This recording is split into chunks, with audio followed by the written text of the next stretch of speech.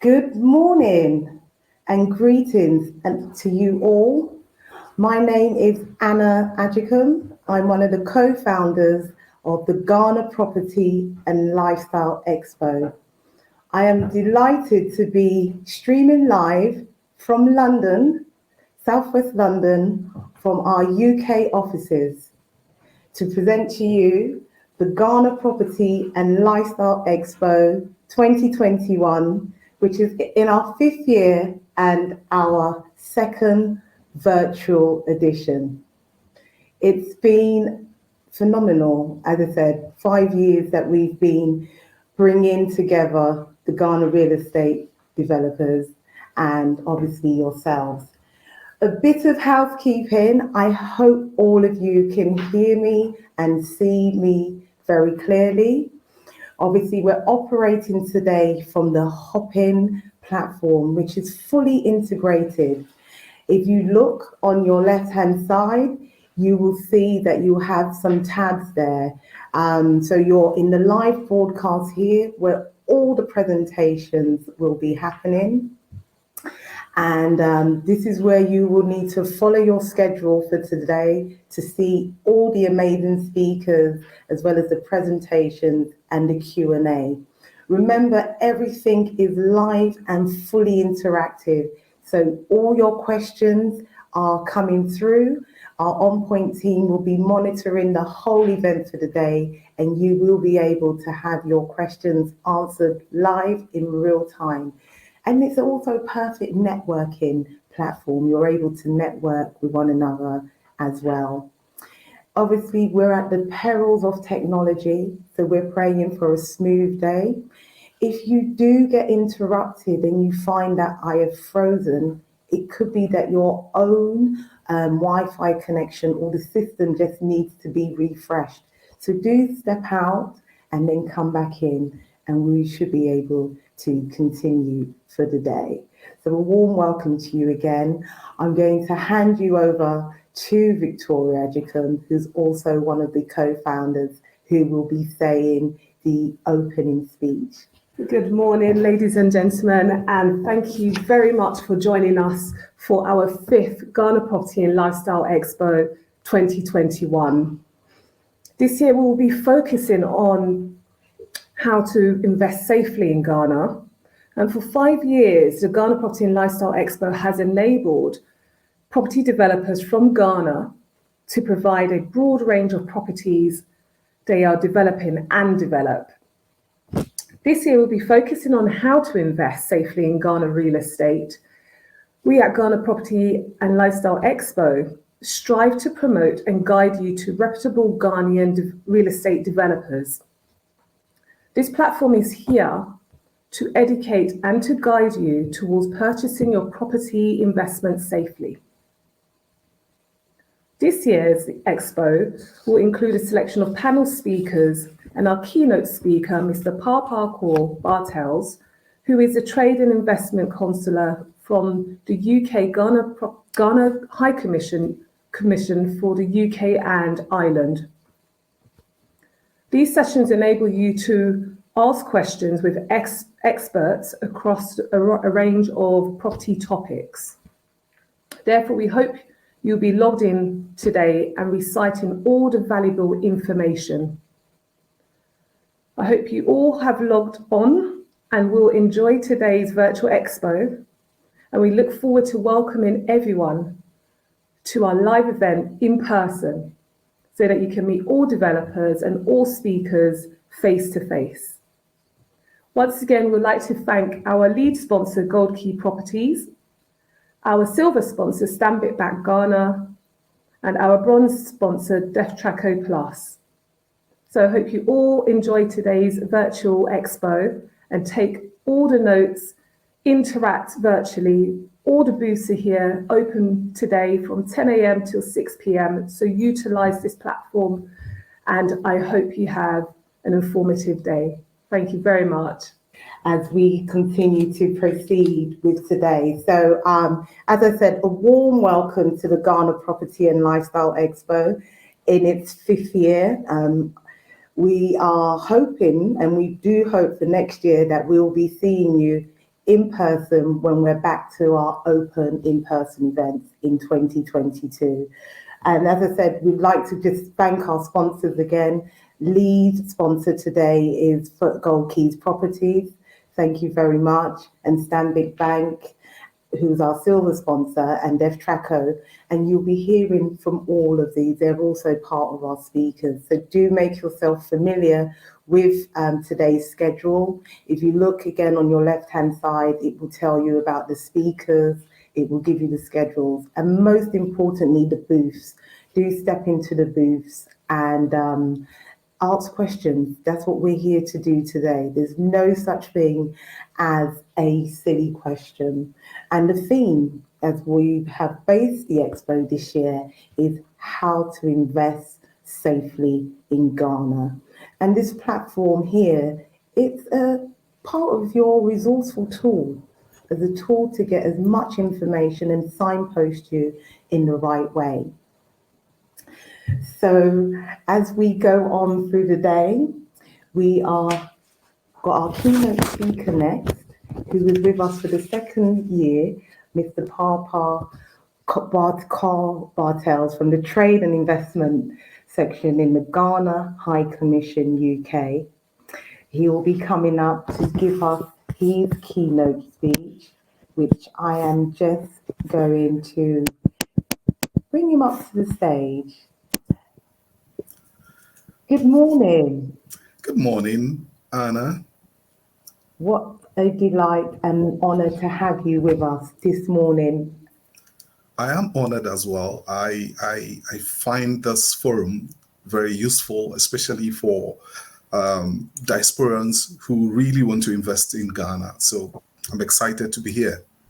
Brilliant. Thank you. On behalf of myself and the team, welcome to the Ghana Property and Lifestyle Expo 2021.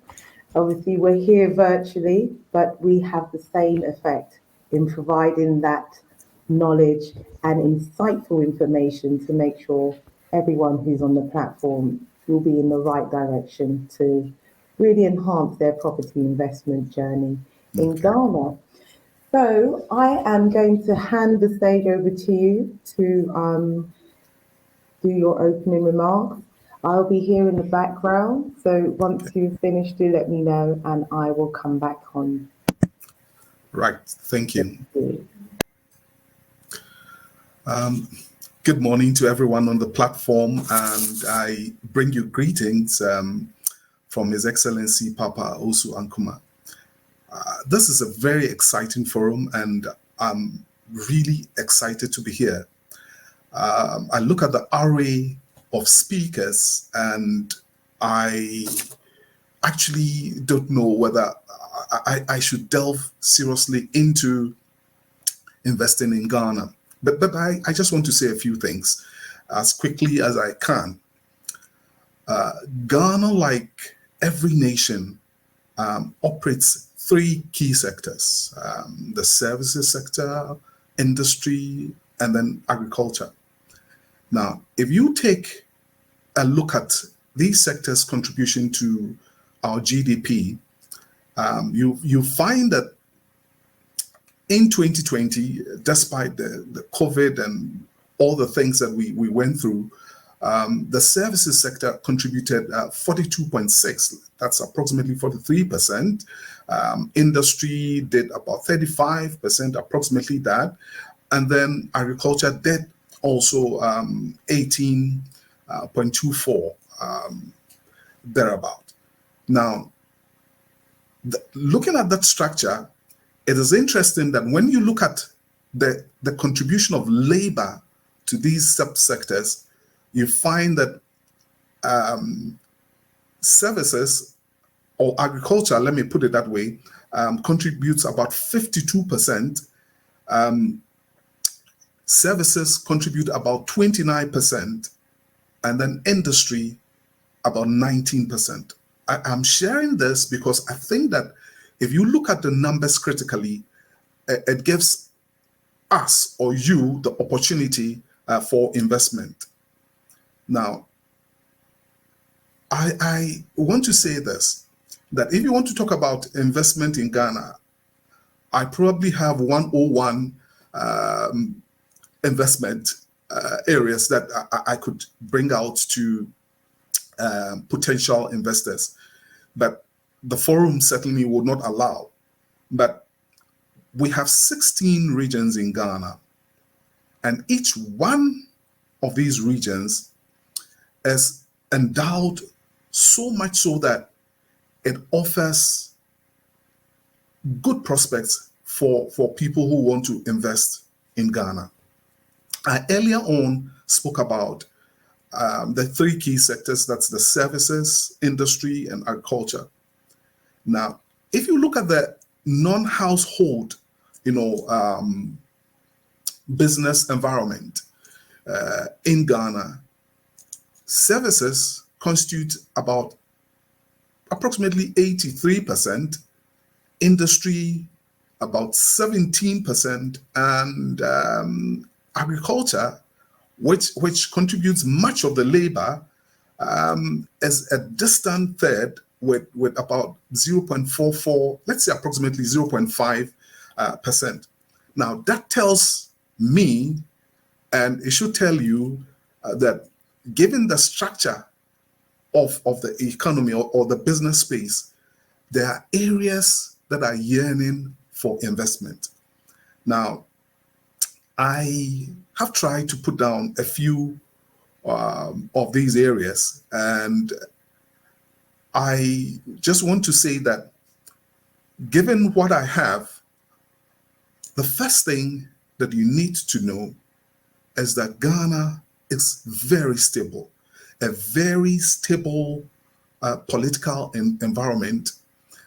We have that very stable political environment, and you can have access to Ghana because Ghana is on latitude 0 and longitude 0. So the intersection where we have the 0 longitude and latitude is in Ghana. It's just some 360 kilometers into the Atlantic Ocean. So Ghana is the center of the earth. So if you want to do business, if you set up in Ghana, from Ghana to any part of the world is the shortest. That is looking at it from average numbers. So Ghana is the shortest. And we have a growing urban population that gives opportunity for investment into things that these continuously urbanizing group of people would want to take up. So urbanization offers opportunity to bring to the table some kind of investment for this growing sector of the economy. And then Ghana has an excellent labor force. It is not just good labor force, they are well educated, and the information that I want to let you have is that these people are teachable and they are trainable. And the fact that you have a very good pool of educated labor that amends itself to training and teaching gives you a good opportunity for you to invest. The financial market, after the much reforms from banking, and it's just excellent. So you can go in there. I don't have to even tell you about the large pool of resource that Ghana has. Like I said earlier on, with the 16 regions, everyone has some kind of an endowment. And if you are an investor, you need to look at that critically. I would want to mention a few things. If you invest in Ghana, the margins, the profits can go as high as 35% and even upwards. There are people who've invested who can attest to that. And we've put in place an incentive regime for foreign investors. And that incentive regime allows for unconditional transferability of your dividend and of your profit after tax. So the environment is set such that when you invest, you can transfer your profit or your dividend after tax.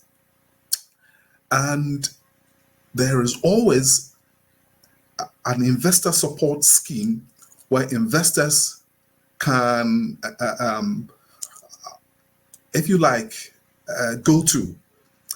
The Ghana Investment Promotion Center has an investor relations service. And this investor relations service would handhold you, whether you are a local investor or you're a foreign investor, to invest in Ghana. So that support system, that scheme of support is there. And then the GIPC, again, would help you so that you would have a good resource provision. The way they do that is to lead you to key government institutions, to give you that access to key government institutions so that your investment becomes seamless. Again, I dare say that when you invest in Ghana, your investment is protected. Our constitution guarantees that. And then, the GIPC Act also gives backing to that. So when you invest, you can be sure that your investment is protected.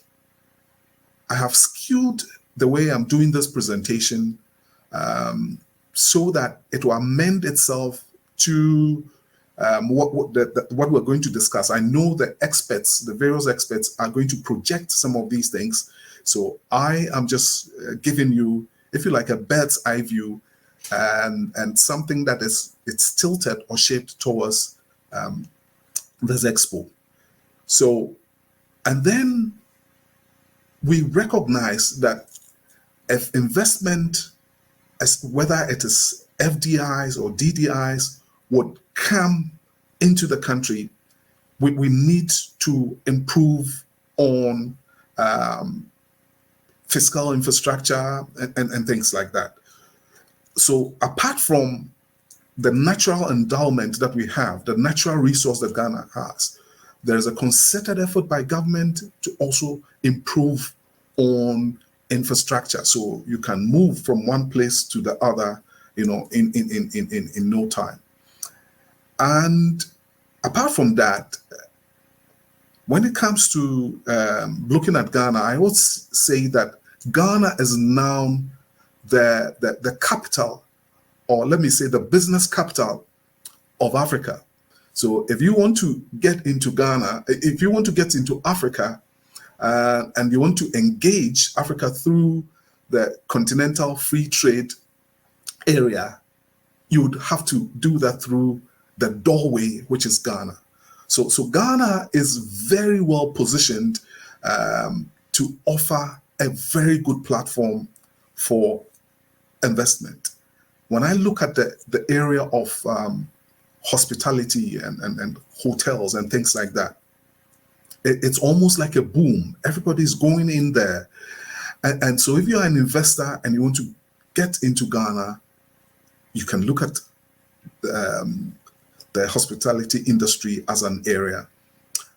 Having said all this, I think that I also need to throw in this precaution, because most of the time, people say that, oh, I went into Ghana to do this investment and I had my fingers burned because of XYZ.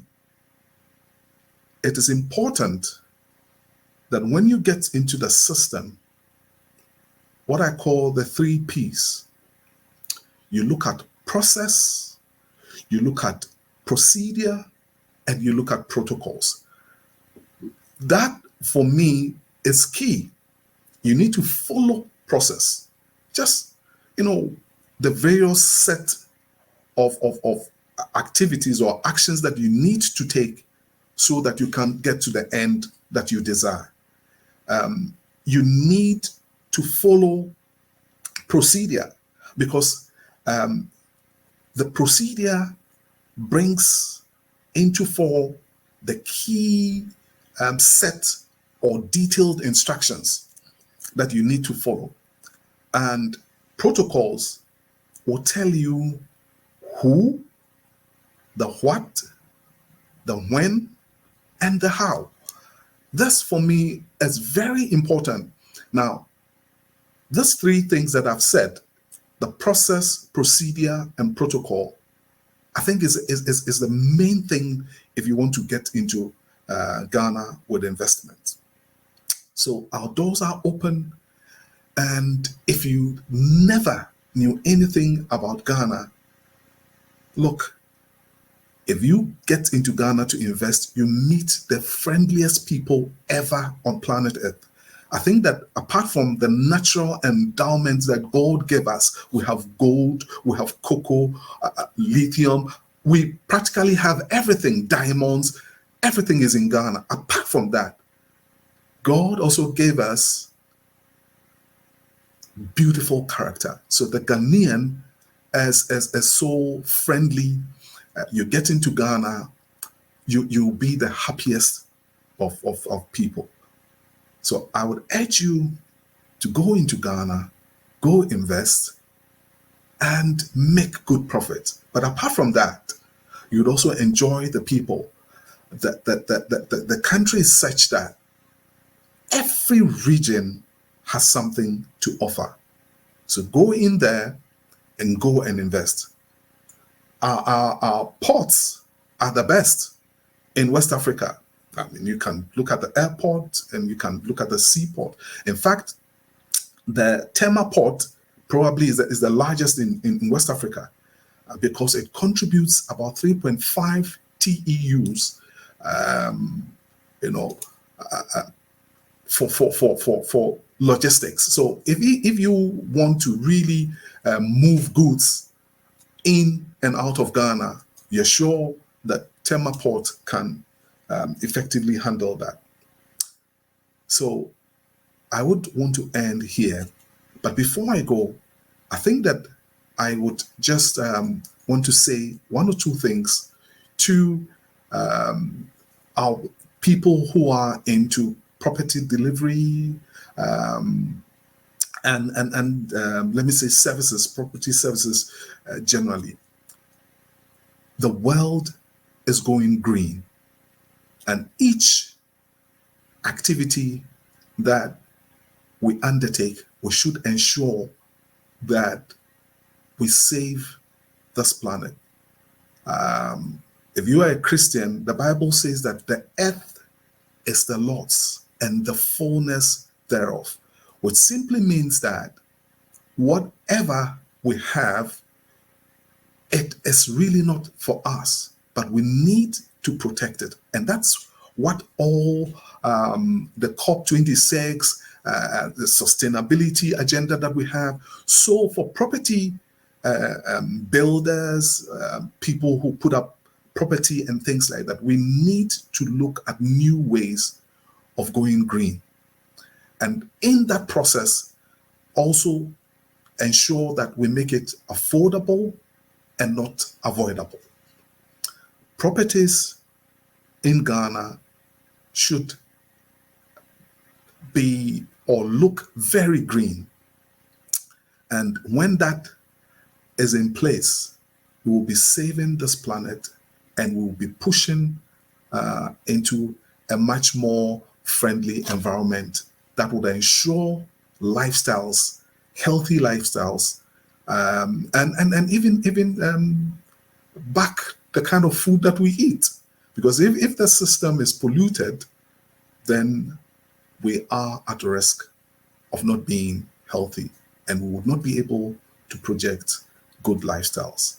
I want to end here and thank the organizers for putting me on, and say that I wish this program the best of success, and let the experts speak. Thank you. Thank you so much, Mr. Papa Carbotels, for that amazing keynote speech.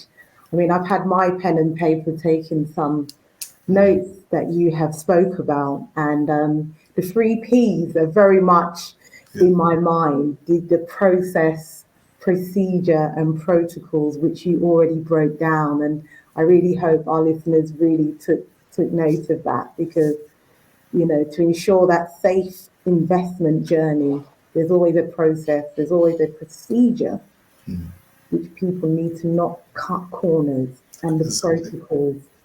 So thank you very much for that. And we look forward to seeing you hopefully live in 2022. Surely it will be. Yeah. Thank you. Thank you. Have a great day. Thank you You very too. much. All right. Bye bye. Bye. Well, there you have it. We've had our keynote speaker from Mr. Park Hotels, who gave us a lot of golden nuggets. And he broadened what he was saying today, because as much as today is about real estate, there are so much other opportunities in Ghana. And so it was very good to hear his opening remarks. So as we move along the schedule, and we're running on time, which is great. I'm just going to have a short break where the screen will be with a video, and we'll have our next speaker, which will be Gold Key for Sina, that will be coming up in 5 minutes. So in the meantime, I'm just going to share with you a video from Gold Key, who are our main sponsors, our lead sponsors this year. And I will be back with you very, very shortly. Ghana's real estate industry is thriving, a reflection of the growth the nation as a whole is experiencing.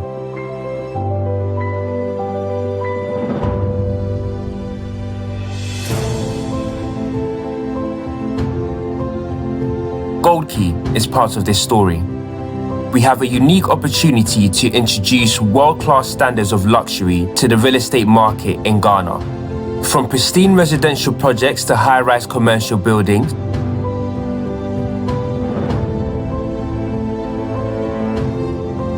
Gold Key is changing across landscape.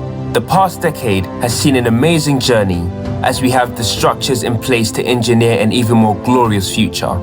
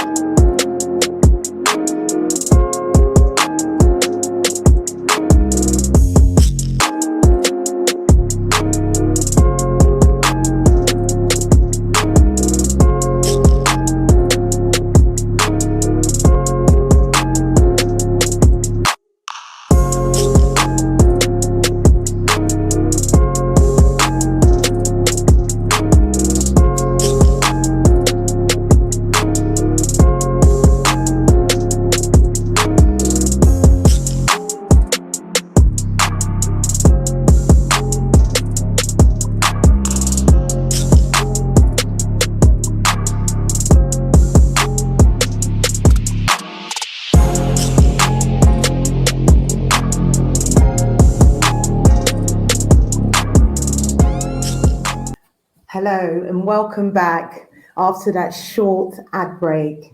And as we are running on schedule today, which is great, we have our lead sponsors, Gold Key Properties.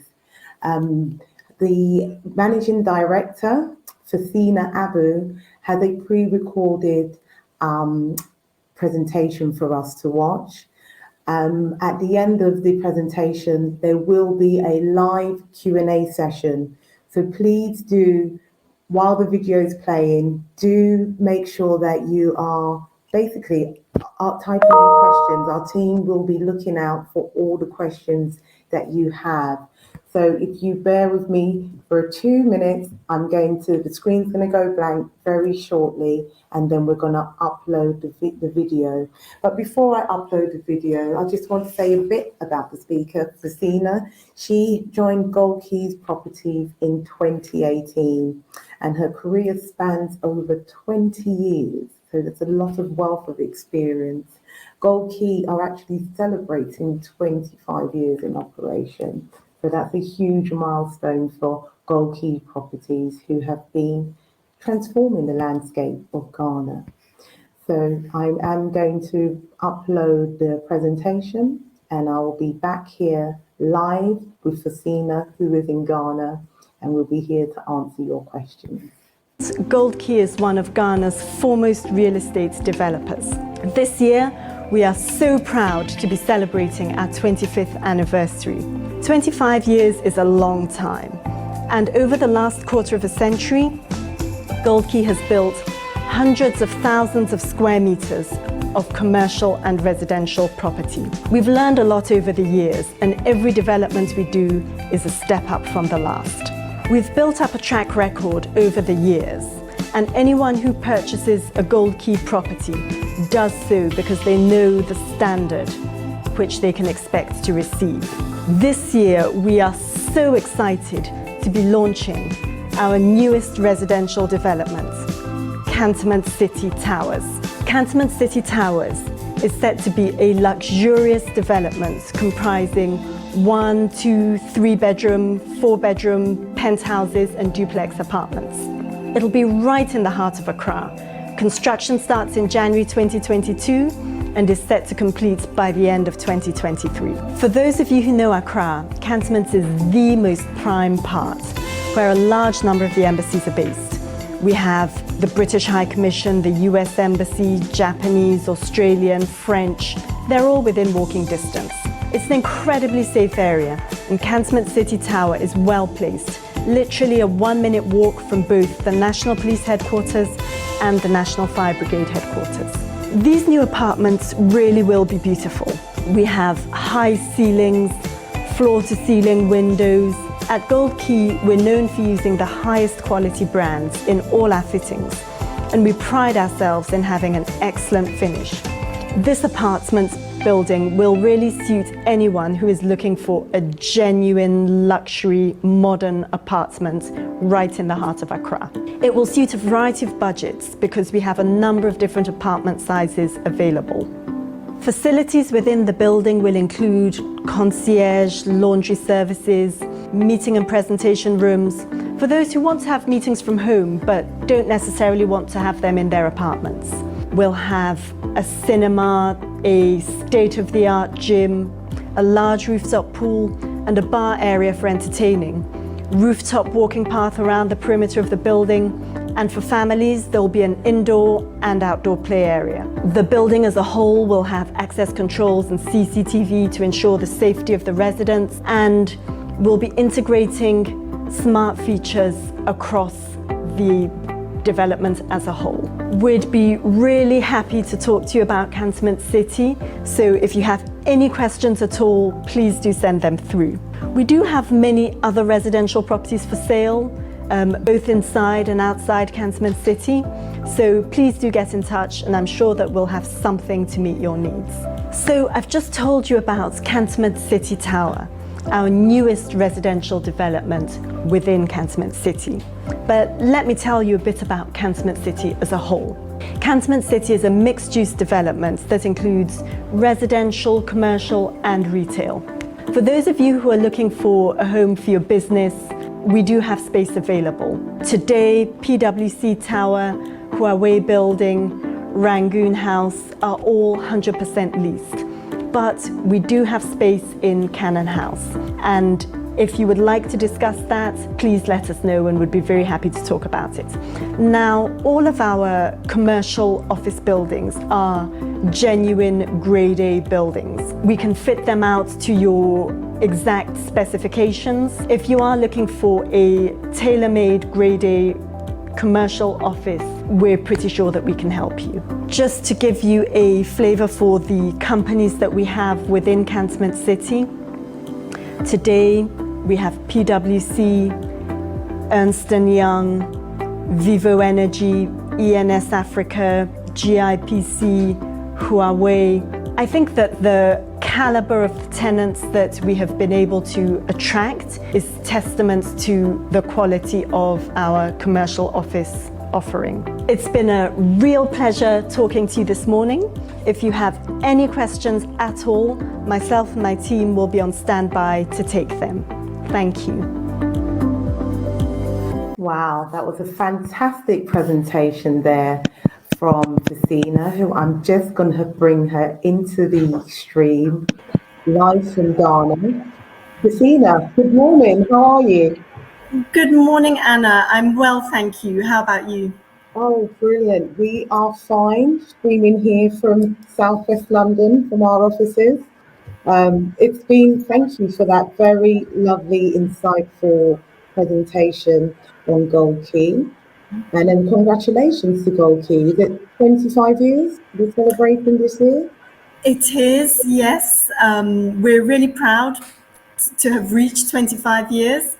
There'll be lots of events in the coming 12 months to celebrate that. Oh. And we'll be keeping everybody updated on Instagram, Facebook, and the website. Oh, wow, that's amazing. That sounds good. So you'll be doing, is it a year long of events you're doing? Or? Yes, a year-long program of events. Yeah. Oh, wonderful. Well, we hope that On Point will be invited to come along to some of those. Always, yes. Plug in another trip to Ghana. But, back to the presentation. So that's fresh off the press here, that Cantonment City is your latest development. Mm-hmm. Yes.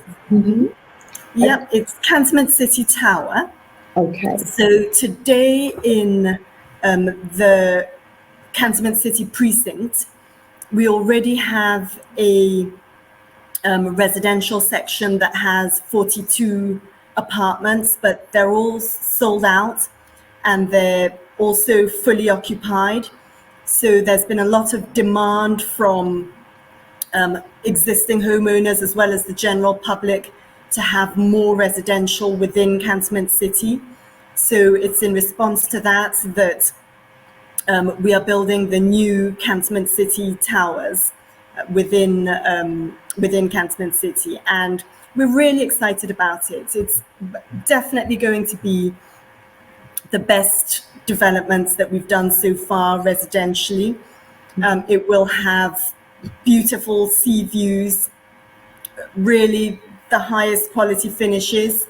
For those of you who know Gold Key and know what we do, expect the usual but better. No, that's amazing. And just for our sort of listeners, attendees who are not familiar with Cantonment as an area itself, can you just explain a bit about Cantonment, the area itself? Sure. Cantonment is one of the old historical areas of Accra. It is a prime residential and actually governmental and institutional area. So you have not only the embassies, but also a large number of the UN agencies, multinational businesses, and so on based there. It's particularly convenient because it's only a 10-minute drive from the airport, and it's also only a 10-minute drive from the government ministries further into the center of Accra. So it's really convenient, and a lot of businesses choose to locate themselves there because despite being very central, it's still beautiful and leafy. Oh, that's good. So it's a prime central location, good for residential use, good for business use. And lifestyle, I mean, those who are considering moving to the area, I'm assuming they have good schools. Oh, absolutely, yes. So the there's a number of very good schools nearby. So Morning Star has been going, I think, for over 50 years. Then there's also Ghana International School, Thomas Aquinas Secondary School. So a large number of very well-established, excellent schools nearby. Brilliant. No, that's good to know. Just got in a question here, talking about Cantonment City Towers. When is the completion date? When can we expect the development to complete? Sure, the development can be expected to complete by Christmas 2023. Okay. That's Christmas 2023. That's good. So essentially, this type of investment, if someone wanted to invest today, this is known as an off-plan. Have you started construction or it's fully off-plan? It is, yes. And we definitely encourage people to buy off-plan because you get a good deal for getting in early. It means that immediately on completion, you've already got capital appreciation. And it also means that you have the selection of the best apartments. You can get the level that you want. You can get a sea view. All these things which on completion, the precise units that you want may not be available. So definitely encourage you to get in early, to make money on your investments, and also to be able to choose exactly what you want. You've just said something there, sea view. Yes. You get to see. Indeed, yes. So Cantonment City Tower is going to be a 10-story tall building, and it will have a direct view of the sea. So for anyone who wants to wake up in the morning, go onto their balcony, and enjoy that view, it really will be a good choice. I mean, that sounds like bliss. It almost gives me that Barcelona feel, being in the city, but having the sea very close. That's Absolutely, because I think we often forget that Accra is by the sea when we're in the middle of the hustle and bustle of the city. Unless you take the time to go to the beach, you can completely forget. So one of the beauties of having a tall building with those sorts of views is that you constantly have that feeling of being by the sea. that sounds ideal. Anyone who's familiar with Ghana will realise that sea view in the city is amazing. We've just got another question through here talking about prices. What are the starting prices we can expect for the different properties?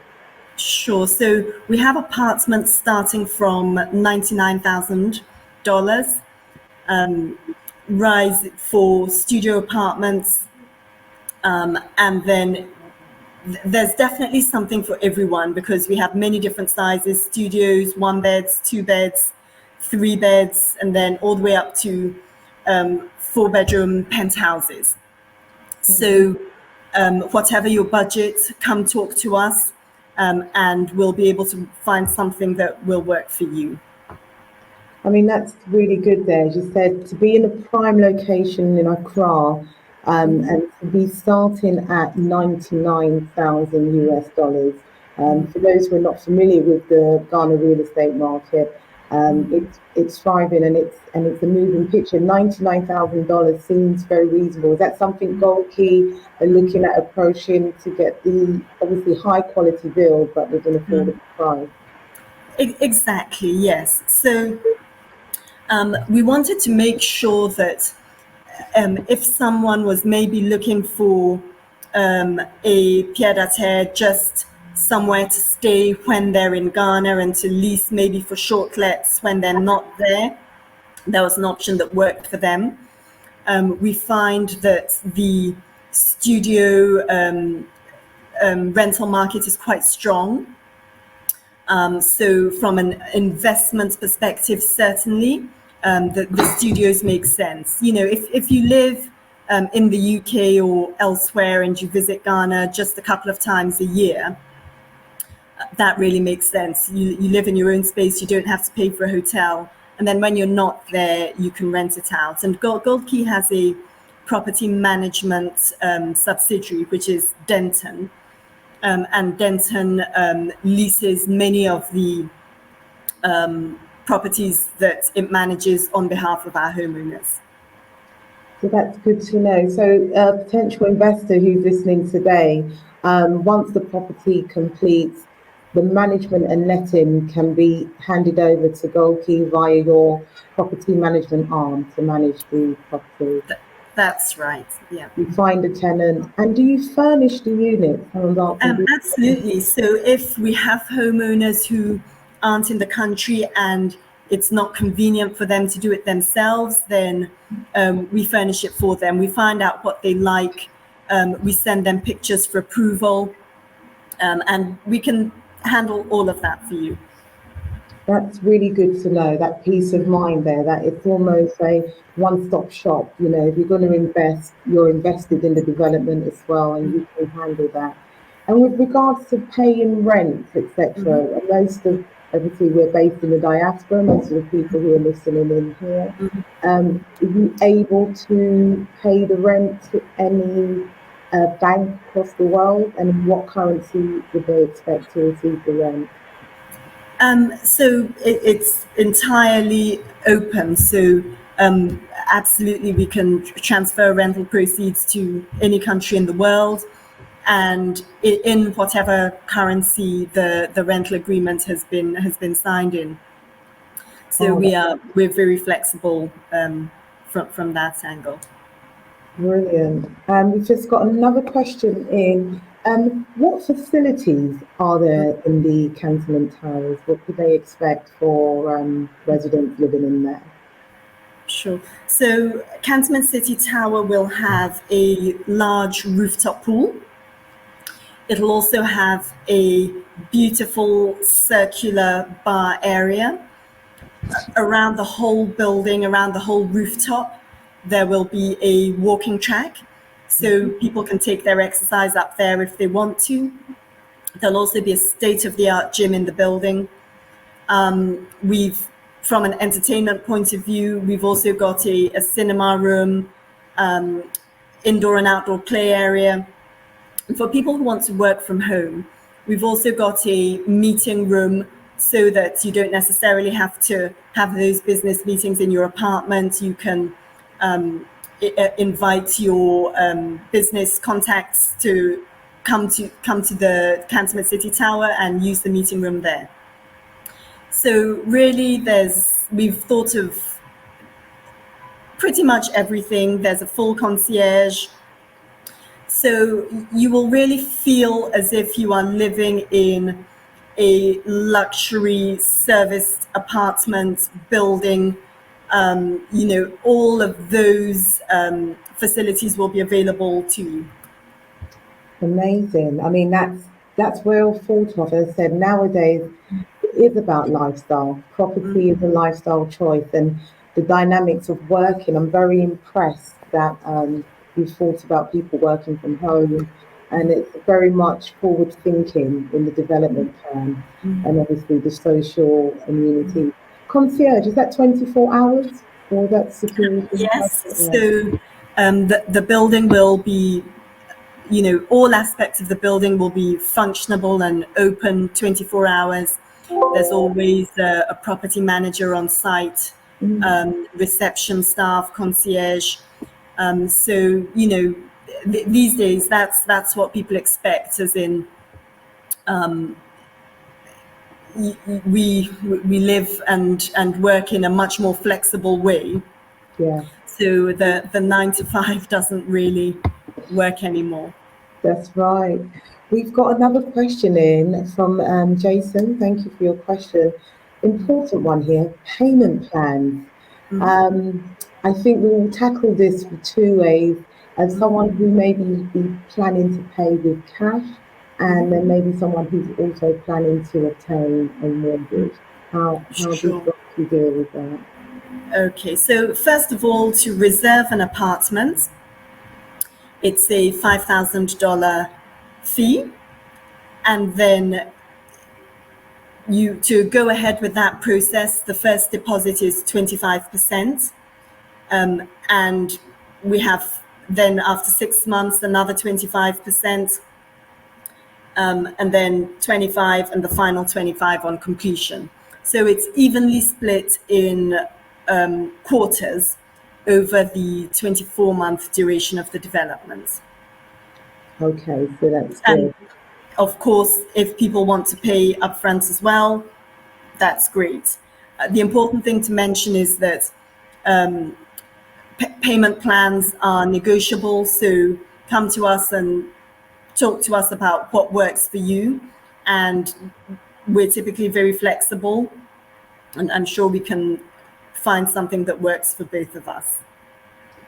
So that's good news. So even though there's a cash option, which you've just nicely illustrated, everything's also up for negotiation with regards to making payment plans by cash. And I'm assuming for the diaspora, those who qualify for a diaspora mortgage, how do you take the payment as well for that? What's required up front, should I say, from your point of view, before the mortgage? For those who are going to get a mortgage. Yeah. Yes, so yes, you can absolutely purchase our properties with a mortgage. Now, that we collaborate with all of the main banks in Ghana. So for as long as your mortgage has been approved, then and you've been able to pay your initial first installment of 25%, we are very comfortable with that. Brilliant. No, that's good to know. So there's options, as you said, for. I hope that Yeah. answers your question there, Jason. I can see Julian's just answered the question about interested in seeing a digital brochure. I've directed him to the booth and to just register his interest.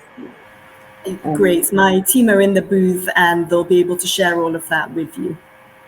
Brilliant. Yeah. So as I said, anyone listening here, the conversation's still continuing in the booth. We're still ahead of time, so I'm going to be answering more questions. So please do continue with your questions.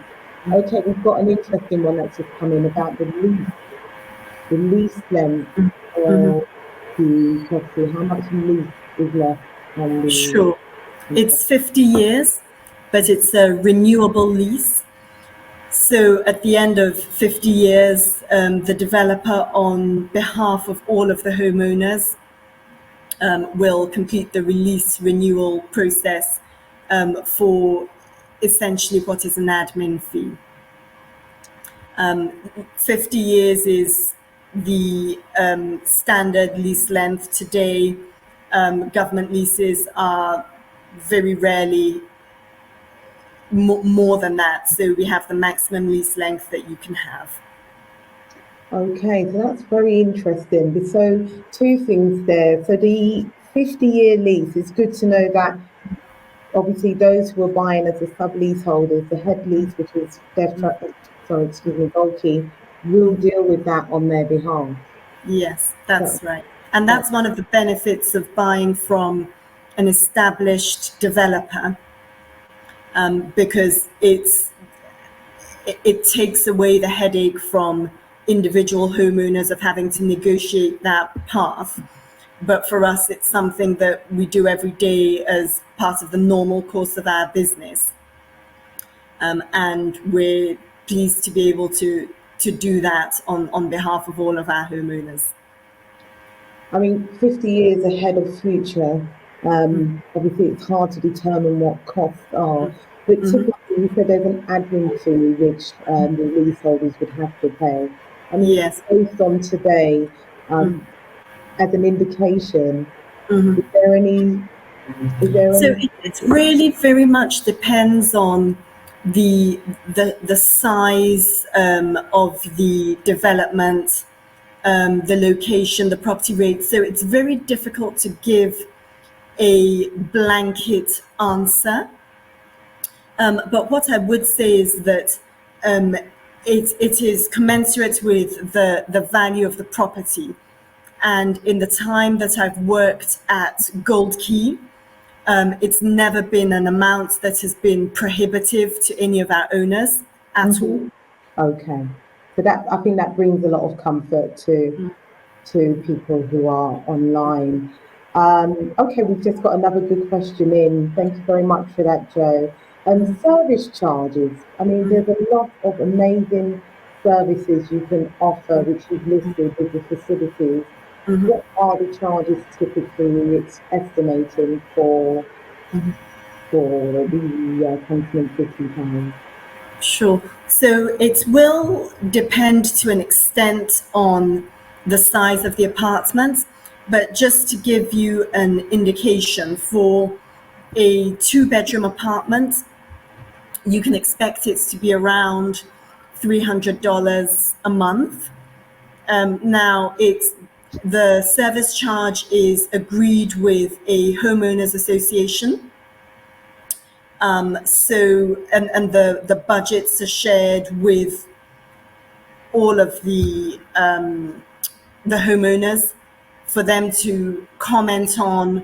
You know, they might want you to spend a little bit more on concierge services, or they might want you to spend less in, you know, and it's a collaborative process. So and very transparent, so that the homeowners know exactly what they're getting for their service charge. That's really good to know. So can you just tell us a little bit more about the Homeowners Association? What does that Sure. mean? So with Cantonment City Tower, when you buy a property, you're immediately part of this homeowners association, and the property management company works with a number of the homeowners who've been nominated by the others to represent them. So the property management company works with these nominated individuals to determine the budgets and the direction and the priorities of the building for the coming year. Oh, good. So they do have some form of input in it as well. Oh, that's really, really good to know. Okay, thank you. I think we've just got a few more questions coming in. You just Queen were just getting that through to me there. Okay, I think we may have just joined in. We've already spoke about the payment plan. So there is a payment plan that's popped up again in the chat. And with regards to, obviously, this is the main development that Gold have at the moment. Is there availability in any part of the portfolio? Is there anything else? Yes, oh, absolutely. So at any time we have apartments and townhouses available in all of the prime areas in Accra. So be it Ridge, airports, cantonments, we have many different options. Now, most of them are sold out because our developments tend to sell out off plan. But we always have properties to rent, and we'll frequently also resell on behalf of homeowners if that's what they want us to do. Oh, that's good. Okay, that's very good to know with regards to that. Just got another question coming in here. Is there car parking? Oh, yes. Yeah. So one of the things that we really recognize is that the developments that we do have to have sufficient car parking. So Cantonment City Tower is actually going to have a 3-level basement as well as external parking, just to be absolutely sure that we have the maximum possible parking available for all of our homeowners. Now, one of the things that's a little bit different about this development is that in addition to the parking which you will be allocated when you buy an apartment, you'll also have the opportunity to buy extra parking. So that if you want to have, if you want to have, say, an extra parking space for a child that has a car, you'll be able to buy that within the development. Okay, that's really, really good. So parking is available and additional parking is there, which is Yes. makes the provision. We've got a question in regarding healthcare facilities. What Okay. healthcare facilities are local? Sure. So when it comes to healthcare facilities, we are very close to Accra Medical Center. So a 1-minute drive or 5-minute walk. It's a new state-of-the-art medical facility. And we're also very close to the Bank Hospital, Trust Hospital. So in the event of any emergencies or needing to see a GP, there's a lot in that area. There's also the Akai House Clinic in Cantonments, the Impact Clinics, Eurocare. So actually that's something which there's an abundance of within the area. Okay, that's good to know. So medical care is good. We've got a question in about families about playgrounds. Is there any children's facilities? Absolutely. So on the ground floor of Cantonment City Tower, there's a covered indoor play area, but there's also an outdoor grassed area where the kids can run around, play with the other kids who live in the development. Oh, good. So that's good to know. So Yeah. families are also covered. We've got Absolutely. So the way we look at this development is, we want it to be very flexible. So it's at the same time as being family friendly, it's also very business friendly for those who are, in Accra to work. So, there really are all of the facilities that you would need to meet the needs of different types of homeowners. Okay. I've just got in another question. So important one, I guess, being in the city, traffic and noise. Okay, so when it comes to noise, we address that by making sure that the development has the highest quality double glazed windows.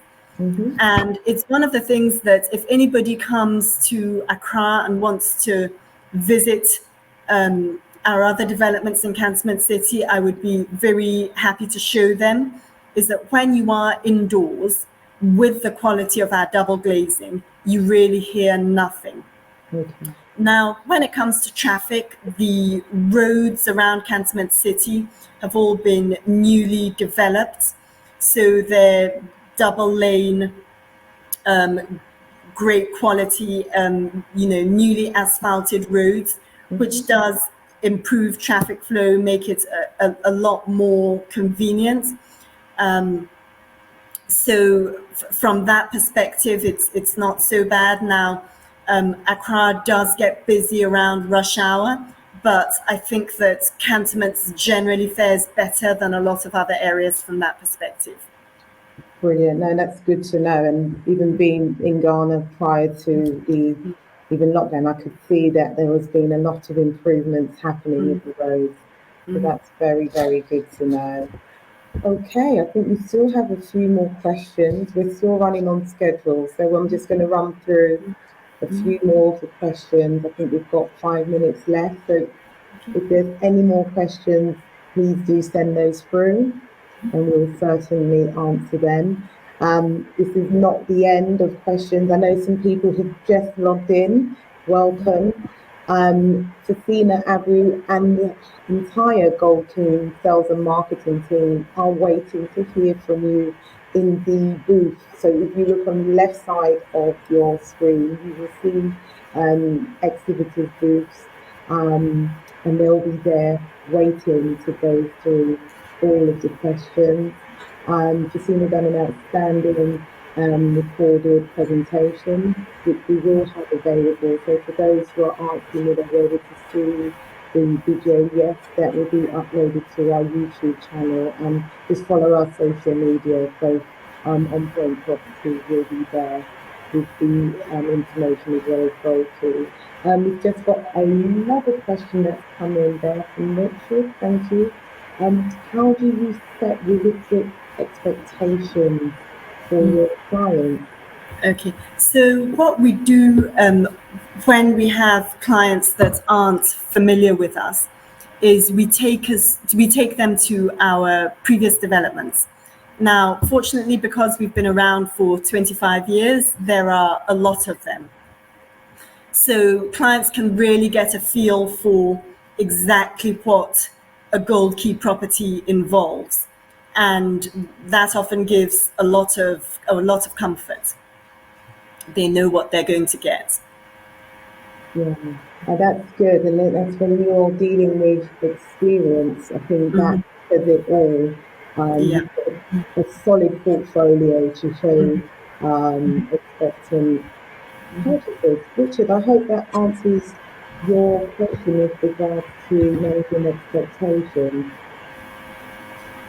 Yeah, okay, we've got a question. I think that the thing also to add to that, Anna, is that Gold Key is fairly well known in Accra.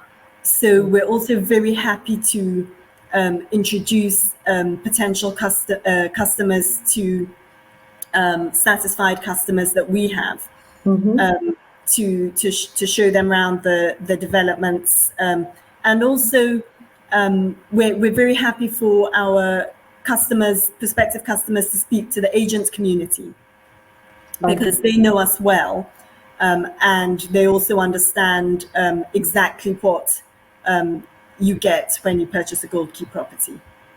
Amazing. No, thank you. I think that's answered Richard's question there. I think we've got one more question before you will leave us.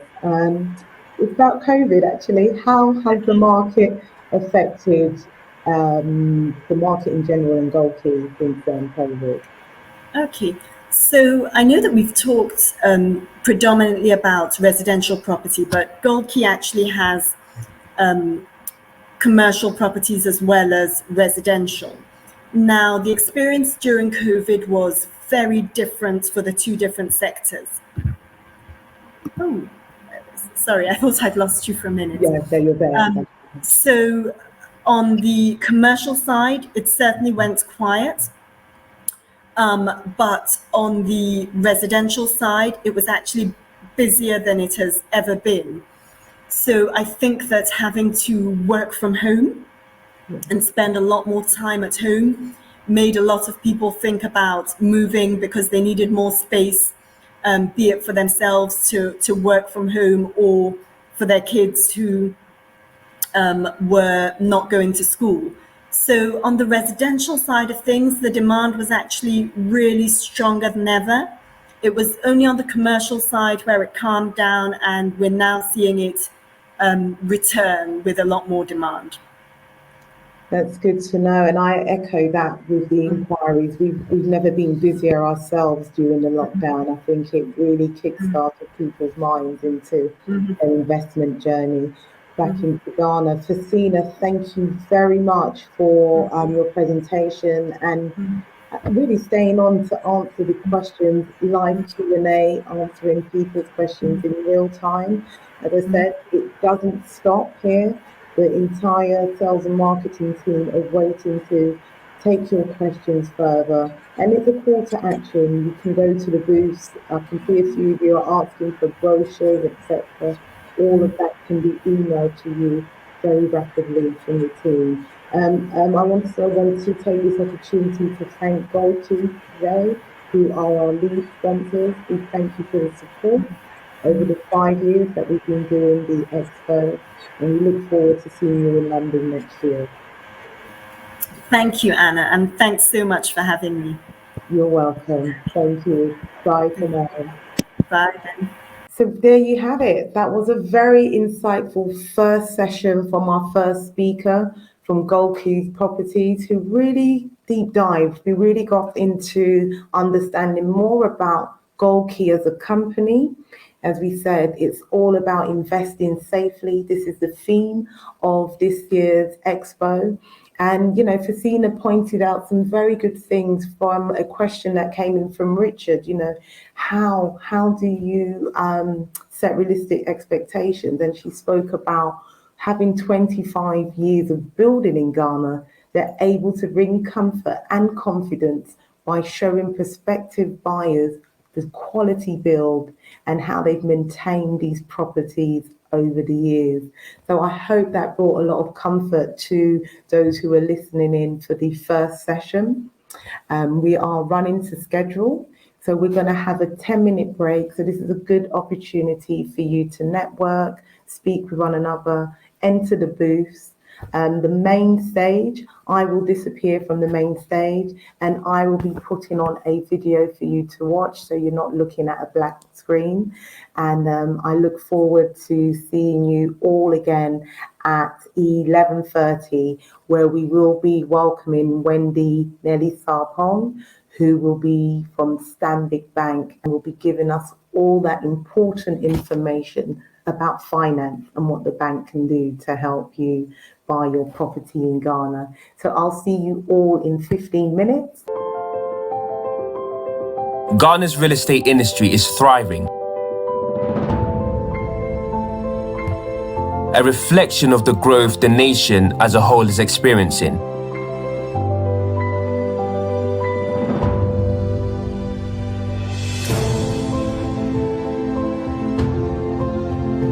Gold Key is part of this story.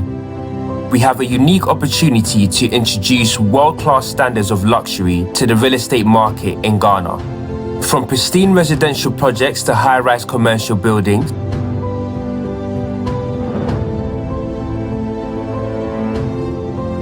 Gold Key is changing across landscape.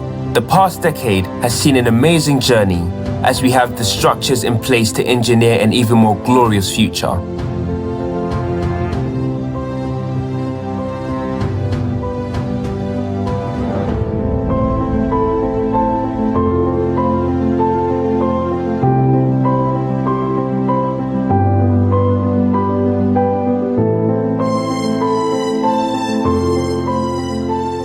Life begins at 40, they say.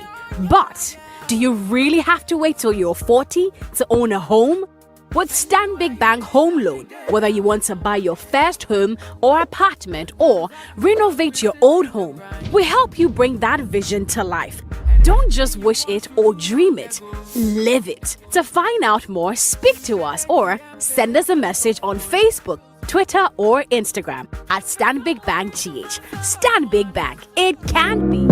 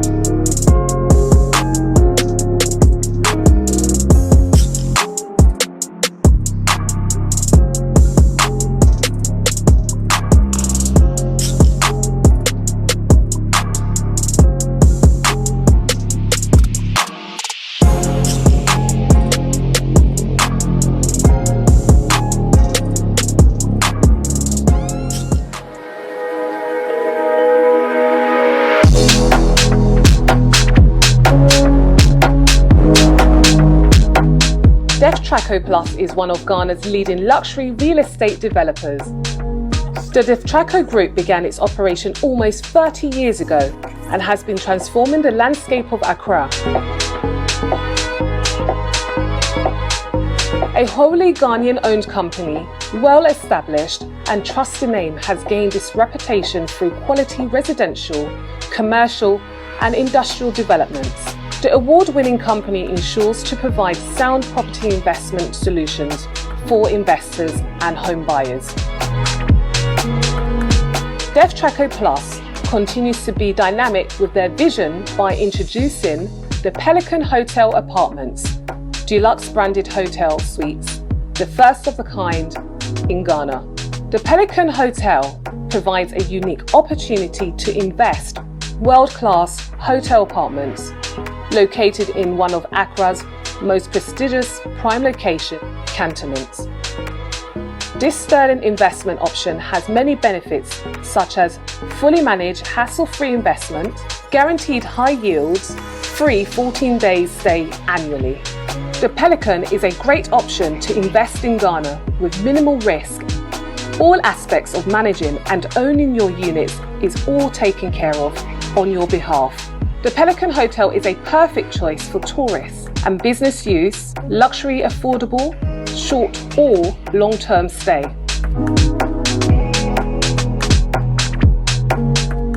DevTraco Plus' impressive portfolio includes fine dining experience at Braza Restaurant and Milkbox Cafe, providing versatile menus and keeping pace with lifestyle trends in Accra.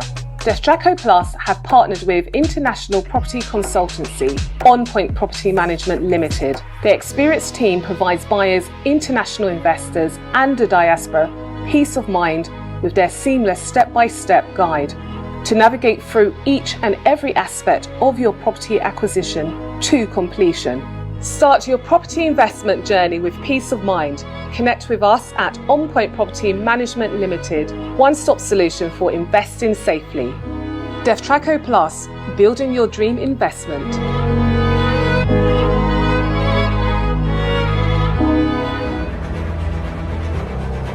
Located at the center of the world, Ghana is the best investment destination in West Africa and ranks as West Africa's first in the Ease of Doing Business Report 2019.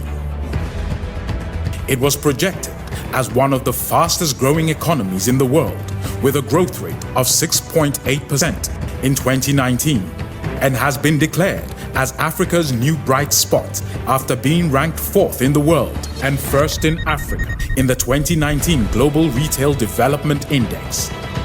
As the host of the African Continental Free Trade Area, Ghana is creating the linkages that will make it the gateway to Africa, aided by dynamic policies, a stable political environment, and strong economic fundamentals.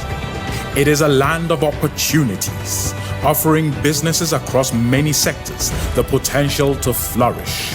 The country is open and accessible to investors and the private sector, providing a peaceful environment and upholding the rule of law.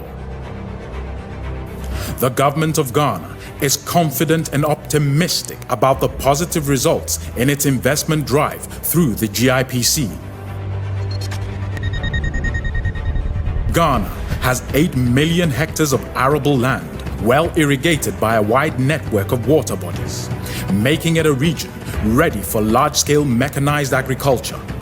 The government and major policy planners recognize that expanding the agro-industrial base is the best path to develop. Ghana has put in place the right legal and regulatory framework to increase foreign direct investment. The Industrial Zones Program allows manufacturers and agro-processors to take advantage of favorable tax and duty incentives to produce for exports from Ghana into the EU and US markets.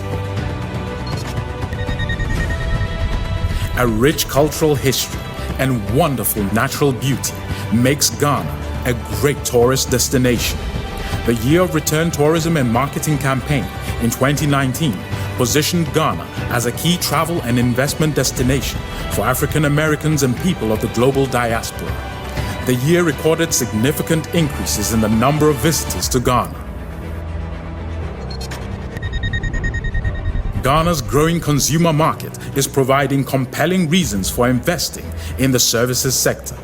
The retail sector has been valued at $24.4 billion.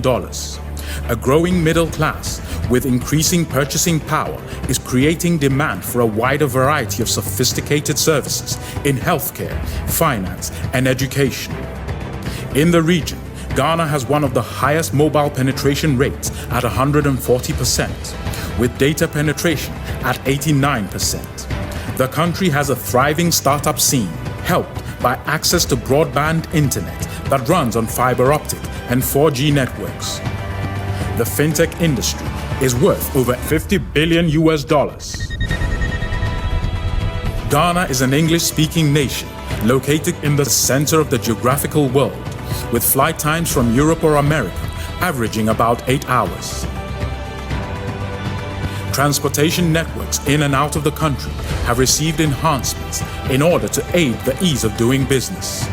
It has a new international airport terminal and an expanded port infrastructure. Tema Port is one of the largest in Africa, with a capacity to handle 3.5 million TEUs. The expansion in the economy is largely due to oil and gas development. Other sustainable sources of power, like solar, wind, and thermal, will significantly increase the country's energy resources. We invite you to share in Ghana's optimism, be part of the incredible opportunities we offer, and be open to the idea to grow in Ghana and grow with Ghana. What do you vision for your future? We see investment opportunities. It's what keeps us awake at night. Helping the global diaspora and investors build their dreams.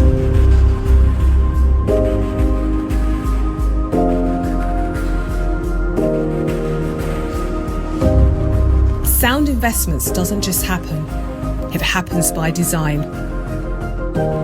By creating transparency and raising the bar for professionalism to make big deals.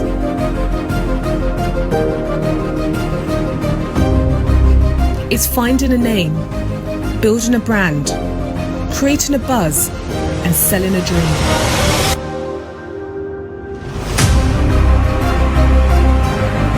It's championing your developer, working with your architect, listening to your builder, and thinking like a buyer.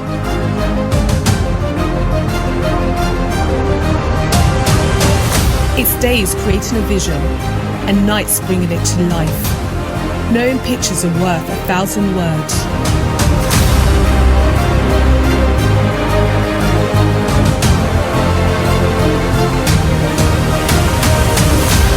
It's doing the research, trusting your gut, and finishing what you started.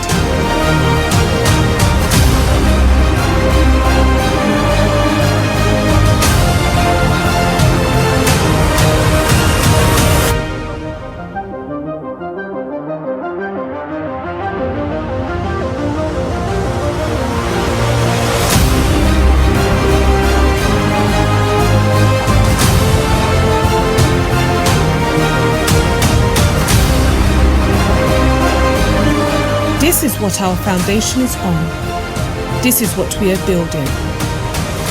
Dream it, live it. We are On Point Property Management Limited, and we are bridging the gap between the UK and African real estate market. Hello and welcome back after that 15-minute break. I hope you all have managed to be refreshed. I know there's a few of you who've just logged in. Welcome to the Ghana Property and Lifestyle Expo virtual edition. We're almost a quarter way through the day's proceedings. As I said, a warm welcome to you all. We're streaming live here from London, and our exhibitors who are firmly in Accra. We are now moving on to the finance side of the expo. And this is probably before looking at properties, we need to know how we are financing our dream home or investment. I'm smiling because I'm going to introduce Wendy Nelly Sarpong, who's the head executive specialist in finance in Stanbic Bank. So you're definitely in good hands. I'm just going to add her to the stream. Good morning, Wendy. Good morning, Anna. Greetings. How is Ghana, Accra this morning?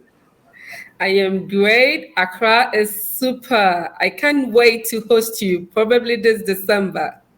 Oh, I will try my best. If I'm not in Ghana in December, you hopefully will see me in the new year. I know. So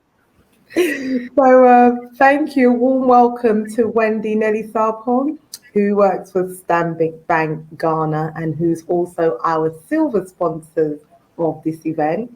I just want to say a huge thank you. It's your second time back on yourself personally with the virtual edition. Stanbic Bank, it's their fifth time exhibiting, who've always been from the beginning, the first expo in 2017.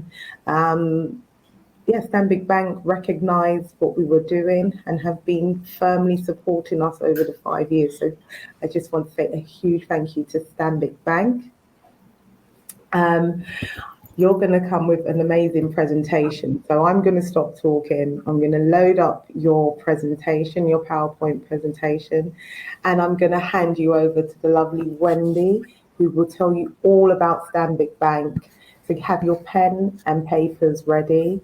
Wendy, I'm just going to remove myself and then load up your presentation. Sure. Thanks, Anna. You're welcome. So good morning to all of you on the call today. Good morning, good afternoon, depending on where you're dialing in from. Rightly introduced, my name is Wendy Nelly Sarpong. I lead the specialized lending team in Stanbic Bank. So my role combines mortgages, vehicle, and asset finance. Special greetings from the top banana of the Stanbic Bank Ghana business, Kwamina Asumeni, and from all of us here at Stanbic Bank. Joining me today on the call, I have two mortgage specialists, Jonathan Akon and Bertha France. Both will be manning our virtual booth for us. So if you have comments, if you have questions, if you wish to engage us further after this presentation, kindly get to a virtual booth and we'll have a fantastic discussion. So we'll move straight to our presentation, and I would like to bore you a bit with some bit of information around the bank we work for, Stanbic Bank Ghana. And can you move to the next slide, please? So Stanbic Bank Ghana is a subsidiary of the Standard Bank Group. We are a typical African bank. Our theme is Africa is our home and we drive a growth. So we are so much interested in the development of our continent, our businesses, the individuals within. So whatever the need of yours is, whether it's financial, you can come through to us and we will support you in different ways. Today, we are just going to talk about mortgages because that's the reason why we're here. We're going to talk about how to get financing to acquire that dream home, that home you need as investment or that primary home so that you can get shelter over your head for yourself, your family as well. So Standard Bank Ghana or Stanbic Ghana, we're in 19 countries across Africa. We're in 36 countries across Africa, and we are in Ghana, we have 41 branches, with our 41st branch being not brick and mortar, but a virtual branch that does practically everything and more of what brick and mortar branch does. In Stanbic Bank, we have a specialized unit, the mortgage unit, that focuses on the financing of properties. Anna, can you move on for me, please? So Stanbic Bank, as I said, we have our roots from South Africa. We've been in existence for over 150 years. We have a head office in Johannesburg, South Africa. In terms of branches in all the operating countries we are in, we have 840. As I mentioned, we are in 36 countries across the globe. In Africa alone, we are 19. And you can find various access points, virtually digital access points that you can access your banking needs or banking relationship with us. Anna, can you move on, please? So making progress into the business, or the reason why we are here today. We are here to talk mortgages. We are here to talk mortgages for Stanbic Bank, and mortgages are not for just the locals. We extend our financing arm to our Ghanaian partners, our Ghanaians in the diaspora. Wherever you are, once you are in gainful employment and you so desire to acquire a property and you require some sort of financial support, you can come through us. We can engage. In as much as our facilities are guided by some parameters, some requirements, we treat each individual on a case-by-case basis. Let's get to engage once you want to get a property in Ghana. So let's move on, Anna, as we walk listeners through the various options we offer in Stanbic Bank. One beautiful thing about Stanbic is that with our mortgage facilities, we have different options. The very first one being the home purchase. So typically you have your turnkey properties, i.e. completed property or completed building, and you come to us after you've had your engagement with the seller, the developer, or the owner of that property. You come to us for some sort of financial support to acquire that particular property. We are here to support you. A second one being equity release.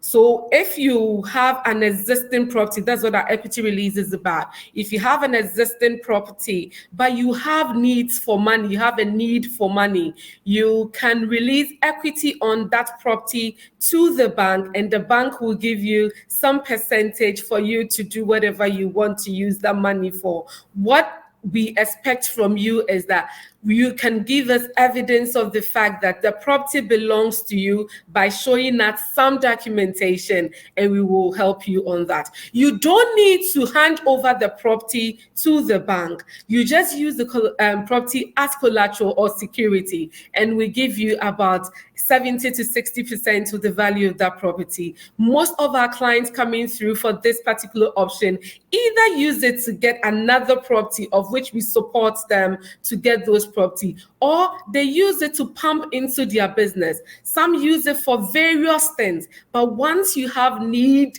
for some funds and you have an existing property, come, let's have an engagement and we will support you on that. Our very third option is the developer construction. So I heard Fusena speak about the development that's going to start in 2022.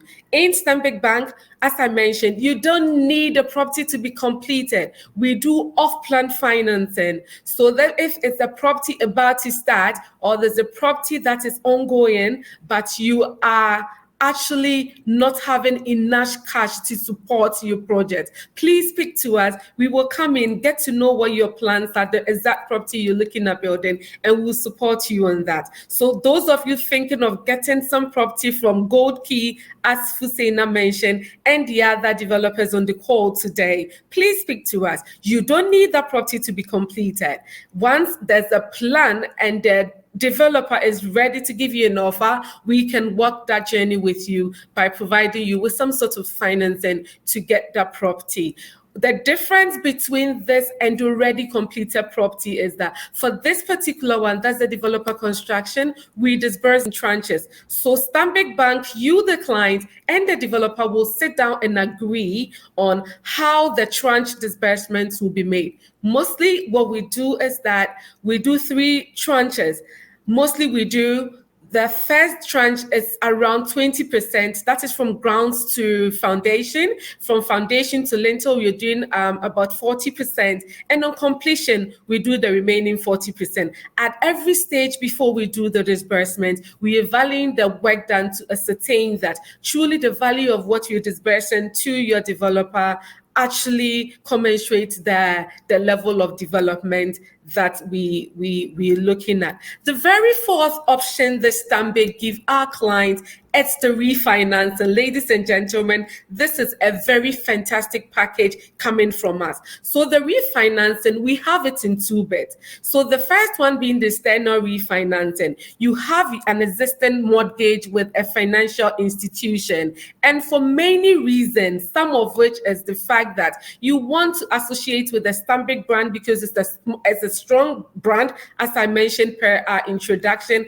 Again, for another reason, such as interest rates or the rate on your facility you're currently paying is so high. And to talk of the fact that we're very competitive, and I can boast that currently we are the lowest in the market. So if your existing facility, you're paying a higher interest rate and you want us to take over your facility, we are able to come in with a refinancing option. The beautiful thing about this very option is that we can look at the entirety of the project. You took the facility about 3 years ago. You have paid down as a result of you fulfilling your month-on-month repayment obligation. But your property has appreciated. So we are able to value the property and look at it in such a way that in as much as you're looking to pay down your exposure or pay off your exposure with your financial institution or wherever your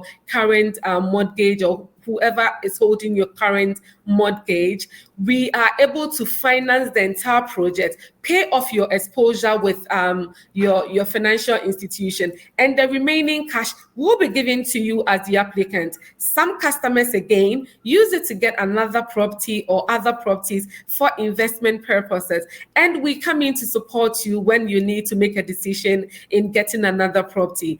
And also, if you will pay down your exposure and the remaining is not enough to buy another property, we are able to do a loan enhancement for you, as in a top up for you to get a second property. All that money is yours. You use it for whatever you so desire it for. The second one under our refinancing option is if you have an existing mortgage with us, and I know I have most of our diaspora and local clients on the call today listening to me. So if you've taken a facility with us already, your property has appreciated. Come, let's talk. Let's go over it again. We can do a refinancing for you, give you some cash out of your existing mortgage you have with us. Use it to buy another property. Use it to pump into your business. Whatever you want cash for, we can talk about it and grant you some sort of facility under our refinancing option. Our fifth option is the home improvements, ladies and gentlemen. So you have your existing property and you want to do some renovation, you want to improve on it. Your current facility or your current property is a 2-bedroom, is a 3-bedroom. You want to enhance the property, you want to remodel the property, you want to renovate the property. Come, let's talk about it. We are able to support you with some money for you to complete your project. The very last one, which is our baby that has been in existence for about 3 years, and a lot more people are pushing for it. It's the vacant land financing. For Stanbic Bank, unlike competition, it's not just about properties, it's not just about buildings. If you're not ready to develop, but you cited a land you want us to finance for you, yes, we can come in and assist you on that. We don't leave you after we have financed the land for you. We sit down as property advisors to give you an entire package, looking into if you're going to develop the land in a month's time, in a year's time, in a year's time, let's have a chat around that. After financing the land for you, we've got some wonderful packages for you to be able to develop the land. You may not like to develop just a residential property, but you want to turn it commercial. Whatever your plans are, we are the bank to give you the support to do that. Anna, can you kindly help me with the next slide, please?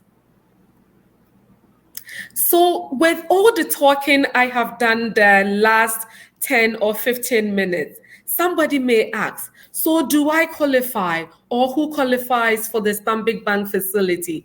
You need to be Ghanaian. That is the very first one. You need to be a Ghanaian. in as much as we're talking about diaspora mortgage, we offer local mortgage, and that is where we started from. So if you're dialed in from Ghana, you're local, you're working and you live in Ghana, it's not because we're talking about diaspora mortgage, so you're not part.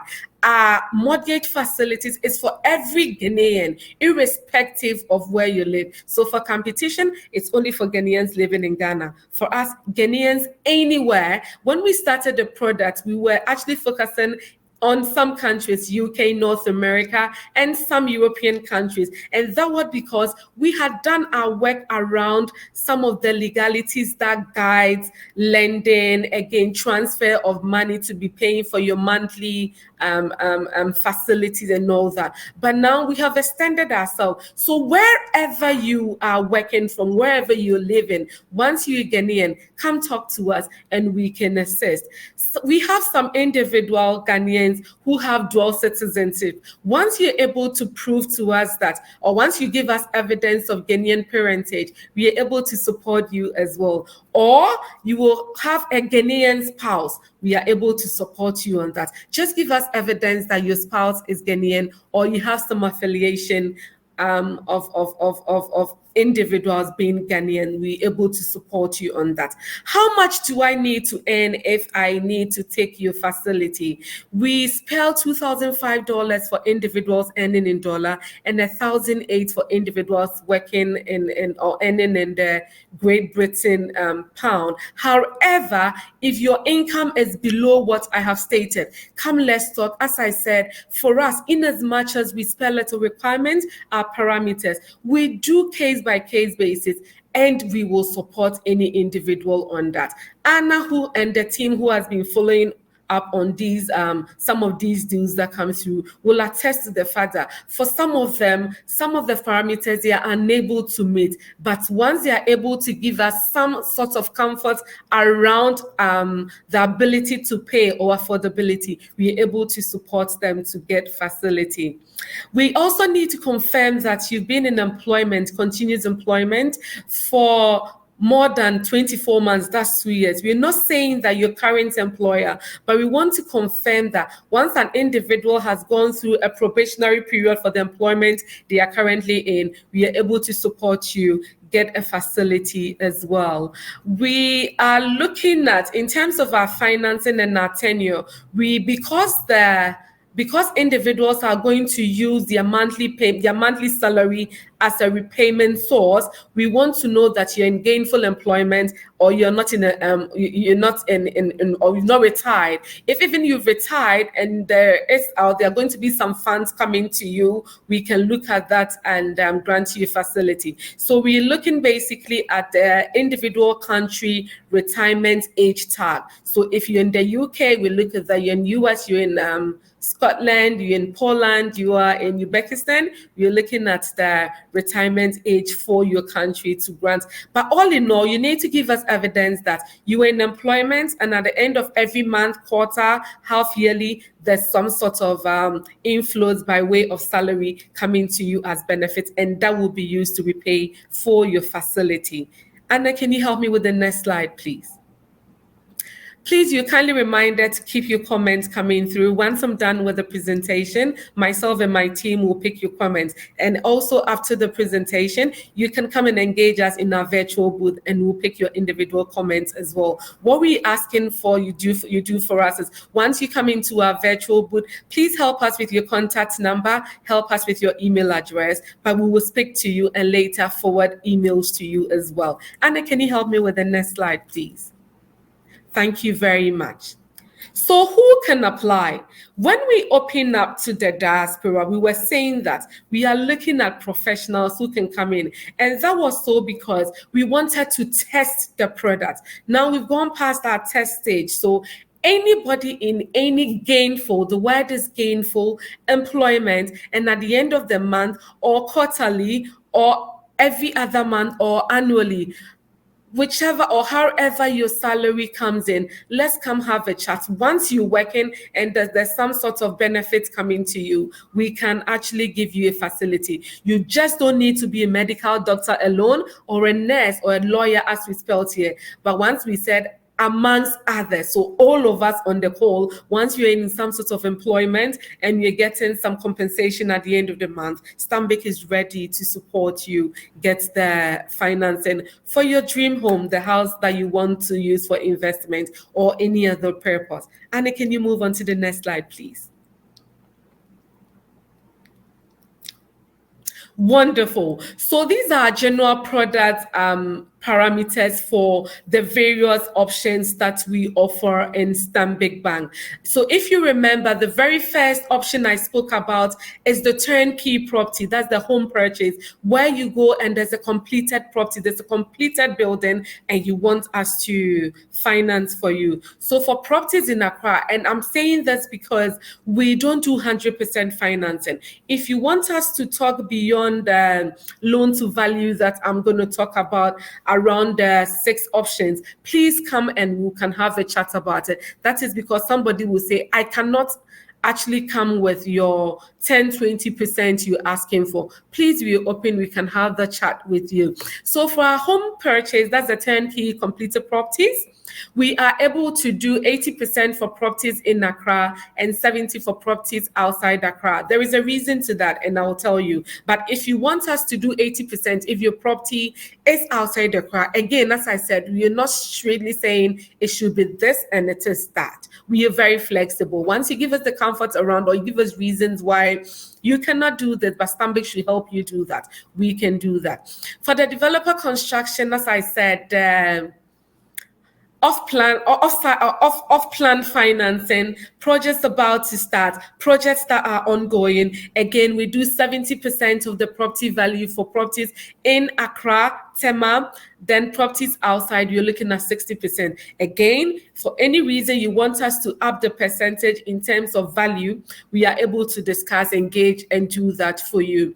In terms of individuals who already have their property, but they want to release equity to the bank and get money to start some business, to pump into something, to get a second property for investment and other reasons, we are able to do 70% for properties in Accra, 60% for properties outside Accra. As I said, don't mind the percentages. If you want us to up it, we can do for you. But if you remember what Fusena said, for their properties, you need to make some deposits. So if you're making this, Fusena, and I'm making reference because she was the first speaker and she mentioned it, she was requesting, or the company Gold Key was requesting for 25%. So if you're coming to us and we are doing 80%, that will mean your 20% can be given to your vendor or whoever you're buying the property from. And again, if Fusena is asking for 25, we are able to disburse the remaining 5% for them to book a slot or reserve a unit for you.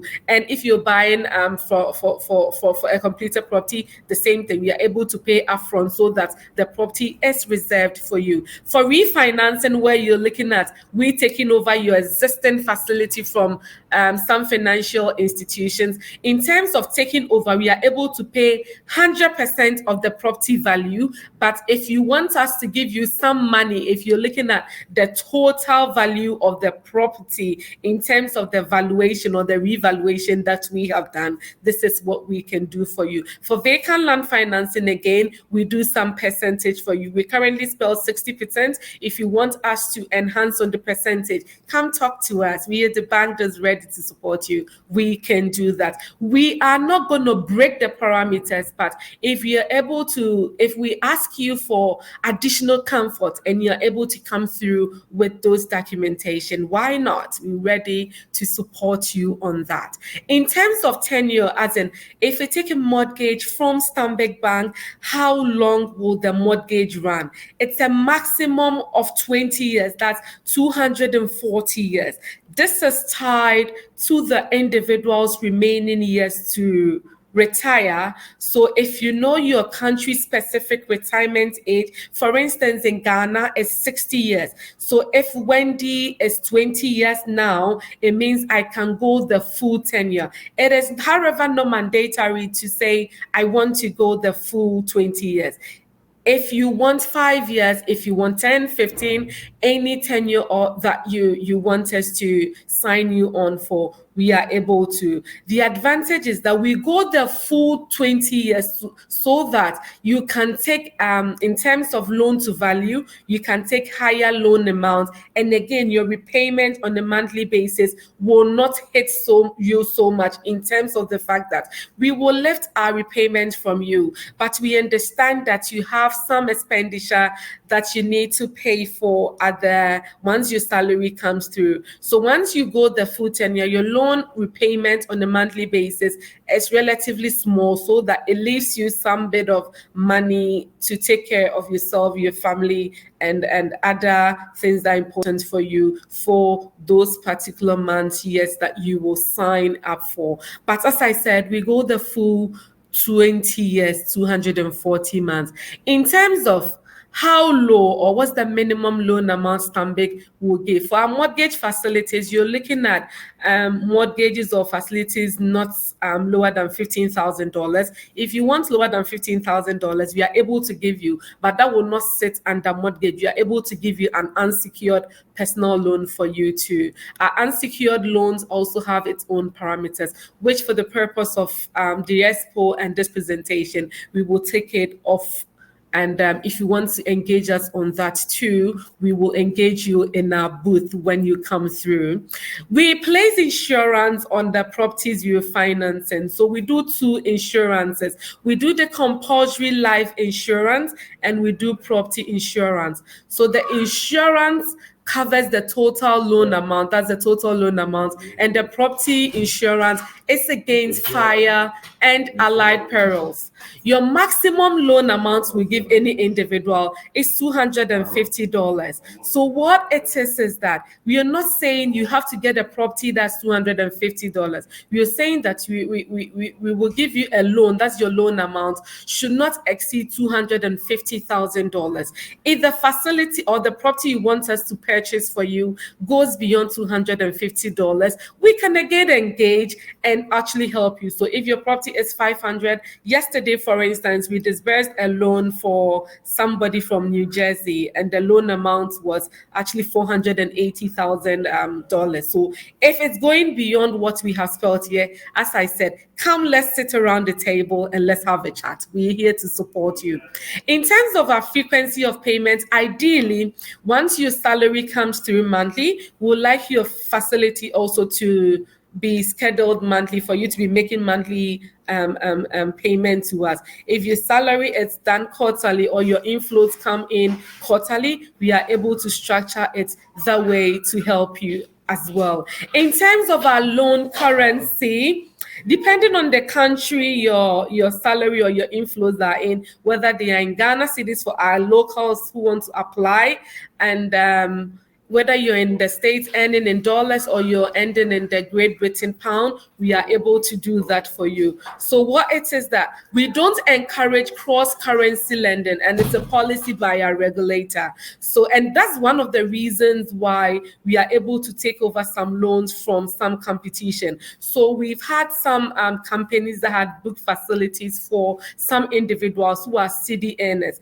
The trouble here is that I won't even say on a monthly basis, on a daily basis, the exchange rate keeps going up. We normally see an upward adjustment. It's rarely we see it coming down, but most often it's only a problem when it goes up. So what it means is that at the end of every month, you have to use your funds to buy dollars at that exchange rate to repay your facility. They are unable to schedule it to a city facility for them. So for us, we are open, whichever currency, if your inflows are in that currency, we will structure your facility so that your inflows will be able to pay it at the end of every month, or whichever, or however it is scheduled for you at Stanbic Bank. Vic, can I have you move on, please? So why should someone come to Stanbic Bank? Not because it's a Wendy championing the unit, not because it's a bank you have heard before. Even if you've heard before, we are giving you reason. And the reason is the fact that it's a bank that has come to stay. It's a bank in terms of financial muscle. We are very strong. We have ICBC, that's International Commercial Bank of China, being the biggest shareholder, and that makes us the biggest bank in Africa. We have our head office in South Africa, as I said. In terms of funding, we're very strong. You can check our records from the Bank of Ghana. And indeed, we have come to stay. In terms of the fact that you're taking a facility from us, we did not just sit in the comfort of our offices to say, we feel this is what our customers want. Before we came up with our mortgage product, we sampled some customers and we were very confident that whatever they told us or the needs that or the comments that came from us, from them, that is what we've come up, that's what we use to come up with this product. So if you're coming on board the Stanbic mortgage offering, it's superb, it's fantastic, it fits your need, it actually supports the dream you want to have around your property need. Among these reasons, the fact that we allow for prepayment, we allow for capital reduction, and I will explain this. So if you have a facility with us and you don't want to run it for the full tenure, you have some money you want to pay off, we are able to do that for you. Just give us a month, 2 or 3 notice, and we'll settle your facility for you.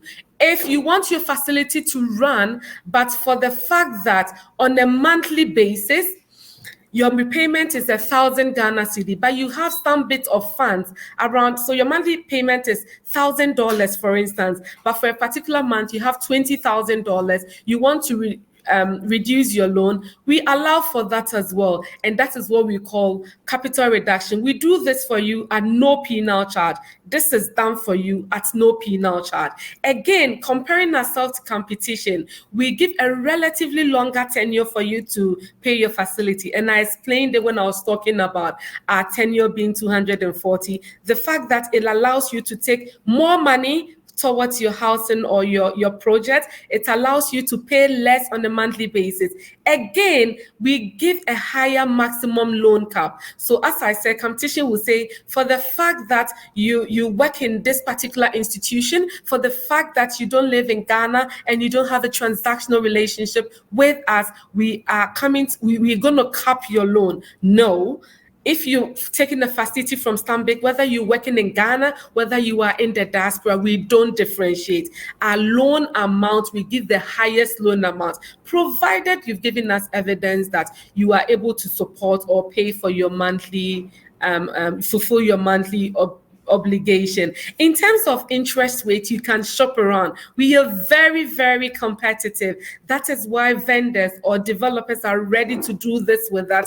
And again, the fact that we give you the best. So your rate is actually variable, but if you check what's happening in Ghana for the dollar cedi for the last 10 years, we have not seen variation in that. For most of the times, clients come to us and say, I have paid for 2 years. Can you have a review of my facility? And it's just not a review of rescheduling the facility, but paying attention to the interest rate. We are able to reduce your rates for you. That is if you have fulfilled your repayment continuously in terms of not defaulting. Again, in terms of turnaround time, we give you the best. Once you've given us everything in terms of the requirements we stated from you, your vendor has also given us all the requirements. In terms of turnaround time, we are the bank to come to. Again, as I mentioned when I was giving the details of our financing options, we are not the bank that says go and bring a property that's already completed, but once Fusena and Gold Key are about to start a project,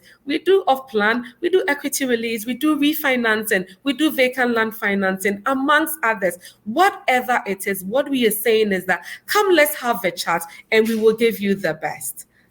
Anna, can you move on to the next slide for me?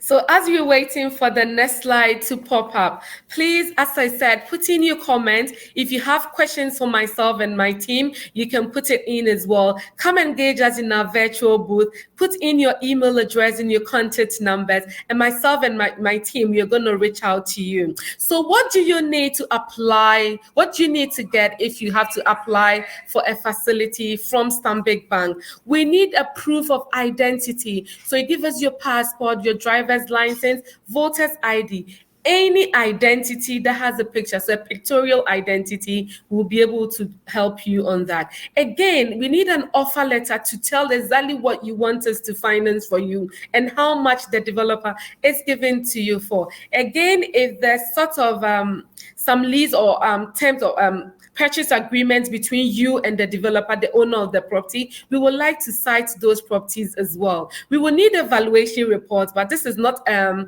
requirement before the process starts. We will need some documents so that we'll be able to vet them. If we give you the green light, that's when we come in and ask for the valuation report. Again, we need the property title, we need the land deed documentation. These are documents that will come from your property or your whoever you're buying the property from. Again, we need proof of your income. So you give us your last 3 months pay slip. We need proof of employment. So if you're telling us you're working for Accenture or any company, kindly let us have your contract document or some sort of introduction from your admin person or your human resources person. Because you don't bank with us, but you want to have a banking relationship with us. We are not one of the banks that will say, come and have a transactional relationship with us for 3 months, 6 months, a year before we grant the facility. All we are asking to do is that the relationship is starting now.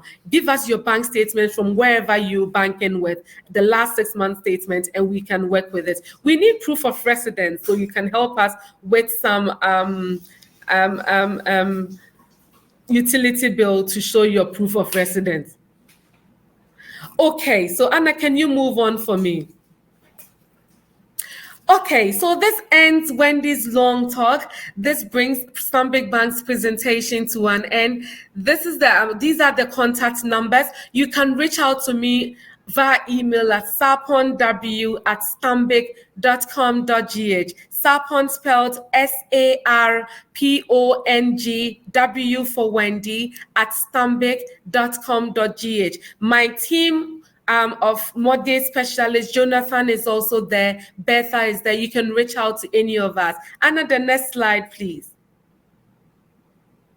So you can also send an email to our group email address, Stanbic Bank Ghana Home Loan Team at stanbic.com.gh. I will repeat again, Stanbic Ghana Home Loan Team at stanbic.com.gh. In terms of if you want to pick a phone and call us, we have our telephone details. If you want to meet us physically, we are on the 6th floor of Stanbic Bank at Airport Residential. So Airport Residential, the Stanbic Heights building, we are on the 6th floor. Once you come through and say you want to meet the mortgage team, either myself, Betha, or Jonathan, or the big team, we have a very big team, you'll be directed to see us. Thank you very much for your time, your patience, and I know that we are ready to go on this call with you. Give us a shout.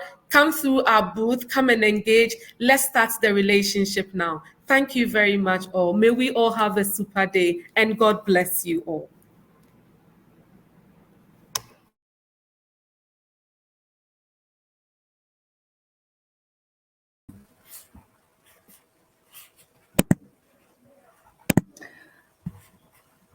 Wendy, can you unmute?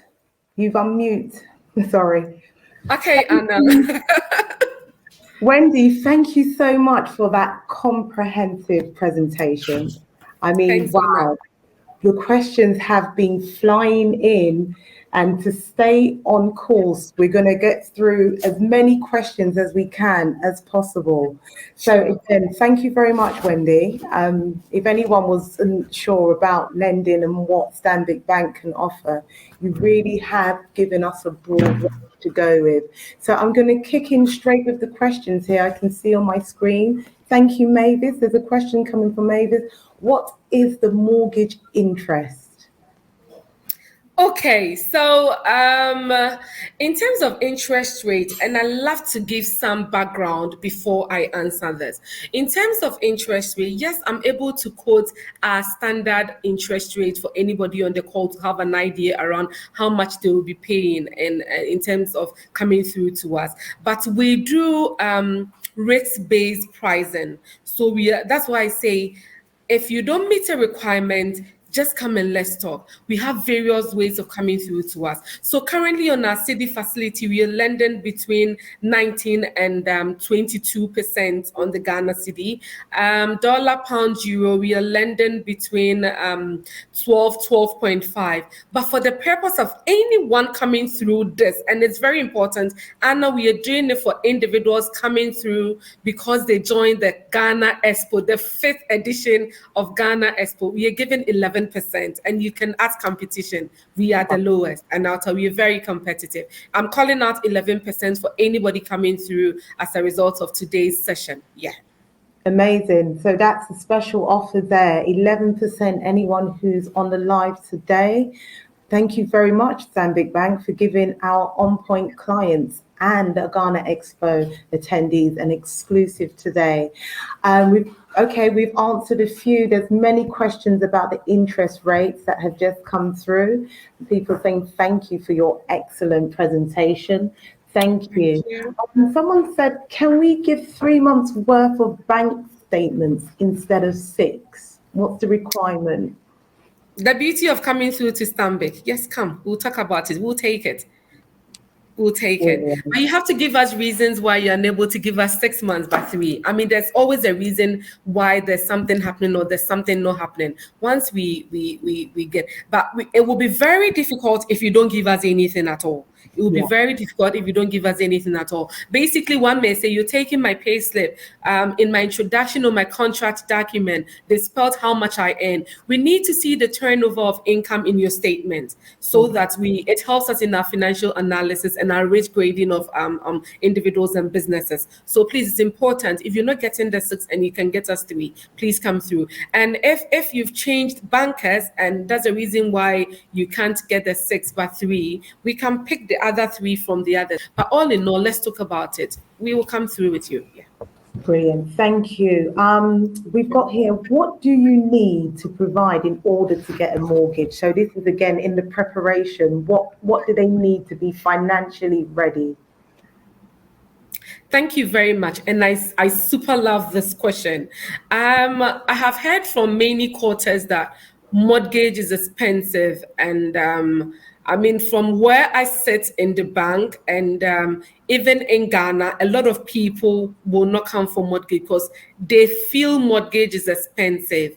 In fact, it's not about the facility or the product mortgage being expensive, but it is the individual and the way they see it. So whether you're taking an unsecured loan, if you're taking a loan, definitely you're going to pay interest on it. So I'm tempted to believe that is where the expensiveness comes in, but I'll throw more light. So if Wendy, I have just come out of university and I want to own a property, obviously I don't have that $150,000 to buy properties, and my developers on the call will attest to that. The properties have different prices. So if I don't have 150 to own that plush apartment in Cantonment in Laboni, I can start by taking a property that is $70,000. That is $80,000. You can even get $50,000, but it will not be that dream home that when I was 16 years I was thinking about. It will not be the ideal location that I desired when I had some thoughts around my life. It's not that castle that I can get. So what I'm trying to say is that it's important we cut our coat according to our size. I've actually come out of university. I have just started work. Perhaps I'm just six months into employment. So I have to get a property. So if it's a 5-bedroom, I'm dreaming. Can I start with a 2-bedroom expandable? So as my income increases, I can expand. And I spoke to you about offering that if you take a 2-bedroom and you want to expand, you want to enhance on the property, you can. Again, individuals have to cultivate a savings culture. As I said, now you won't get any bank in Ghana giving mortgages 100%. So you should have actually accumulated some funds. You should have actually saved towards the property you want to get. Obviously, it goes back to the cost of property again. So if you want a 250,000 property and I'm saying you have to put down 10% deposit, the vendor is asking for some sort of deposit, you should have the money. So the long and short of what I'm trying to say is that property or mortgage will be expensive depending on the individual. Let's start with the budget, a budget or an idea of a property that suits our budget. So if I earn $50 a month and I want a property, I can get it. If I earn $100,000 a month and I want a property, I can get. But the type of property is what is important. The location of property is what's important. Looking at the number of units in a property, it's equally important. So these are some of the thoughts that I would like individuals who would like to get some property or buildings to think about. It's very important. Don't put yourself or push yourself in a tight corner to say, I'm using everything I earn at the end of the month towards a property or towards the repayment of my mortgage facility. Yeah, thank you very much. Thank you, Wendy. And I think the key takeaway you said is, cut your coat according to your size. I think when we think about investment, we run away, with what we want, but manage your expectations and staircase as your income grows. We're going to speed on to a few. There's loads of questions coming through for you. It says here, we've got a question in. What would a buy-to-let rate of interest be? Basically, would it still be that 11% you're offering homeowners, or is there a preferable rate if you are an investor? Anna, can you come through again? I didn't hear you. I think I was breaking a bit. I lost you a bit. Okay. So we want to know, if you are an investor buying for like a buy-to-let, is it the same interest rate of the 11%, or do you give investors a different rate? Okay, so as I said, and when I was actually answering the interest rate question, thank you very much for that question. As I said, our interest rates are risk graded. So we look at the risk around an individual, not a group. So we look at you and say that this is what we can give you, looking at the documentation, looking at your situation, looking at what we've seen in terms of what you have submitted to us. So if you're an investor and you are giving us some add-ons in terms of you're doing a cashback or you having a full transactional relationship with us, you're giving us other ancillary businesses, we can review your price for you. But as I said, I quoted the rate we can give, irrespective, and it goes to the fact that I must be very transparent here, because that is what our bank stands for. We don't hide anything. Again, if you're giving us reason to reduce your rates, there are some people that will also come to give us reason to up the rates. Maybe perhaps you've just started a job. The risk around the particular application per the documentations we cited or received is so high. Your pricing could be adjusted slightly up. You're looking at 100 or 100 basis points higher or lower, depending on the risk around a particular application. So for investors, if you are coming in with ancillary businesses, yes, we can sit down and talk. We are flexible. We can actually look at your revising your rate for you. Yeah. Thank you, Wendy. Thank you. We've just got a few more questions we're going to take, and then we are going to head on to a short break. We've got some questions coming in about bank accounts. Now, a lot of the diaspora can't get to Ghana, and they want to know, are they able to open a bank account with Stanbic? Thank you very much. Yes, obviously. So we are just not giving you the facility. Even if you're giving the facility, there should be an account tied to your loan that you can actually make some remittance on a monthly basis for the purpose of repaying for your loan. So we will open an account for you. As I mentioned, that 41st branch, you cannot, it's not brick and mortar, it's a virtual branch. This is to say that most of our processes have been digitized. You just have to sit in the comfort of your home, your offices, from wherever you are. Just complete our account opening form, scan it back to us, and account is open for you ASAP. Very soon, you yourself you're able to get on, and with the click of a mouse and putting in some details, you are able to open an account, and we will activate it locally for you. Opening an account is just a a click of a mouse away. It doesn't take long. The process is very seamless. So as I said, we can send you the documents, you complete them, you scan them back to us, and an account is open to you. Your account details forwarded to you. We set it up on our internet banking platforms. We are able to give you cards. So our cards, once you're making money, you're putting money in it, you're able to use our cards anywhere that you are to equally withdraw funds if you are actually using the account as a transactional account. So that's the beauty of it.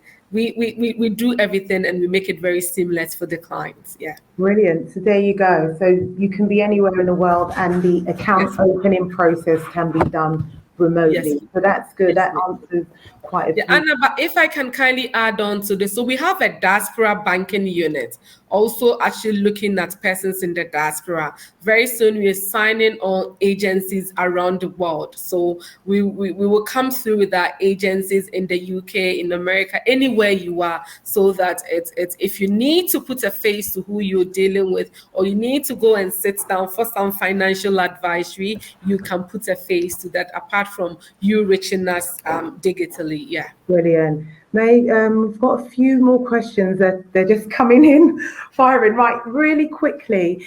If you've got a very high credit score in the UK or US, your credit score is very high, meaning that the risk of lending to the person is low because they have a good credit score. Does that then provide them with a lower rate if they come to Stanbic Bank? Absolutely. It means that, so as I said, we risk grade the business, the individuals, and per the documentation they've given us. And again, somebody will say, "Oh, Wendy, you said 11%. Why is my rate 12.5?" It's because perhaps we saw something on your credit report. There was something we requested for, and you were not able to give us. Then we need to compensate on pricing, because I like to explain this reason, and that's why I mentioned when I was having the conversation around the pricing to say, yes, our prices are risk determined. So if your risk is that low, yes, we can compensate you on that when it comes to pricing. And I know my pricing gentleman is on the call and smiling to that. Come through. We will give you some wonderful pricing here in Stanbic. We're going to wrap up with a last question that's come in. Thank you, Mavis. I hope that answers your question. There's Yar. She would like to know, do the diasporas need to have a TIN number to open an account? Yeah, I'm thinking there's an individual that had come through and we were requesting for TIN numbers. Yes, you need a TIN number. If you're able to provide us your social security number, we can make an exception for you. But in getting a TIN, if you are a Ghanaian, the bank can equally support you get one. We have contacted. We don't issue TIN. We don't issue TIN in the bank, but and the beauty of this thing is that Stanbic has signed memoranda of understanding with various agencies, and we have contacts in there. So if you require a TIN for having a banking relationship with us, we can connect you so that you can have your TIN sorted out. So if you require a TIN, we can help you. Yeah. So if you're in the diaspora and you don't have a TIN, can you still open a bank account? Give us your SNIT details. We can resolve that for you. Yeah, give us your SNIT details. I hope it answers the question. And for those who don't know what the TIN is, it's a tax identification number. Yeah. Brilliant. Thank you so much, Wendy. I mean, that was so insightful here, and part of the preparation of buying a property is the financing. You've nicely explained in great detail. As I said, Wendy is still here. We've got the entire Stanbic Bank team who are waiting in their virtual booths to answer your questions. So we're going to go for a short break. I recommend that you go to the booths, click on your left-hand side, click on the virtual booths, and they'll be here for the whole day until 6 p.m. when the event finishes. So Wendy, I just want to take this opportunity also to thank Stanbic Bank, who are our silver sponsors and your 5th time exhibiting with us. We're grateful to have you on board, and we look forward to seeing you in London next year. Thank you. Definitely. Thank you, Anna and team. Thank you, everyone. God bless you. There are so so much messages thanking you for your wonderful presentation. I'm just seeing them all on the list. Everyone's saying Thank you. so much. Thank you. So please come to a virtual booth. Let's have an engagement. Thank you, everyone. Take care. Bye-bye. Bye. Today you had the lovely Wendy from Stanbic Bank talking to us live from Accra, Ghana, giving us some insightful information there on finance. Well, I'm going to go for a short break. It's scheduled for 15 minutes, but it's only going to be a 5 to maybe 7 minute break. And we have the lovely Araba from Def Traco coming up next to give us some more information about their development. So if we go for a quick break, maybe grab a coffee or tea, and I'm just going to put on a video for you on the main stage. I'm going to disappear and I'll be back in about 5 to 7 minutes to welcome our next exhibitor. Thank you very much.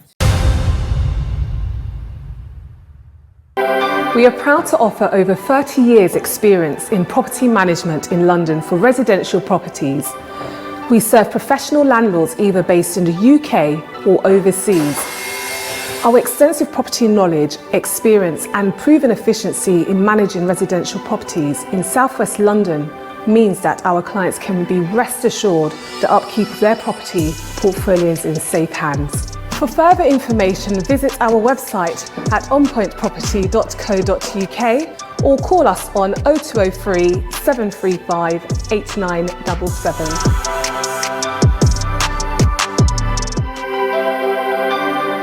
The Ghana Property and Lifestyle Expo, launched in 2017, is our annual event held in the UK and biannually in the USA. This event was designed to bridge the gap with the diaspora and international buyers who wish to purchase property in Ghana. We initiated this service to make sure buyers build trust and confidence and speak directly to the real estate developers and with the real estate industry experts. This has been a successful event, and moving forward with the times, we've also introduced a virtual online expo as well. By doing this has really built confidence with buyers, and there's been endless successful tales of stories of people who've bought safely via the expo and also direct via On Point Property. We believe buying property in Ghana should be a seamless experience. Visit our website ghpropertyexpo.com for the latest information on our current scheduled expo.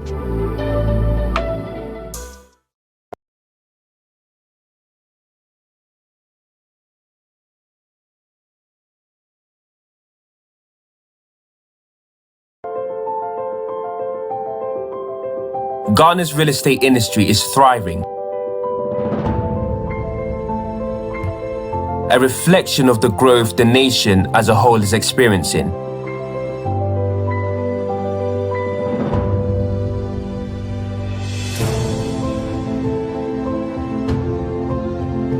Gold Key is part of this story. We have a unique opportunity to introduce world-class standards of luxury to the real estate market in Ghana. From pristine residential projects to high-rise commercial buildings,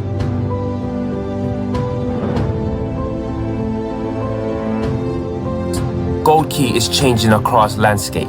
The past decade has seen an amazing journey as we have the structures in place to engineer an even more glorious future.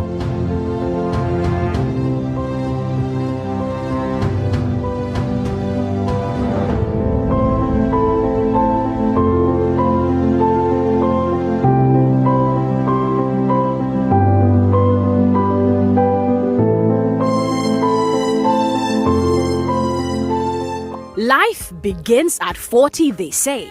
But do you really have to wait till you're 40 to own a home? With Stanbic Bank Home Loan, whether you want to buy your first home or apartment or renovate your old home, we help you bring that vision to life. Don't just wish it or dream it, live it. To find out more, speak to us or send us a message on Facebook, Twitter or Instagram at Stanbic Bank GH. Stanbic Bank, it can be. Hello and welcome back after a very short break. As I said, I'm here now as we've rolling through the day actually. It's going quite smoothly. Technology is being very good to us. We've just obviously had an insightful presentation from Stanbic Bank, and we're streaming live today from Southwest London for our second edition of the Ghana Property and Lifestyle Expo. As we said, this year we're celebrating 5 years of the Expo, and we have with us for our next presentation is Ariba from DevTraco. So I'm just going to get her on the stream live from Accra, Ghana. Good afternoon, Ariba. How are you? Anna, I'm very well, thank you. How are you? Good. Lovely to see you today. Good to see you too. Brilliant. So I know today you have a PowerPoint presentation, a little bit about DevTraco. Obviously, DevTraco have been building homes for how many years? 28. Wow. So that's 28 years. DevTraco has been really transforming the landscape of Ghana. So that's really really good to have you here today. Third time exhibitor with us at the Ghana Property and Lifestyle Expo.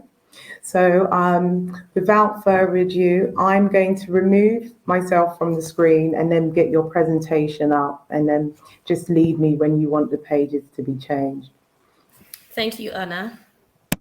I'm going to hand over the main stage to you now. Hi, good afternoon, everybody. My name is Irabna Bray. I work with the DevTraco group. If you can't mention my name like Anna can't, you can call me Rabi. So Anna, can I have the presentation, please?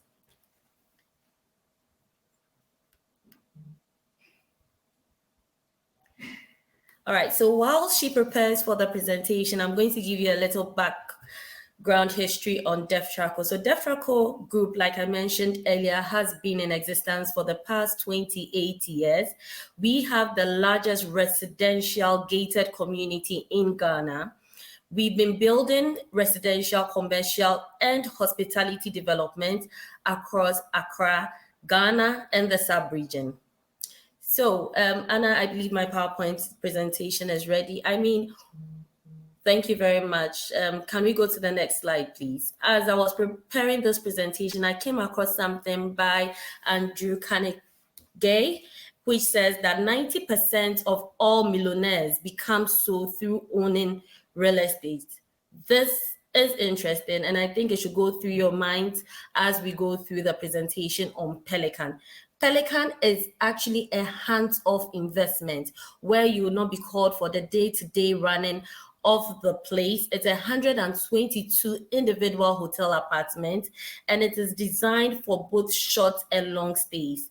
It's the first of its kind in Ghana, but it's known in UAE, in UK, in United States, in Europe, Asia. So this shows that it has been tried, it has been tested, and has been proven to be successful. It is very ideal for people living in and outside Ghana. Like I said initially, it's hands off. So you don't need to be in Ghana to own a property like this or understand how it operates. Can I move on to the next slide, please? So this is how it works. It's quite simple. You acquire a unit of your choice. You acquire the unit either by self-financing, that is paying yourself, we give you a payment plan, and you follow through, or you can use a mortgage provider. You can use Stanbic Bank or any of the mortgage providers in and out of Ghana. Once you acquire the property, you have to lease it back to DevTraco Hospitality Holdings. I mentioned earlier, it's hands off. So once you lease it back, then they can manage it for you whilst you sit back, relax, and you get your returns on your investment after the very first financial year. The next slide, please. So the Pelican is actually located in Cantonment. Cantonment is prime in Accra. It's nestled in between NGOs, embassies, corporations. It's a few minutes drive from Osu and Laboni. If you are very conversant with Ghana or Accra, you realize that there's a lot of life in Osu and Laboni, especially the nightlife, where there are nightclubs, there are different kinds of restaurants, pubs, etc. It's very close to cultural centers for tourism, such as the National Museum for Kwame Nkrumah. The next slide, please. So for the amenities, we have your swimming pool, we have a fitness center, we have the sauna and spa, we have a bar and lounge. We actually have a rooftop bar and lounge. And for the rooms, we have all the beautiful amenities you would get if you are in a standard hotel anywhere in the world, which includes your Wi-Fi, your satellite TV, plus a kitchenette if you decide to cook your own very meals. The next slide, please. Right adjacent the Pelican would be the biggest water park in a prime area in West Africa. This would attract a lot of tourists, meaning if your money is secured in Pelican, you have people coming in and out, and that would fetch you some good money. The next slide, please. Now, there are so many benefits of owning a Pelican. The Pelican helps you diversify your portfolio. It's not like a regular apartment where you need to have a tenant in there before you earn some money. You can actually share the returns from other rooms. You also get to live in it yourself. I mean, if you come to Ghana, you don't need to book a hotel. You get to live in it 14 days per annum. Every year, you live in it 14 days. And if you go beyond the 14 days, you get preferential rates. You get premium customer service, as well as your rent is paid annually. But we send you reports quarterly and biannually because we want you to understand exactly what you're doing. Now, you don't have to pay service charge out of your net. All those levies, the taxes, the service charge, everything is taken off before you get your net, which is approximately between 9 to 12% per annum.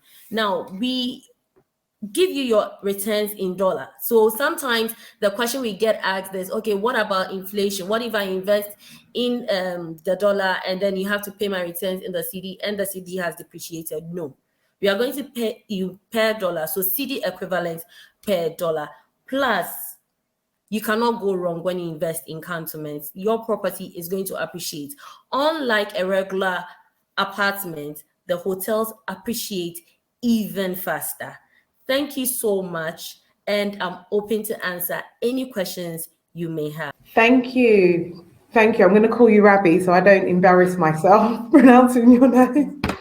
I don't know why I'm doing that. Apologies for that. Thank you very much for giving us that presentation on the Pelican Hotel Suite. So this is first of its kind in Ghana. So DevTraco, there's pioneering the way with offering this sort of alternative investment route for those who want that hands-off investment in Ghana. We've got some few questions coming in here. I think the first thing people want to understand is, do they own it indefinitely? What's the length of time of owning such, say, a hotel suite?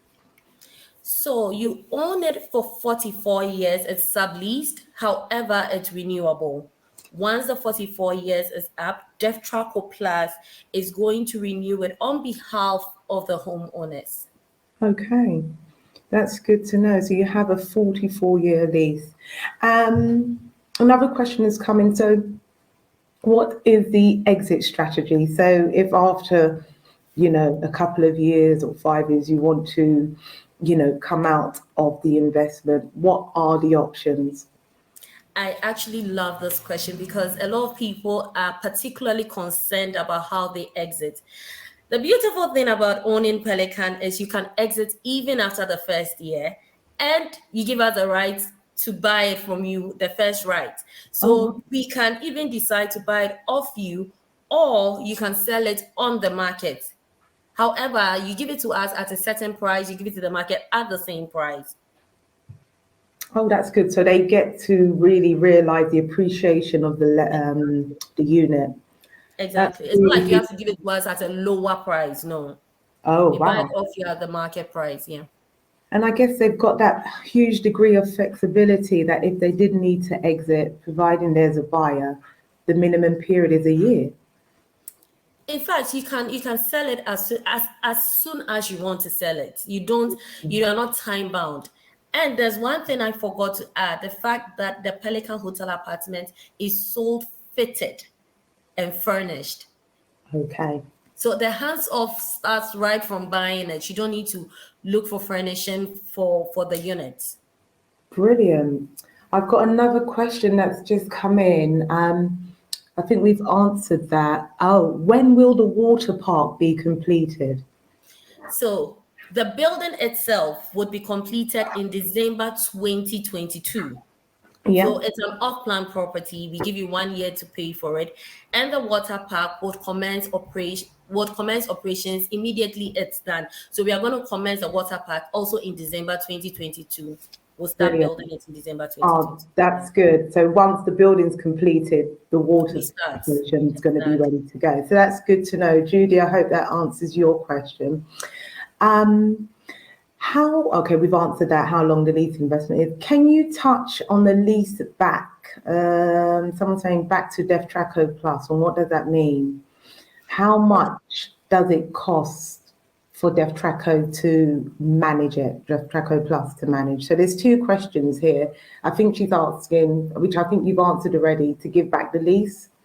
Is there a sales fee or commission that DefTraco take if someone gives back the lease back to you? Okay, so when you lease it back to us, it's a service we are rendering. It's not like you need to pay us commission just to lease it back to us. It's the model. We lease back all the properties because we want them to be a standard. We don't want a situation whereby different people are managing the hotel and there are different ways they do their things. We want them to be a standard which is widely accepted anywhere in the world. So it's the same rate you are buying it for. So if you're buying a unit for 115,000, you sign the lease back at that same rate. You don't have to pay anything extra. The only thing you need to pay is actually going to come out of the returns.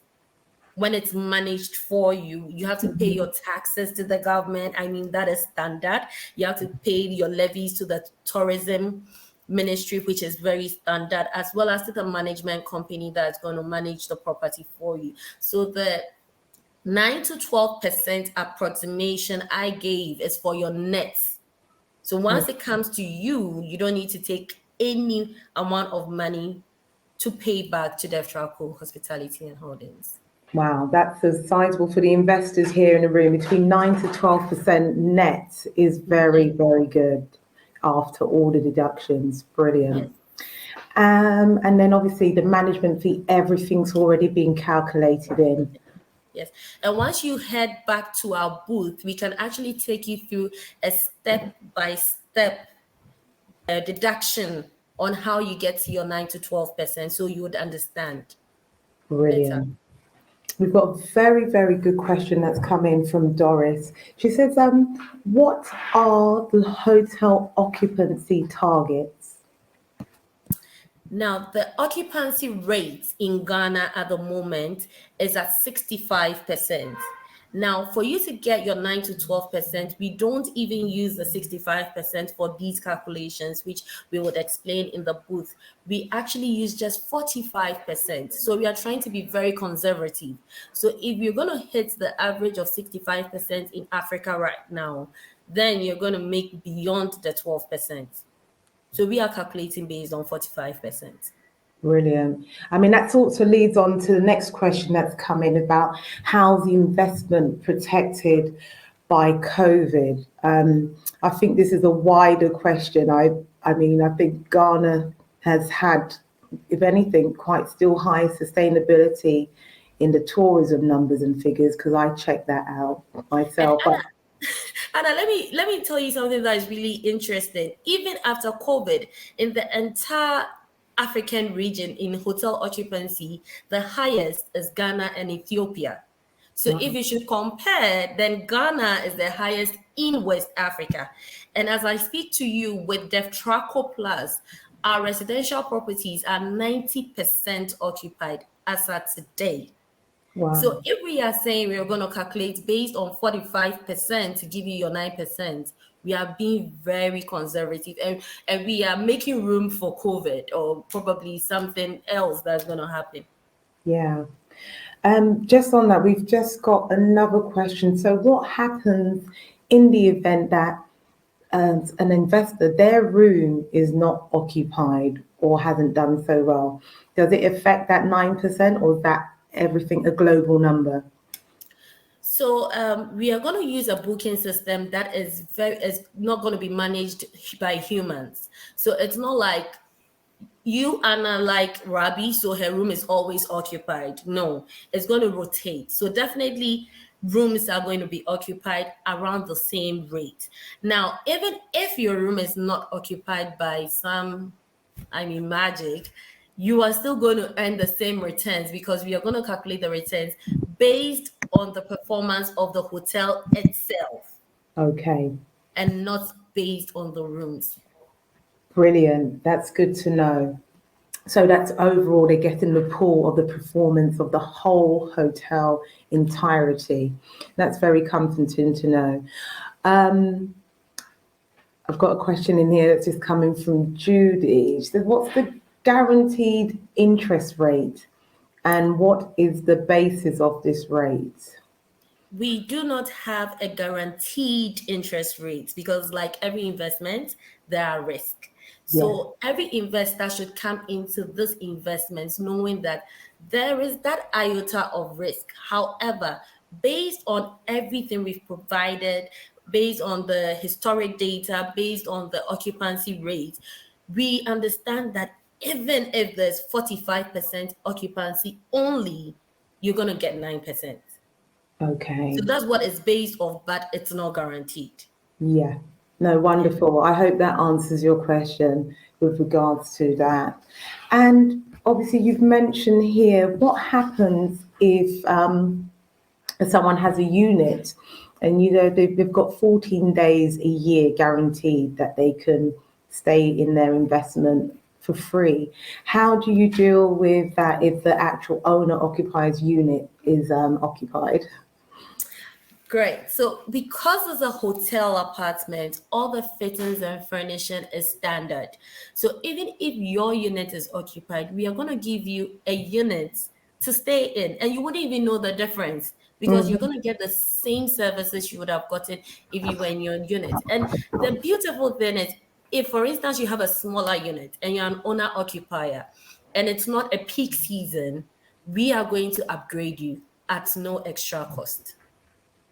That's good to know. So not only do you get a room, you could possibly get a free upgrade. We've got another question that's coming from Tabitha. She wants to know if the occupancy rate rises, do they receive a greater rate?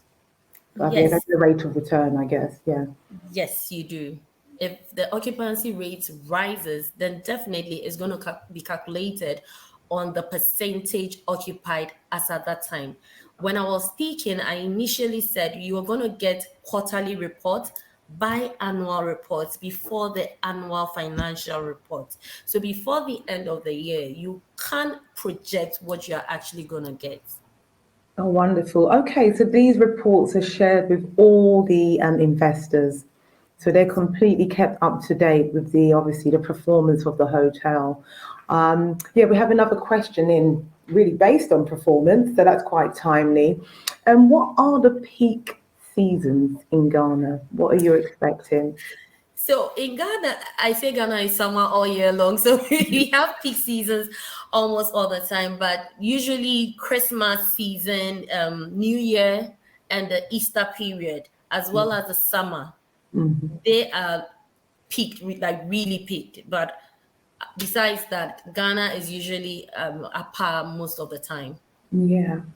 And the client profile, I guess, with regards to who will be using these services, do you expect them to be a high level of business or leisure or a bit of both? It's going to be both. It's going to be both. And Ghana has an increasing number of average earners growing day by day. So even the local Ghanaian can afford to live there for leisure or business. Oh, brilliant. And can you give us some examples of another question just come in on what typically would be the rates for a particular room? So our rooms range from the standard suite to a two-bedroom. So an average would be around $150, starting from probably $110, depending on the season. And that's per night.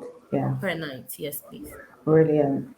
So that's really quite good there with regards to occupancy rates. And I think it's really important, especially for the investors, because this sort of package that you're doing here is purely aimed for the investor, someone who wants a hands-off approach to investing in Ghana. And I think this is probably the best, if not one of the best options for someone in the diaspora who's thinking of putting a foothold in Ghana without maybe the traditional way of owning property.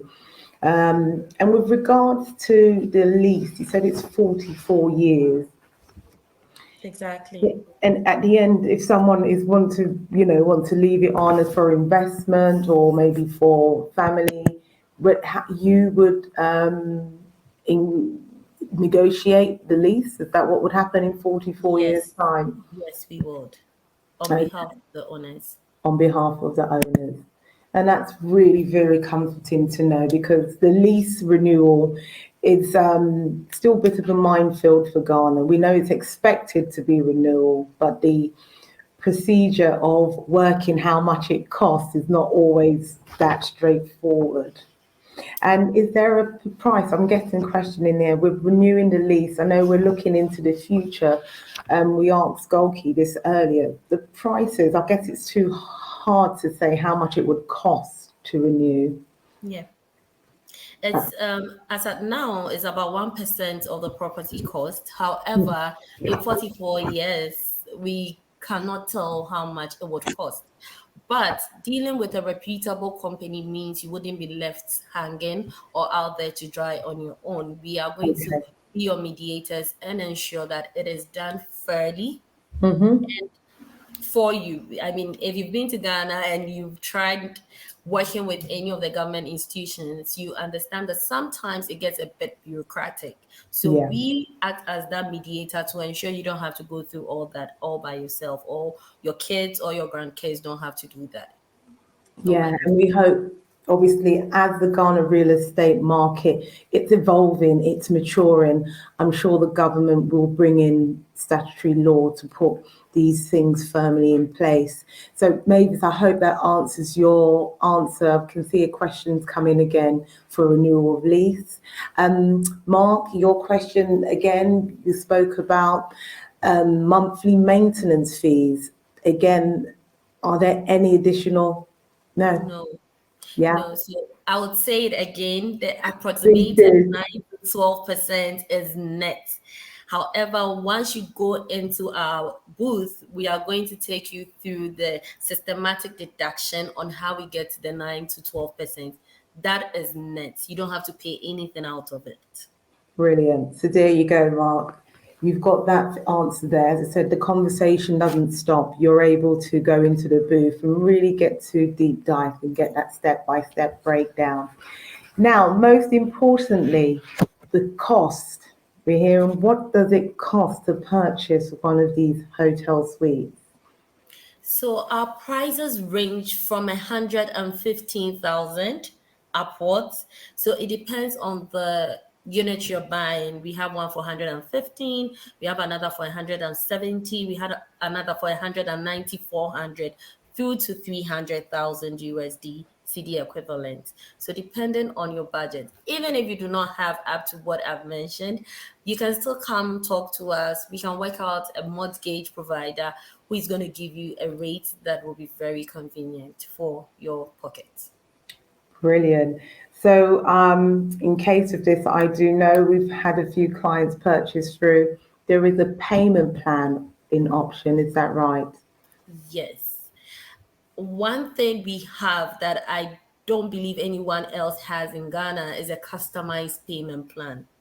The only thing you need to do is pay $5,000 to reserve the property. Then you customize your payment plan. You can pay monthly, weekly, biannually, quarterly, or you can even pay cash. So we listen to how your cash inflows are, then we design your payment plan accordingly. So there can be 30 different customers and they would have 30 different payment plans. Okay, so that's good to know. We're getting some more questions firing in. I'm just looking at the order, best do it. So we spoke about the yields. I can see that there's another question come in with the yields. The yields we're expecting, as you said, is at the rate of between 9 and 14% for each room. And again, we spoke about minimum occupancy. All of these figures have been based on 45% occupancy rate, even though we know Ghana currently has a 65% occupancy rate. And the last question, and the rental income investor can think of eventually the net cash flow monthly. Okay, so I think they want some figures here. We've got the headliners of 9% and 11%. What does a typical net cash flow be monthly? And how is that paid to the investors? Is it done on a monthly payment or quarterly or annually? So payment is done on an annual basis, not on a monthly basis. So between 9 to 14%. Let's peg it at an average of say 10%. If you invest $100,000, it means you're getting $10,000 at the end of the financial year. Okay. I hope that answers it. That's very straightforward. I guess in Ghana, with most investments, even if you're renting out, generally it's paid in advance in a year, which is quite comforting to know that you're getting a lump sum back after your initial investment once the property is rented, or in this case, once the hotel suites are up and running. So for example, the hotel finishes and say it opens in 2022 at the end. Does the investor get that 10%? Say you open 1st of January 2023. Do they get that 10% for the year up front at that time? No, they get it at the end of 2023. Okay, so the 12 months goes through and then you pay that. Okay, so that's good to know. So they get that lump sum payment, that's due in 12 months once the hotel's up and running, and that's secured to you. Brilliant. Well, we still have a few more minutes ahead. If anyone's got any further questions before we go into the breaks. So Anna, before we get any more questions, I'd like to tell your viewers today that DevTraco Plus is not only noted for hospitality, we also have residential property. So if anybody is looking at relocating or buying a home in Ghana, don't worry, speak to us. We have other properties that may be within what you're looking for. So don't think we are only here to talk about hotels, because probably you want a home to live in. Just come to our booth and we would offer you one. Yeah, that's right. Again, DevTraco got some amazing homes in a lot of the prime locations and also up and coming areas as well in Ghana. So there's a broad range of properties at different levels of affordability.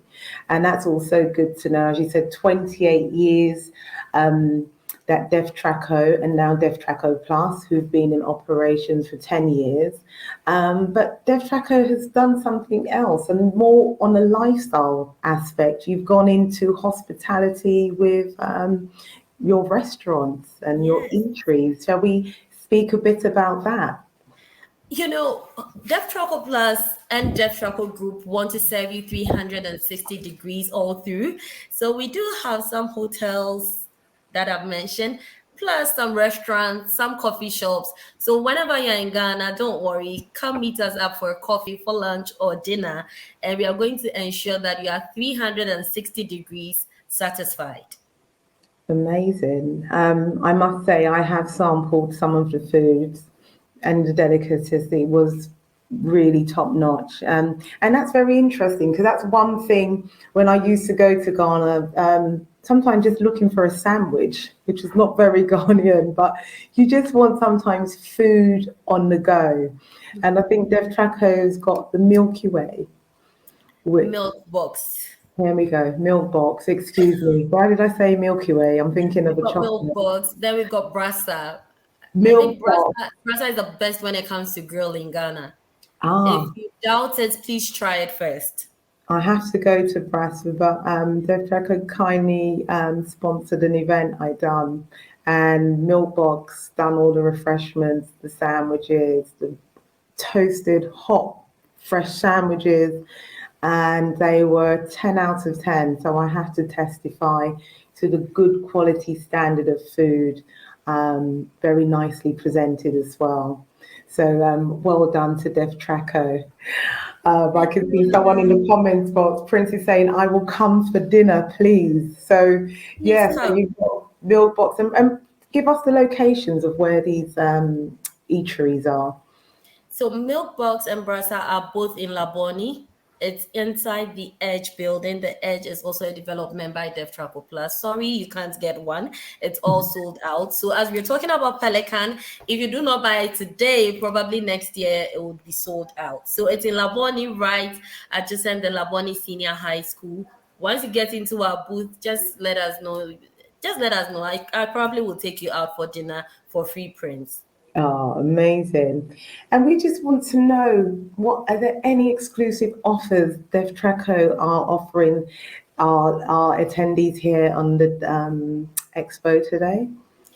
Yes, we are. Unfortunately, I wouldn't give discounts on the Pelican because I want you to make a lot of returns when we are done. If I give you a discount, it will be like I'm taking money off you. So what we are going to offer is after you are done buying the Pelican, if you decide to buy any other Dev Traco Plus building for residential purposes, we are offering you free furnishing so that you have the hands-off feeling just like you would have bought the Pelican anyway.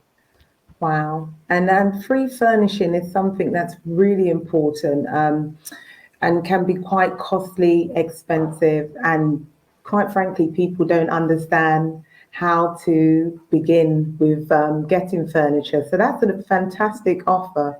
So any of your other new builds or your typical property purchases, you will be offering free furniture packages to anyone who's on the expo today. And that's why it's very important to register. If you're registered, you're automatically included in all of the offers that are being said here today. That's why you're asked for your email address and your name. So everything will be verified. So if you've registered today, you're already automatically included in these amazing offers exclusively for the Ghana Property and Lifestyle Expo. And also if you're an On Point Property client as well, you can come through. Ravi, thank you. It's been a very insightful 40 minutes with what Dev Traco Plus are doing. We want to also take the opportunity to thank Dev Traco for being our bronze sponsor today and also third time exhibiting at the Ghana Property and Lifestyle Expo. We're hoping to see you live in person in London next year with the full team and also get to meet and greet in person the attendees.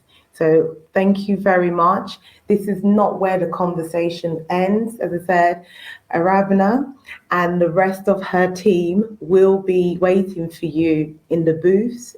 If you want brochures, any more, deep dive into the questions you may want to ask on a personal level, you can have a one-to-one. The app also allows for you to video call and speak to the team face to face with the video, go into the networking and obviously familiarize yourself with the platform. So I'm glad I managed to get your name pronounced right before we leave. Thank you so much. And we appreciate your information you've shared with us. So we'll wish you a good day in Accra. Enjoy the sunshine. It's a bit cold here today in London. Thank you for having us, Anna. Thank you very much, ladies and gentlemen, for joining. Enjoy the rest of the day. Thank you so much, Ravana. Bye-bye for now. So there you go. We've had another insightful presentation there from DevTraco Plus. And they've come today with a unique investment option for Ghana. And it just goes to show how the market in Ghana is improving, it's opening up, and it's a moving situation that's a positive one. As I said, with the right developer, you're definitely bound to find the right investment choice or property for your home. So we're now at the point of the schedule where we're going to take our official lunch break, it's called. So you can all have 30 minutes to probably have lunch, network, go into the booths, and we'll be back after the break with our legal specialist. And this is such an important talk. I encourage each and every one of you definitely to return back at 1:45, where we'll have Francisca from FSB Law Consult, who will be exclusively giving us some legal insight into the real estate in Ghana, the laws and the protocols. Remember, from the keynote speaker, Mr. Papa Core Bartels was telling us about the 3 Ps. We definitely need to be back here at 1:45 to hear the legal specialist. So the screen will go blank for a few seconds. I'll be playing the adverts while we're away having the break, and I look forward to connecting back with you at 1:45. My team and all the speakers are in the booths, so this is a really good time to go into the booths and familiarize yourself with all the companies that are here today. Anyway, I will see you all soon, and enjoy the break for 30 minutes. Thank you.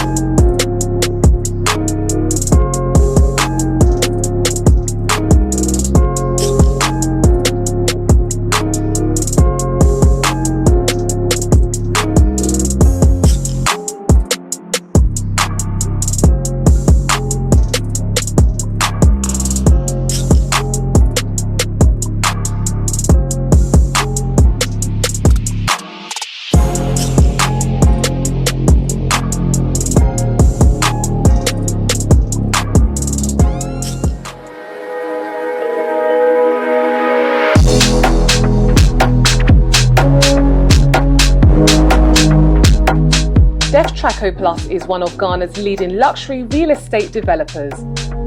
The DevTraco Group began its operation almost 30 years ago and has been transforming the landscape of Accra. A wholly Ghanaian-owned company, well established and trusted name, has gained its reputation through quality residential, commercial and industrial developments.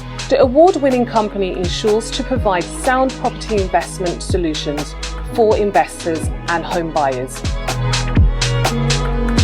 DevTraco Plus continues to be dynamic with their vision by introducing the Pelican Hotel Apartments, deluxe branded hotel suites, the first of a kind in Ghana.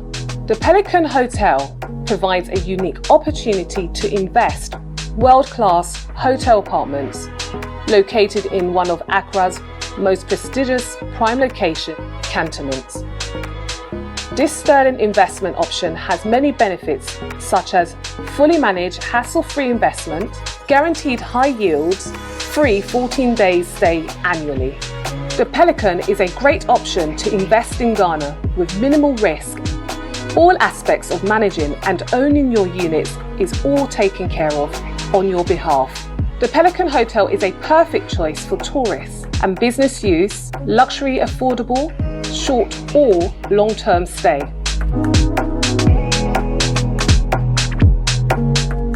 DevTraco Plus' impressive portfolio includes fine dining experience at Braza Restaurant and Milkbox Cafe, providing versatile menus and keeping pace with lifestyle trends in Accra.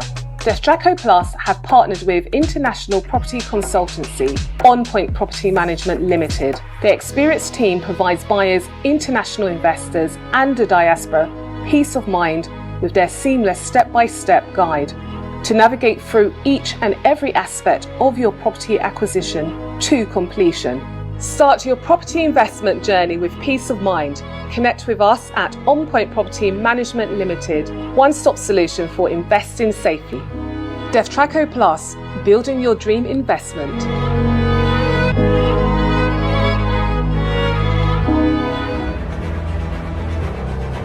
Located at the center of the world, Ghana is the best investment destination in West Africa and ranks as West Africa's first in the Ease of Doing Business Report 2019.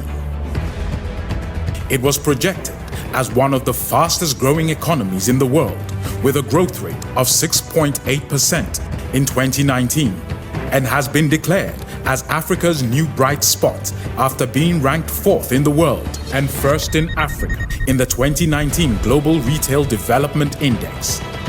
As the host of the African Continental Free Trade Area, Ghana is creating the linkages that will make it the gateway to Africa, aided by dynamic policies, a stable political environment, and strong economic fundamentals. It is a land of opportunities, offering businesses across many sectors the potential to flourish. The country is open and accessible to investors and the private sector, providing a peaceful environment and upholding the rule of law. The government of Ghana is confident and optimistic about the positive results in its investment drive through the GIPC. Ghana has 8 million hectares of arable land, well irrigated by a wide network of water bodies, making it a region ready for large-scale mechanized agriculture. The government and major policy planners recognize that expanding the agro-industrial base is the best path to develop. Ghana has put in place the right legal and regulatory framework to increase foreign direct investment. The Industrial Zones Program allows manufacturers and agro-processors to take advantage of favorable tax and duty incentives to produce for exports from Ghana into the EU and US markets. A rich cultural history and wonderful natural beauty makes Ghana a great tourist destination.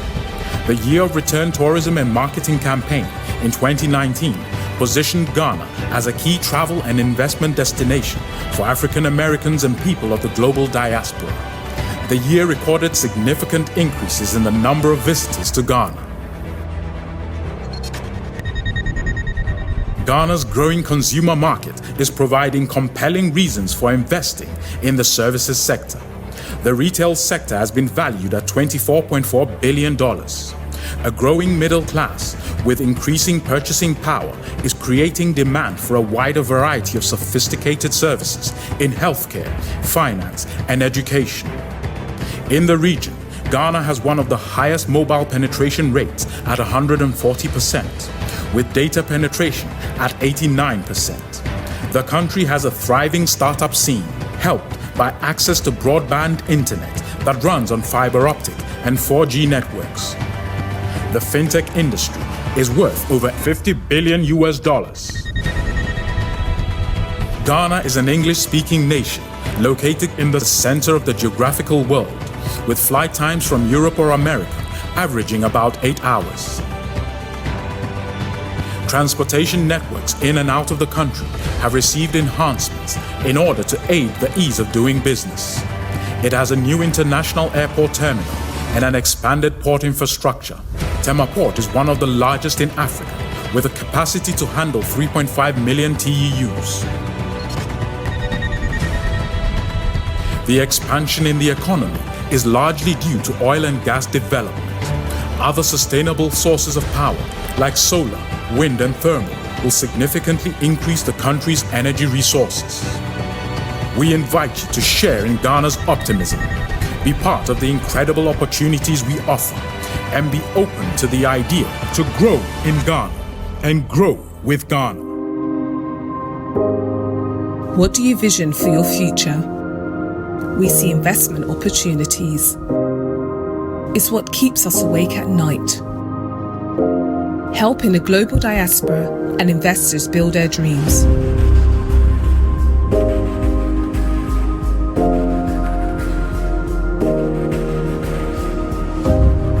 Sound investments doesn't just happen, it happens by design.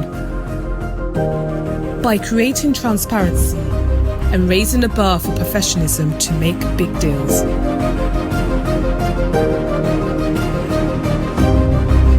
It's finding a name, building a brand, creating a buzz, and selling a dream.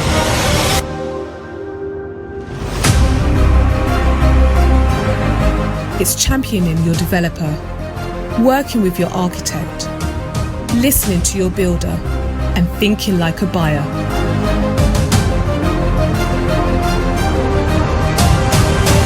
It's days creating a vision and nights bringing it to life. Knowing pictures are worth 1,000 words.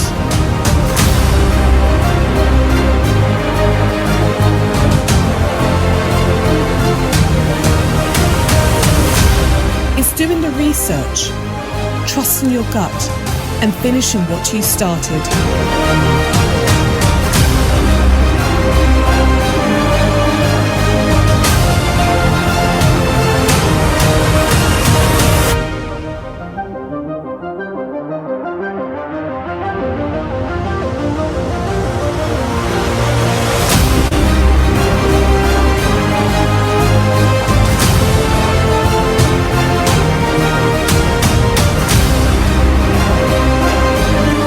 This is what our foundation is on. This is what we are building. Dream it, live it. We are On Point Property Management Limited, and we are bridging the gap between the UK and African real estate market.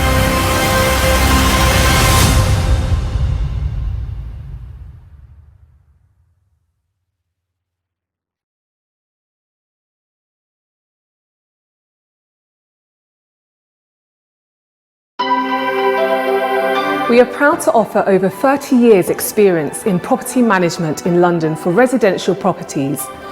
We serve professional landlords either based in the UK or overseas. Our extensive property knowledge, experience and proven efficiency in managing residential properties in Southwest London means that our clients can be rest assured the upkeep of their property portfolio is in safe hands. For further information, visit our website at onpointproperty.co.uk or call us on 0203 735 8977.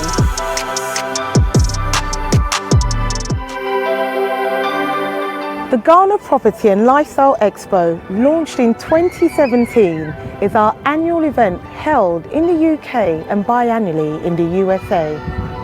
This event was designed to bridge the gap with the diaspora and international buyers who wish to purchase property in Ghana. We initiated this service to make sure buyers build trust and confidence and speak directly to the real estate developers and with the real estate industry experts. This has been a successful event, and moving forward with the times, we've also introduced a virtual online expo as well. By doing this has really built confidence with buyers, and there's been endless successful tales of stories of people who've bought safely via the expo and also direct via On Point Property. We believe buying a property in Ghana should be a seamless experience. Visit our website ghpropertyexpo.com for the latest information on our current scheduled expo.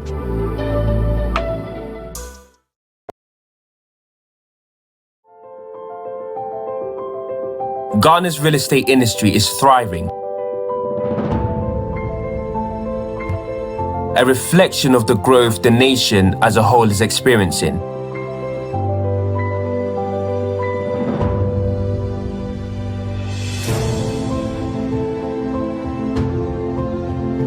Gold Key is part of this story. We have a unique opportunity to introduce world-class standards of luxury to the real estate market in Ghana. From pristine residential projects to high-rise commercial buildings,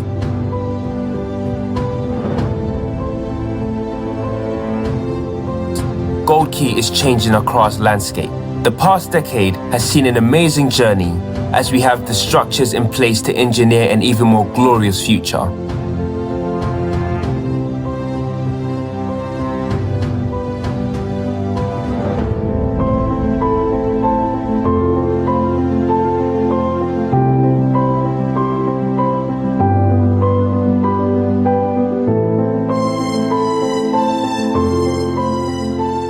Life begins at 40, they say.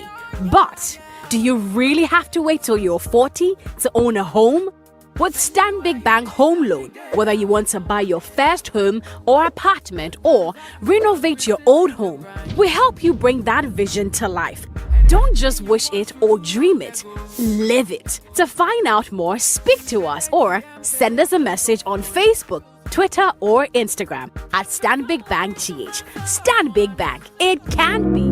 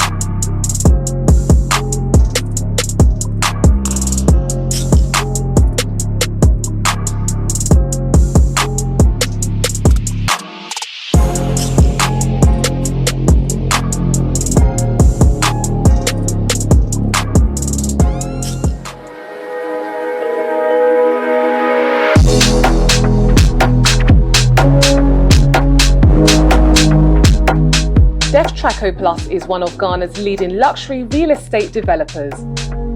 The Deftraco Group began its operation almost 30 years ago and has been transforming the landscape of Accra.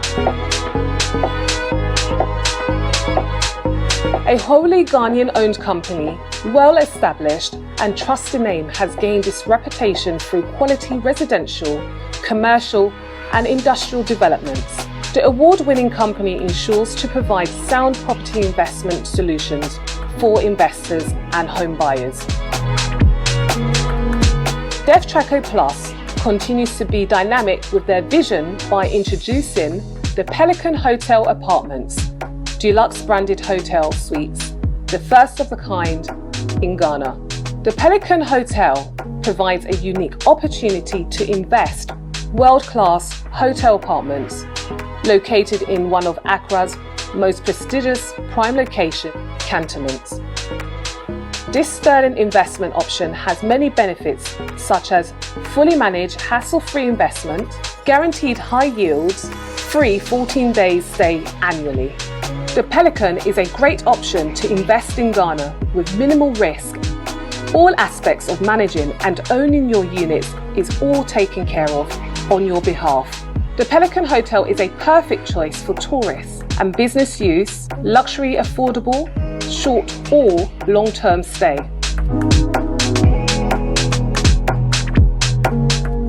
Deftraco Plus' impressive portfolio includes fine dining experience at Braza Restaurant and Milkbox Cafe, providing versatile menus and keeping pace with lifestyle trends in Accra. Deftraco Plus have partnered with international property consultancy On Point Property Management Limited. The experienced team provides buyers, international investors and the diaspora peace of mind with their seamless step-by-step guide to navigate through each and every aspect of your property acquisition to completion. Start your property investment journey with peace of mind. Connect with us at On Point Property Management Limited, one-stop solution for investing safely. Deftraco Plus, building your dream investment.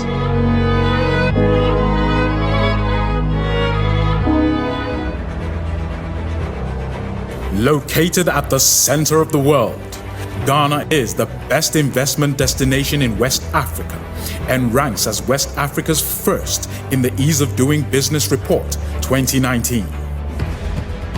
It was projected as one of the fastest growing economies in the world with a growth rate of 6.8% in 2019 and has been declared as Africa's new bright spot after being ranked 4th in the world and 1st in Africa in the 2019 Global Retail Development Index. As the host of the African Continental Free Trade Area, Ghana is creating the linkages that will make it the gateway to Africa, aided by dynamic policies, a stable political environment, and strong economic fundamentals.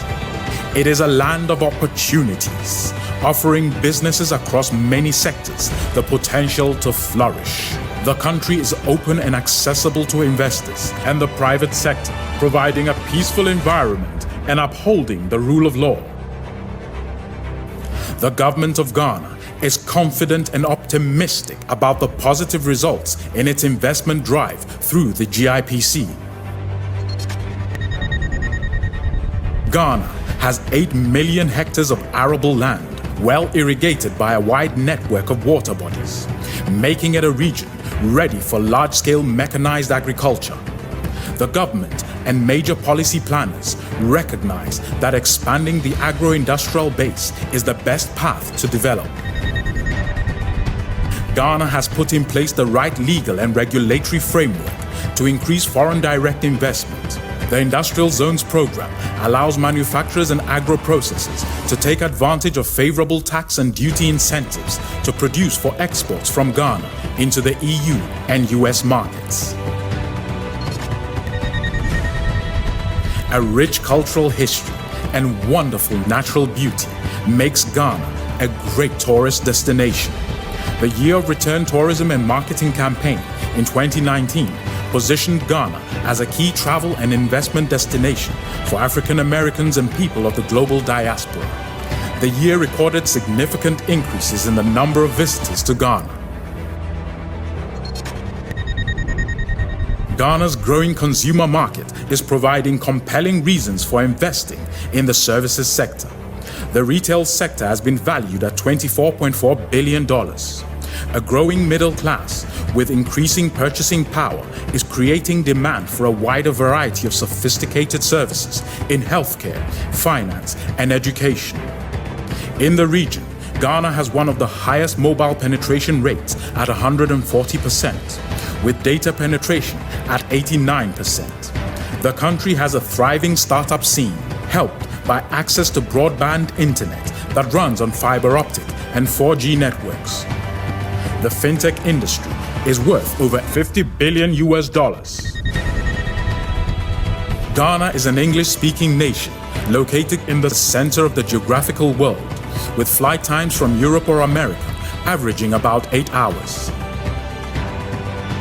Transportation networks in and out of the country have received enhancements in order to aid the ease of doing business.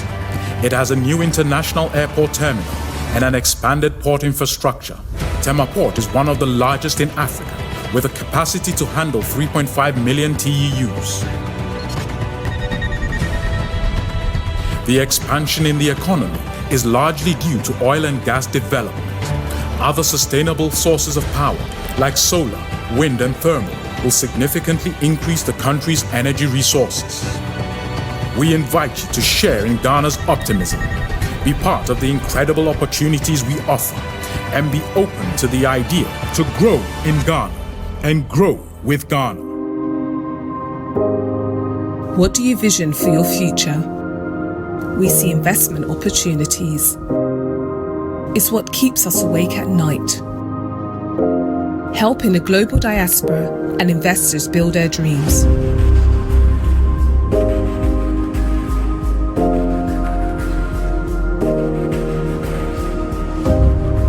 Sound investments doesn't just happen, it happens by design. By creating transparency and raising the bar for professionalism to make big deals.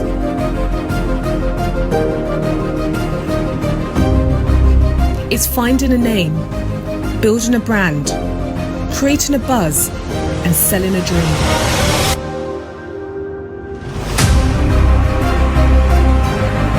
It's championing your developer, working with your architect, listening to your builder, and thinking like a buyer.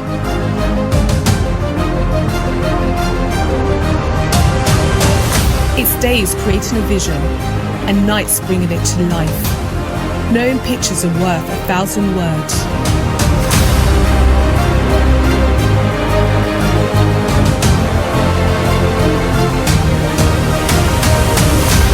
It's doing the research, trusting your gut, and finishing what you started.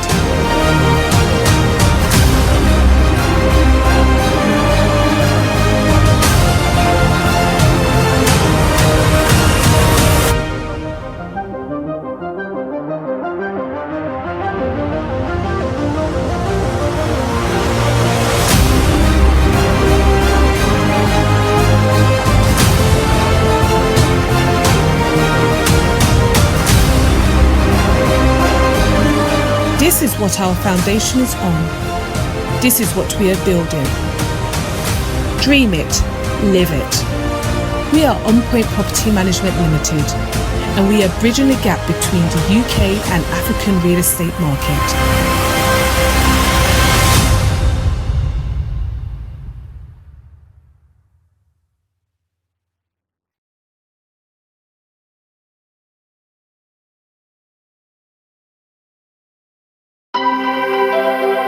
We are proud to offer over 30 years experience in property management in London for residential properties. We serve professional landlords either based in the UK or overseas. Our extensive property knowledge, experience and proven efficiency in managing residential properties in Southwest London means that our clients can be rest assured the upkeep of their property portfolio is in safe hands. For further information, visit our website at onpointproperty.co.uk or call us on 0203 735 8977.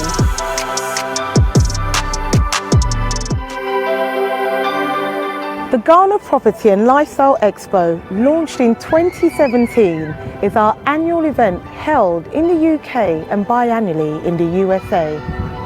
This event was designed to bridge the gap with the diaspora and international buyers who wish to purchase property in Ghana. We initiated this service to make sure buyers build trust and confidence and speak directly to the real estate developers and with the real estate industry experts.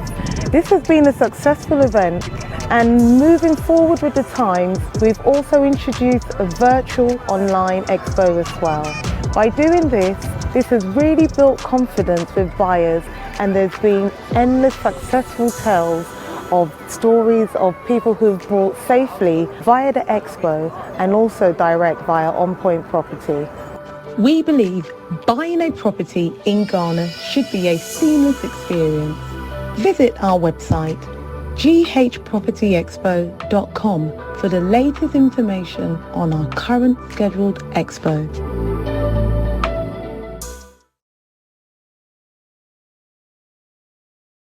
My name is Owusu Frimpong. And I am Cecilia Anobania. We are going to take you through an experience that will take you through what it is that you have to do when you buy a home, when you want to invest in that, and how to live along with the lifestyle. Come along with us and enter into that experience. We are ready. I hope you are. Let's go.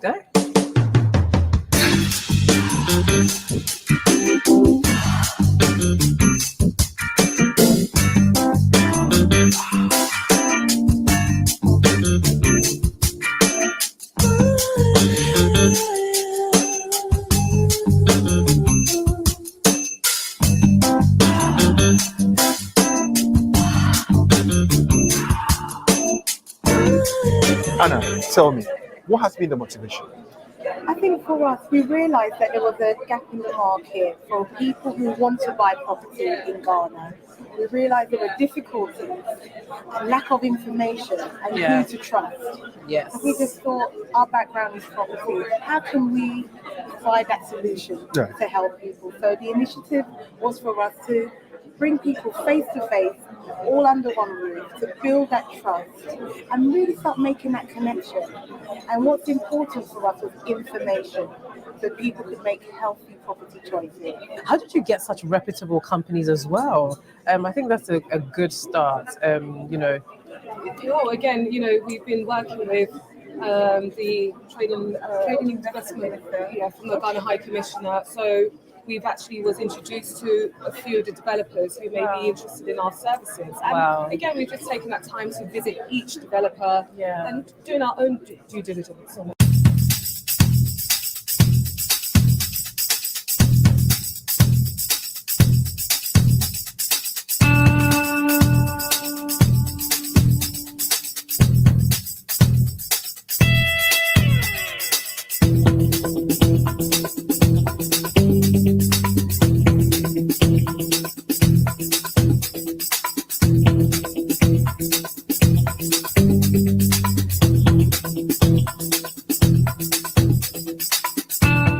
Properties has been in existence for just over 20 years now.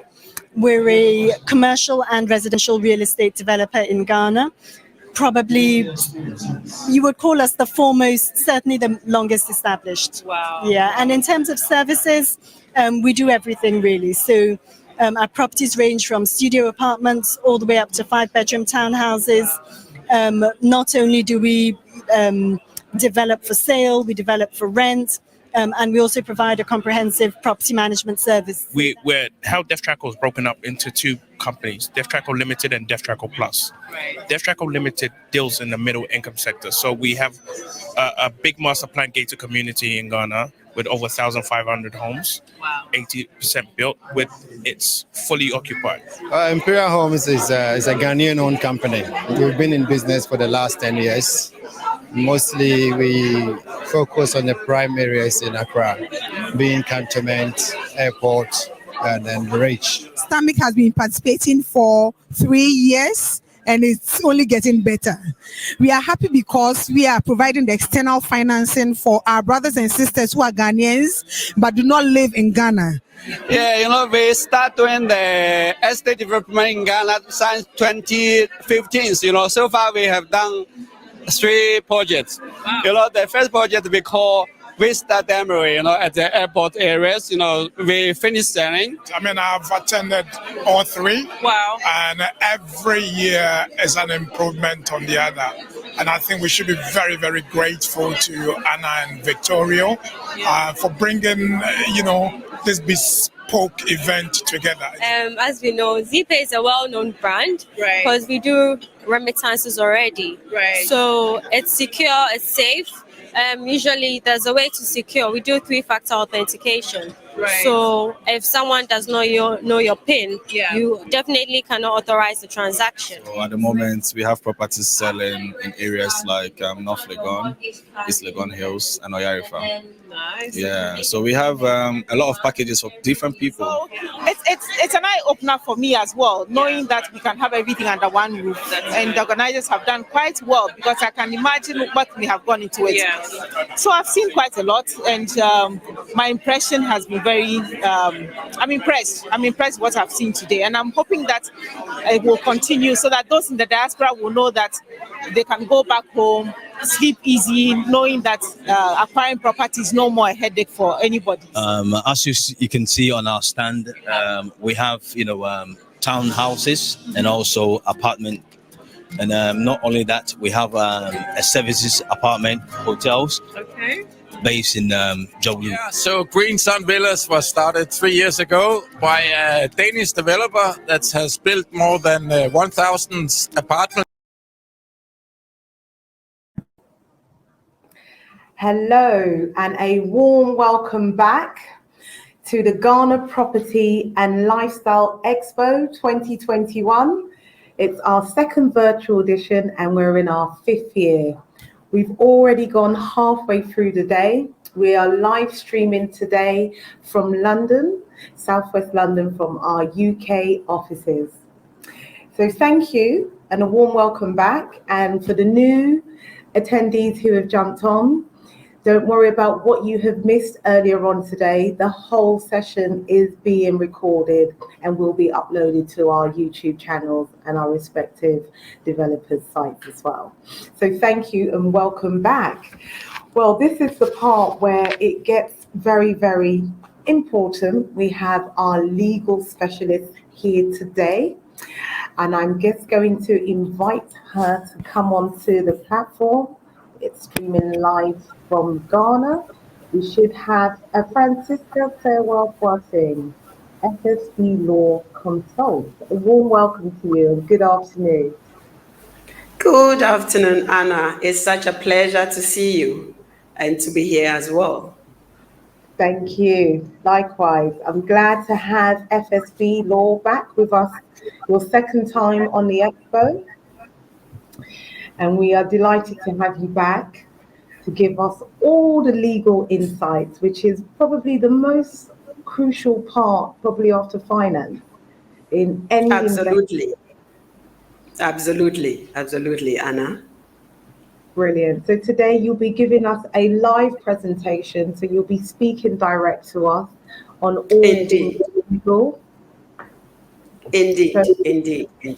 At this point, I would advise everyone to have a pen and paper ready. The form, as you know, is any questions you have will be answered at the end of the presentation in live Q&A session with Francisca. She'll be here. So I'm going to remove myself from the screen and I'm going to hand you over to Francesca, who will be speaking all matters legal.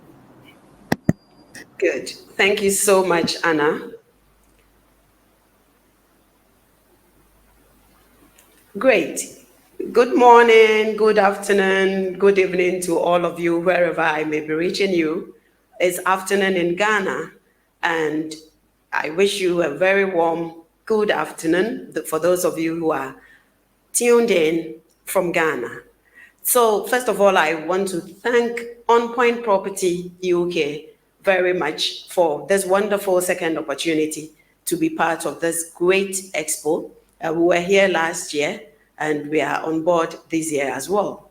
And so today I'll be talking about buying property in Ghana, the processes, the pitfalls, and most importantly, how to avoid them. So let's start off by getting to know why it's necessary for one to invest in property in Ghana. Linked to the theme for this year's expo is the fact that many and more people are being encouraged to invest in Ghana. What are some of the advantages that one stands to gain if they decide to invest and own property in Ghana? First of all, property provides shelter for all of us and our families. Secondly, it serves as a binding tie to one's ancestry.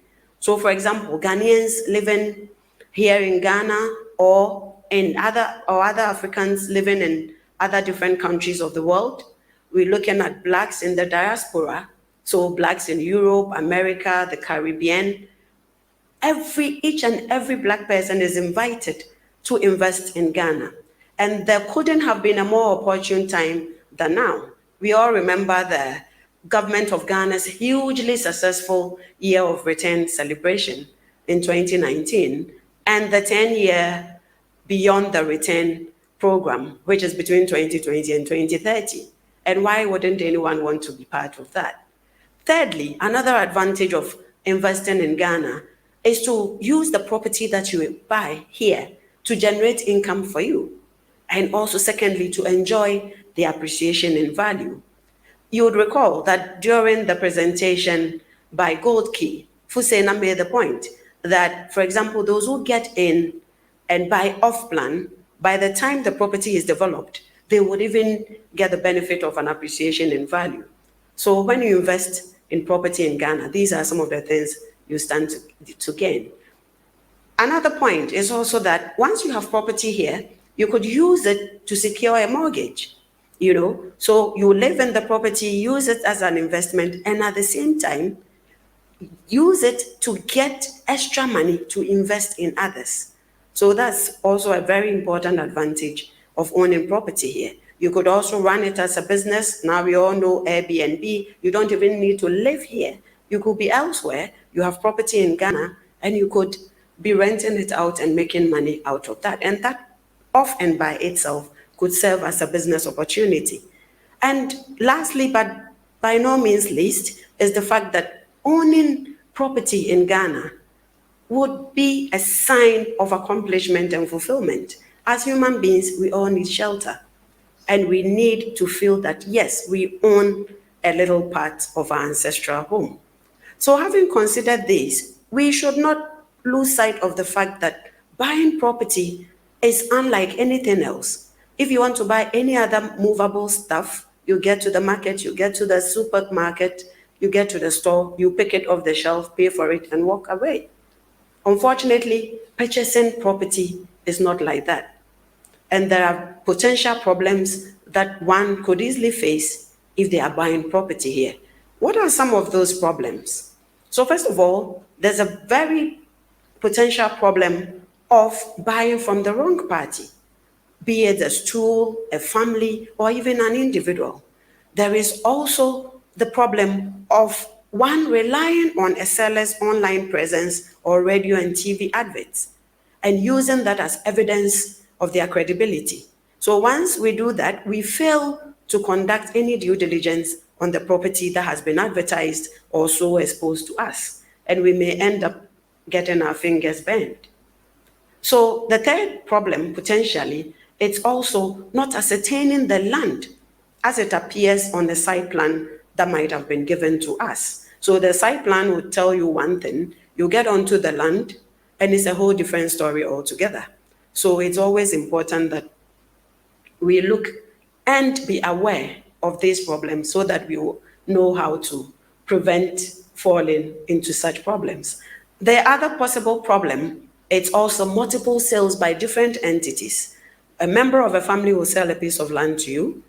Several months down the line, another person will come from that same family, or even as two, and say that they are the requisite individuals to sell. So you may end up purchasing one property from 3 different entities.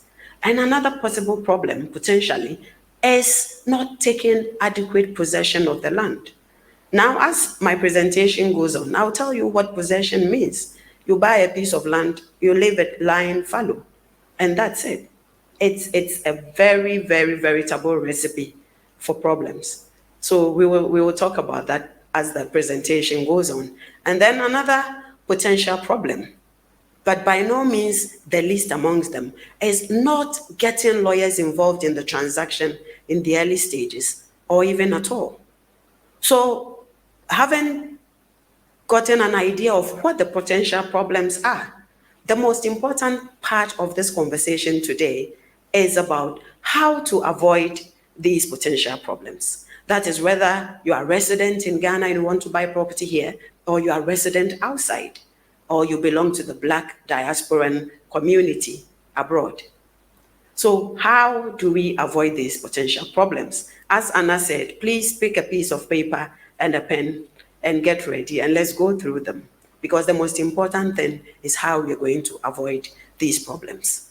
Now, as I mentioned, the first point for you or for anybody, for all of us to get into our heads is that we should never get ourselves involved in any land or property transaction without a lawyer advising and representing us.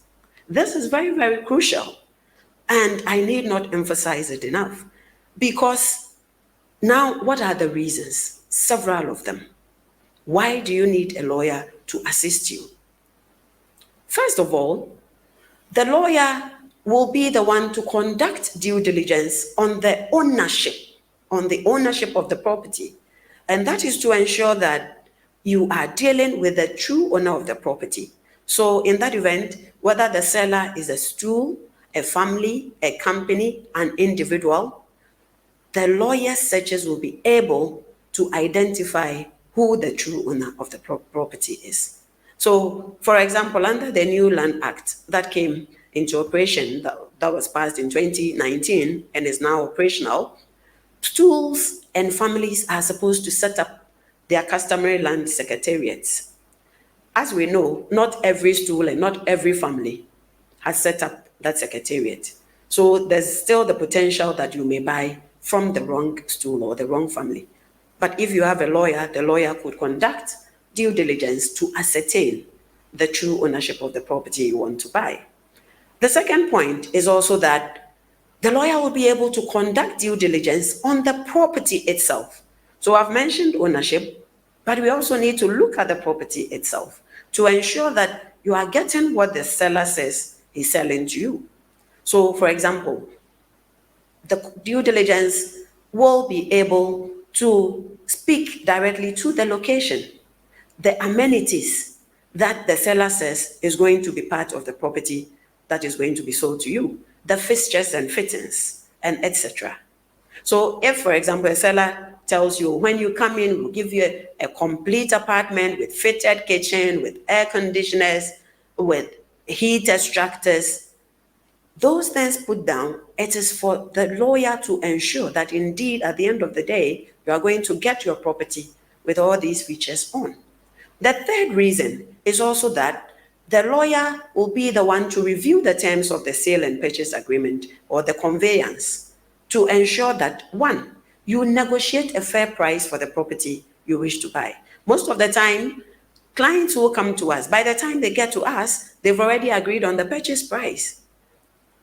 So once you agree on the purchase price, it will be difficult for you to get a lawyer to go and renegotiate that price for you, because the lawyer would have been able to pinpoint certain things that you didn't factor into pricing the property. So it's very important that you get a lawyer on board, so you negotiate a fair price. And then secondly, the lawyer will be able to tell you about any hidden taxes or fees that will increase your purchase price along the line. For example, the lawyer will advise you on stamp duty, on ground duty, on the cost of getting your title registered, and all of that. So it's very important that you bring a lawyer on board as soon as possible. The fourth reason is that it is the lawyer who will prepare the sale and purchase agreement or conveyance for you as a buyer. And that will ensure that all the necessary terms and conditions are included. And in fact, this point has been explicitly captured in the Land Act, which I referred to earlier on, that was passed in 2019. And it is that a conveyance shall be prepared by a lawyer. And a conveyance here includes a lease, a sublease, an assignment, or any other contract regarding land or exchange thereof. And the fifth point is that if you intend to use the property as an investment vehicle, for example, the lawyer will prepare the necessary tenancy agreements that will suit your needs and, most importantly, comply with the laws of Ghana. So now that we know that we need to get a lawyer to represent us in our transactions regarding land, now let's look at the procedure.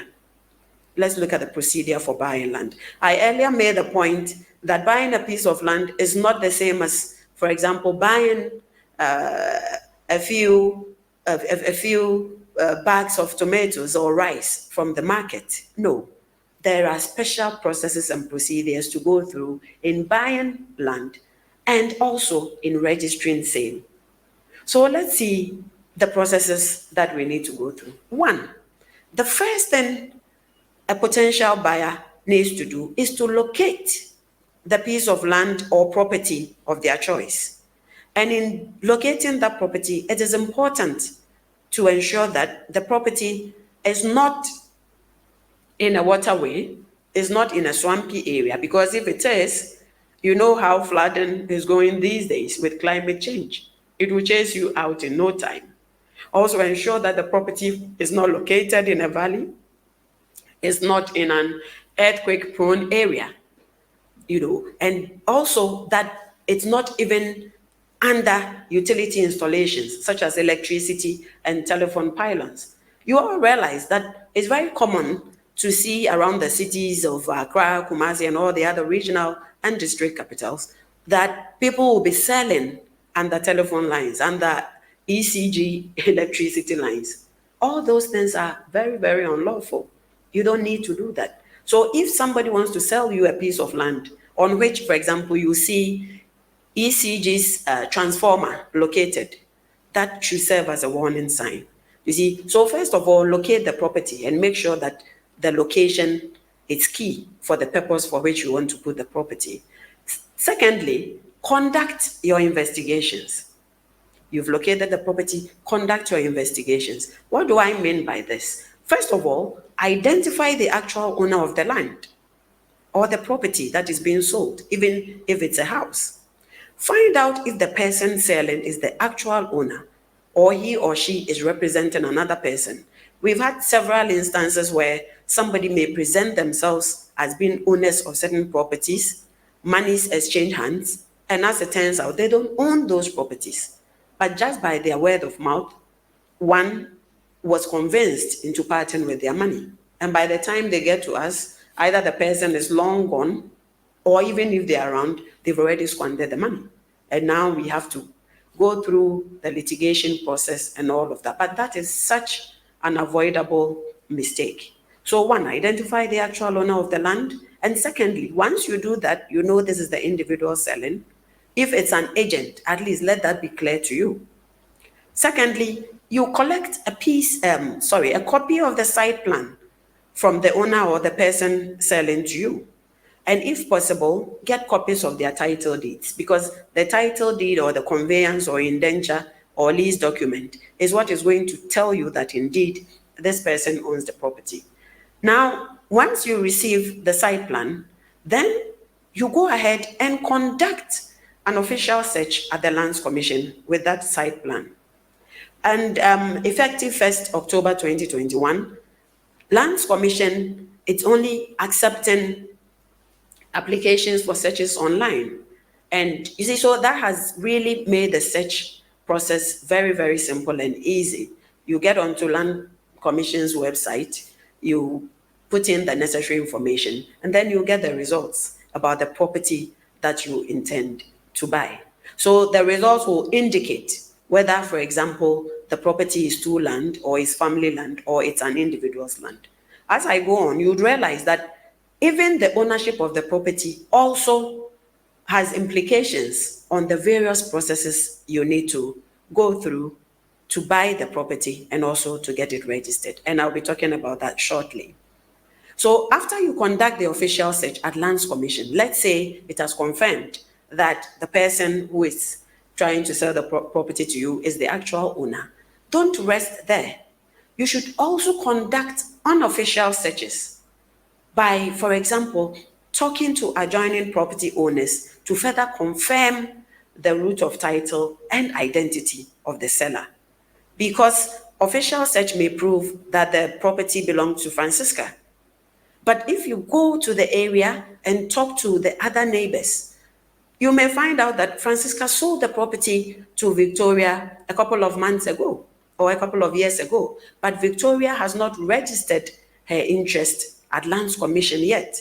So the results at Lands Commission will not show the true ownership.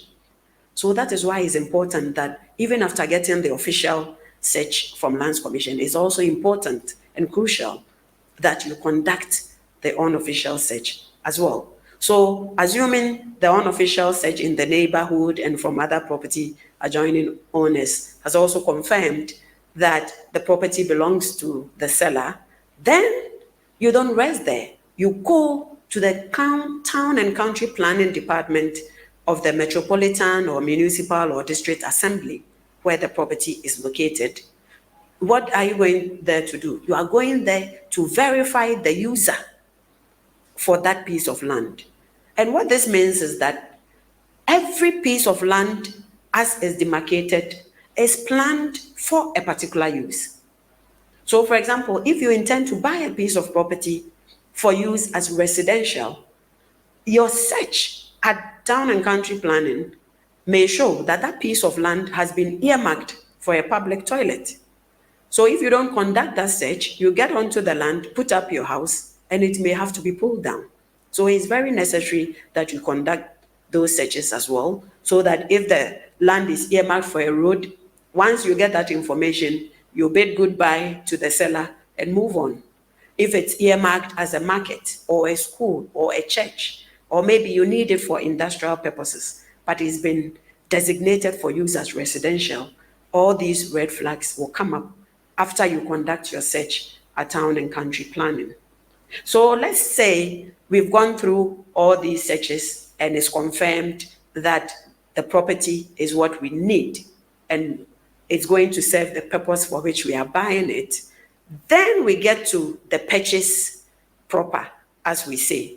You would realize that as I'm speaking, I haven't made any mention of payment of money because you don't pay money before you conduct all these searches.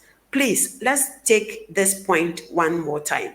You do not pay money before you conduct your searches, because once your money is gone, if you conduct the searches and you realize that what is being sold to you is not what you need, it may be almost nigh impossible for you to get your money back from the seller. Either you can't locate them, or even when you do, they would have spent the money, or they may turn out to be men or women of straw. And then how do you get your money? You see, so it's very important that you conduct those searches before you pay money. If the seller is not prepared to give you their site plan or a copy of their title deeds, lease, conveyance, or any other form of ownership documentation, then forget it and move to the next person. So now, as I said, let's take it that all our searches have confirmed everything that we want to see. We move to the third stage, which is the purchase of the property. Now, purchase of land is purely contractual. And what this means is that the basic principles of contract law apply. So, for example, there must be offer and acceptance, there must be capacity, the parties, that's both the seller and the purchaser, must have capacity in law to enter into the contract. There must be intention to enter into legal relations. There must be consideration or payment of money. You see, so these are quite heavy legal terms, but what it means is that all contractual principles must be fully applied with for the sale to take effect.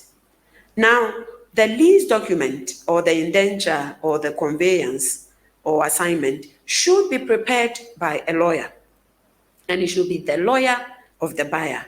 Why? Because it is presumed that as the buyer, you know what you want, and you know what you want to be put in the agreement.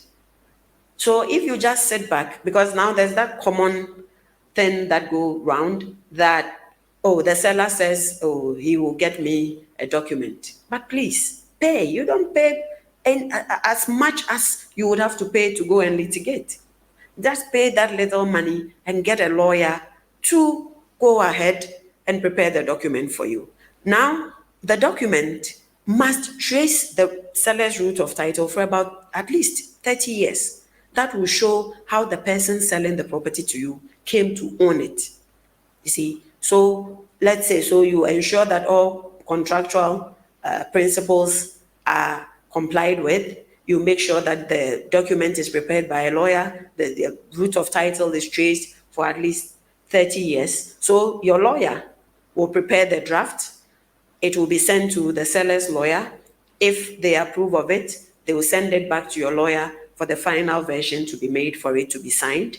If there's the need for any corrections or changes to be made, of course, it will be pointed out. Those changes will be made by your lawyer, and then it will be finalized for signing. And then one other thing is that the lease document or any document regarding a piece of property must be in 4 copies. So it will be made in what we say quadruplicate. So 4 copies will be made. So it is at the point where these preparations for the actual purchase is being made that exchange of money then come in. So you realize that at that point, then you could decide, oh, when my lawyer prepares the first draft, then maybe I'll pay this percentage. When your lawyer brings it back to me, then we will pay this percentage. And then the final one on the day of the signing, we will pay this. So you would realize that everything will move step by step. So let's assume that the payment has been done, the documentation has been made, it's been signed, and now you are happy. What then do? You get to the 4th step. You need to take possession of the property that you have bought. You realize that earlier on I mentioned that not taking possession of the property is a very potential problem that could confront any property owner. So possession of land, as we say, determines ownership of that piece of property. So as we say in law, possession constitutes about 9/10 of ownership of land. That is about 90% of your claim to any piece of land. What constitutes possession? It means either you move into the property, or if it's a bare land, you get a caretaker onto it, or you construct a wall, perimeter wall around it, or you get somebody to put a kiosk on it to take care of it for you, or you put a 1-bedroom property on it, anything to show. In fact, traditionally, even planting trees like ntome or palm trees and other things on it and getting people to go and read around it every now and then means that you've taken possession of that property. So it is very important, because in law, we have something that we call limitation. If you don't take possession of the property that you own and somebody goes onto it without your consent and lives on it for more than 12 years without you kicking them out or in any way asserting your ownership, that person will then become an adverse possessor. And to get him or her off it, you may have to go to court. And if you go to court and there's evidence to show that you never took possession within those 12 years, or that you never laid any claim to it, then you are going to have your own self to blame. So we've talked about possession. Now you've bought the land, you've possessed it. How do you register and get your land title?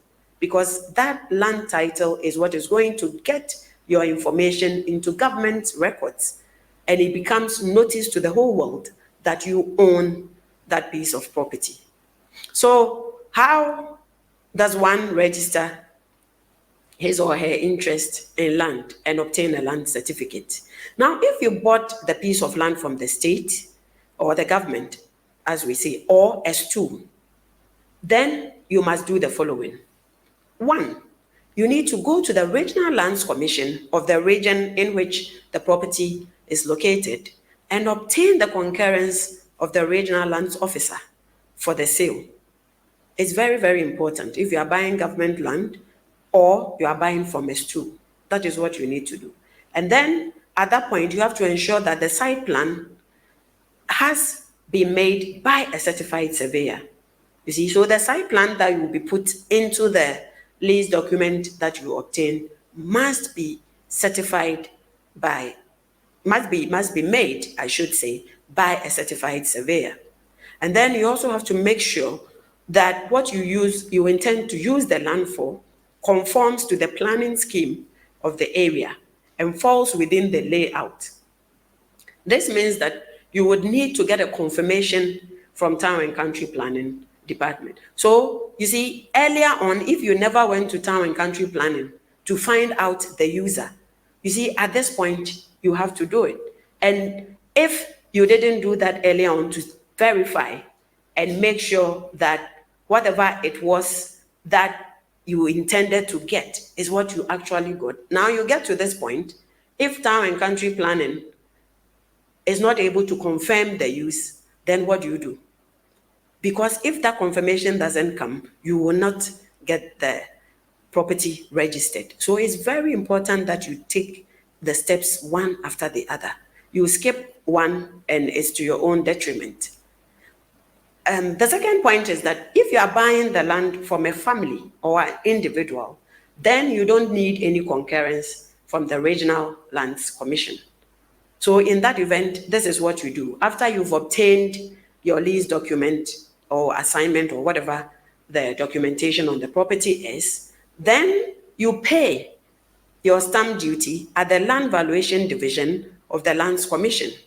And stamp duty is calculated as 1% of the purchase price of the property. And so once you pay the stamp duty, then the next step is to get the property documents to the Land Title Division of Lands Commission and lodge the documents for registration. So at that point, you lodge the documents, you get a yellow card issued to you. Then, once you get that, you take it to the Survey and Mapping Division of Lands Commission for them to appoint a surveyor to go and physically inspect the property one more time before they prepare an official site plan for you. So you would see that if initially at the very beginning, you didn't ensure that the site was commensurate with the site plan that you had, at this later point where you've already paid money and you are trying to register, then you confront the problem. So it's very necessary that you take it one step at a time. Now let's take it that, so after you pay the stamp duty, you go to the Survey and Mapping Division. Now the new site plan that is prepared by the Survey and Mapping Division of the Lands Commission will then be sent to the Land Title Division for publication, so to the whole world, so that everybody would know that you have registered your interest and that you want that piece of property to be registered in your name.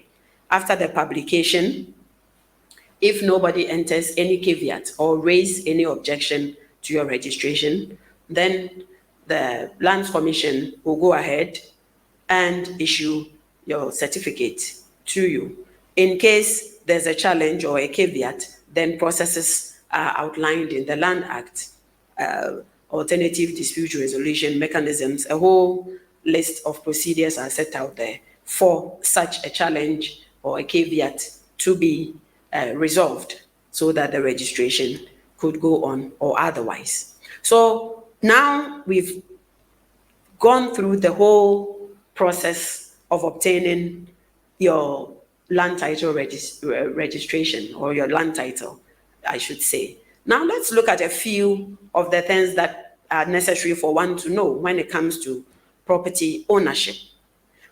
Let's discuss the issue of co-ownership and devolution of property after death. There are two types of co-ownership, and co-ownership refers to a situation where two or more people may own a particular piece of land or property. You see, so we have two types. The first one is known as joint tenancy. And under joint tenancy, when one of the owners die, the rest will take the property. So let's say your parents die, leaving you property for you to enjoy as joint tenants. What it means is that if there are four of you, if one of you should die, the three others will take the property. So the one who died's children will not be able to inherit. So that is what we call joint tenancy. One goes off, the rest will take it. Under a typical example now, which is generating a lot of discussion here in Ghana, is a provision that has been put in the new Land Act regarding spousal property ownership. And it is to the effect that if spouses married living together, one of them decides to buy property and put it only in their name, there will be a presumption that it is a joint property. So for example, if a wife buys property and decides to put it only in her name, it will be presumed that it is owned by herself and the husband. And vice versa, if the man buys the property and says, oh, this one I don't want Ajua to see, so let me just put it in my name. Upon his death or upon dissolution of the marriage, the property will be presumed to have been owned by them, unless he will be able to rebut that presumption, as it were. So that is joint tenancy. Tenancy in common, that is a lot more of the general ownership, co-ownership principle that is very common because it's more equitable. Why? Because if you are tenants in common, looking at the example of the four siblings I used earlier on, if one of you should pass on, the other three will not take the dead person's interest in the property. The dead person's interest will devolve on his or her successors.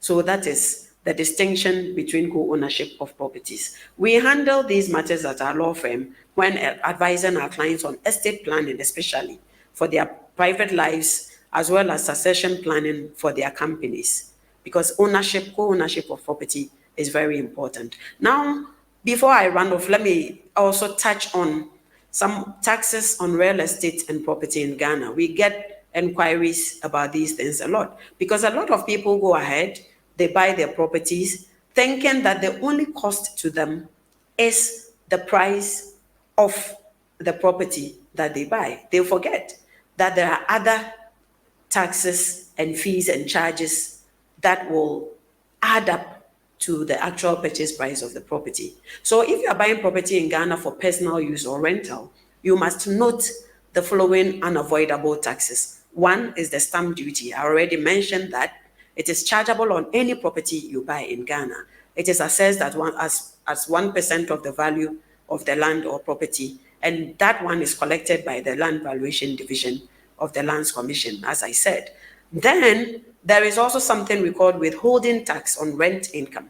If you buy property, especially if you are resident outside the jurisdiction and you are not going to be in occupation of that property, but you intend to rent it out and maybe come and spend 2-3 weeks a year in there, the rent that is generated on that property is subject to withholding tax of 8%. So it is very important that we know this, because there are people who just assume, oh, if I buy this property, I may be making rent income of about $1,000 every month, and they assume that all that money is going to come to them. So when they are hit with the reality that they need to make payment of 8% of that amount as tax, then it becomes war. So it's important that you get to know this at the very beginning, so you plan accordingly. Then we also have taxable gifts. In Ghana, if you make gifts of the following items to someone, the person receiving it will have to pay a gift tax. Any gift of a building of a permanent or temporary nature that you give, the one receiving it will have to pay gift tax on it.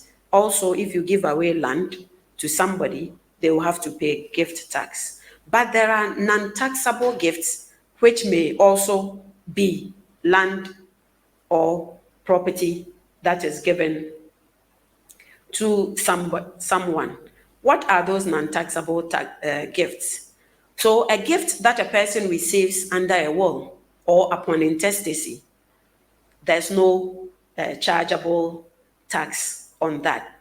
And then gifts received by a person from their spouse, their child, their parent, brother, sister, aunt, uncle, nephew, niece. So you see that spouses and then people related by blood. So if I'm lucky and my mother gives me a house as a gift, I'm not supposed to pay tax on it. So we need to determine the kind of relationship between the person giving the gift and the one receiving it. And then also gifts that are given for charitable purposes.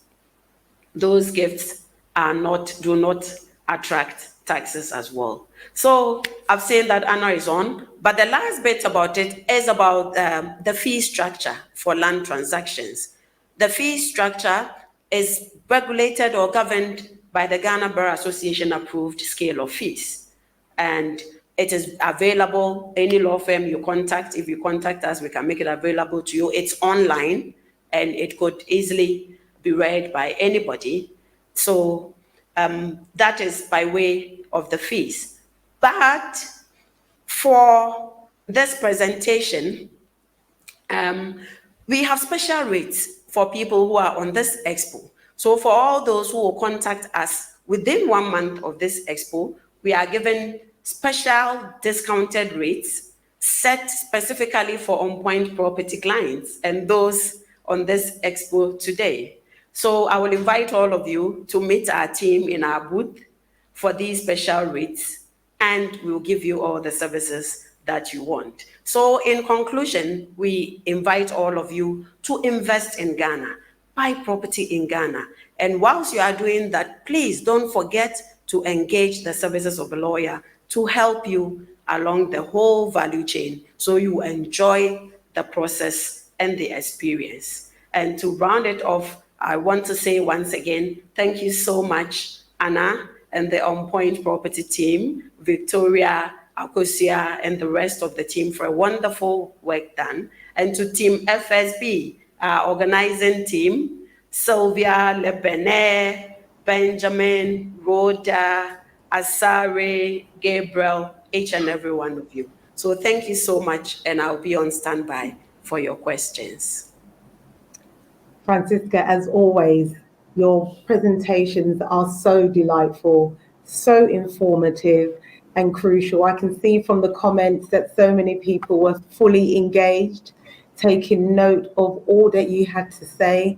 And I revert back to our keynote speaker, the 3 Ps, process, protocol, and procedure.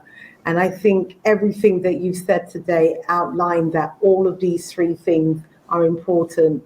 Protocol to make sure you engage with a solicitor. We've gone over time slightly, but I want to run through a few questions that have come through in the live Q&A. And I'm just going to go through a few of them. First of all, there's many compliments saying that thank you very much for a very nice, clear presentation. You are welcome. Session. So I just want to know, someone said, does the presumption that my husband and I could have bought a property together when it was only I who purchased it remains effective on the property I may have acquired prior to our marriage? I'm trying to think. Does the presumption? Awesome. I think I get the gist of what the question is. So first of all, if the property was acquired by any of you before the marriage, of course, that is your self-acquired property. So it is not a matrimonial property. So definitely that cannot be described as a jointly owned property. or it will not give rise to joint tenancy. So the ownership will still be with the person who bought the property. But the second point is also that if you bought it whilst within the marriage and you made it clear that I'm buying this property for myself and I'm going to use my resources to pay for it, and because of that, I'm going to put it in my name, then in that event, it is clear to both of you that that property is owned by A and not by A and B. So it's all about being able to rebut that presumption. And the rebuttal will be the information or the evidence that you provide, showing that this property, either I bought it before the marriage, or even if it was in the course of the marriage, I purchased it from my own resources and I intended for it to be mine. So it's not a clear-cut, one-size-fits-all rigid rule. No, the presumption is subject to rebuttal. Thank you. I hope that answers your question, Stephanie. A very good point. I've got a second question in from Richmond.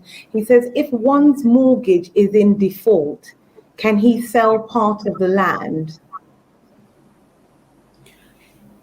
That's a very good question. So it will depend on the amount of the mortgage that is in default. If part of the property could pay it off, then why not? You sell part, you pay off the mortgage, and then you have your peace of mind. But if part will not be able to satisfy the outstanding debt, then I'm afraid you may even have to sell the whole property. But I'll be quick to add that now with most of the banks, they are very flexible. They will be prepared to sit with you and, renegotiate the rate. Their interest is not so much about taking the property from you, but it's about getting to receive the monthly or quarterly or whatever payments that you signed on for.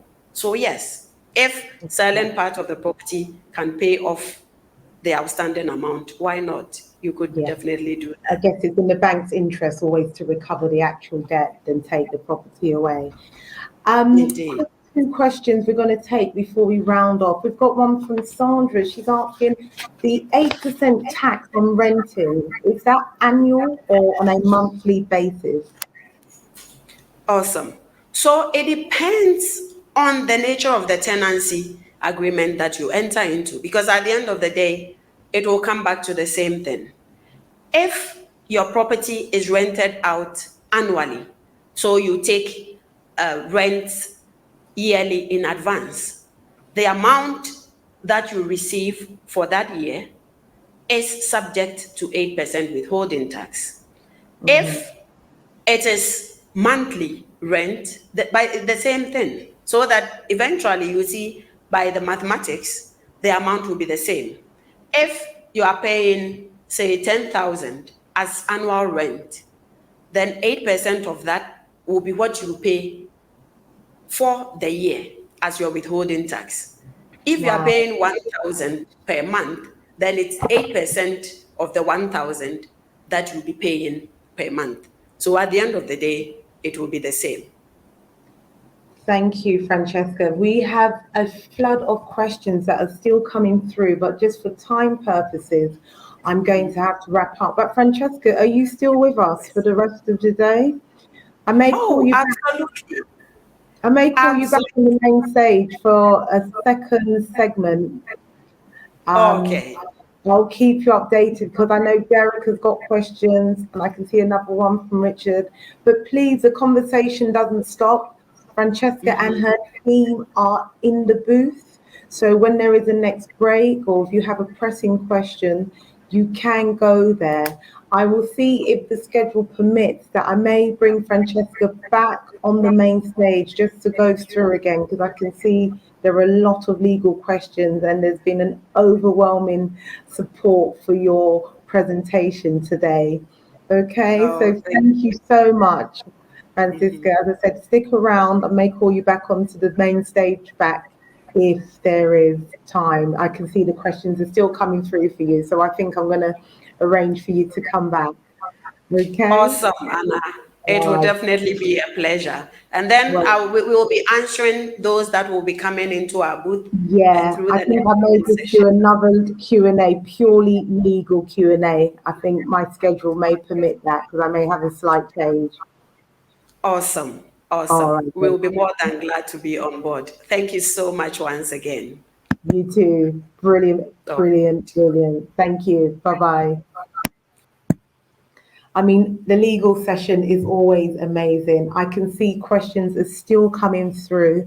I can assure you all that I think I am going to bring back Francisca back to the main stage. As I said, on the left, you can go to the booth and get your questions answered. But I'm slightly behind schedule here. I'm going to really first put on a video presentation from Clifton Homes.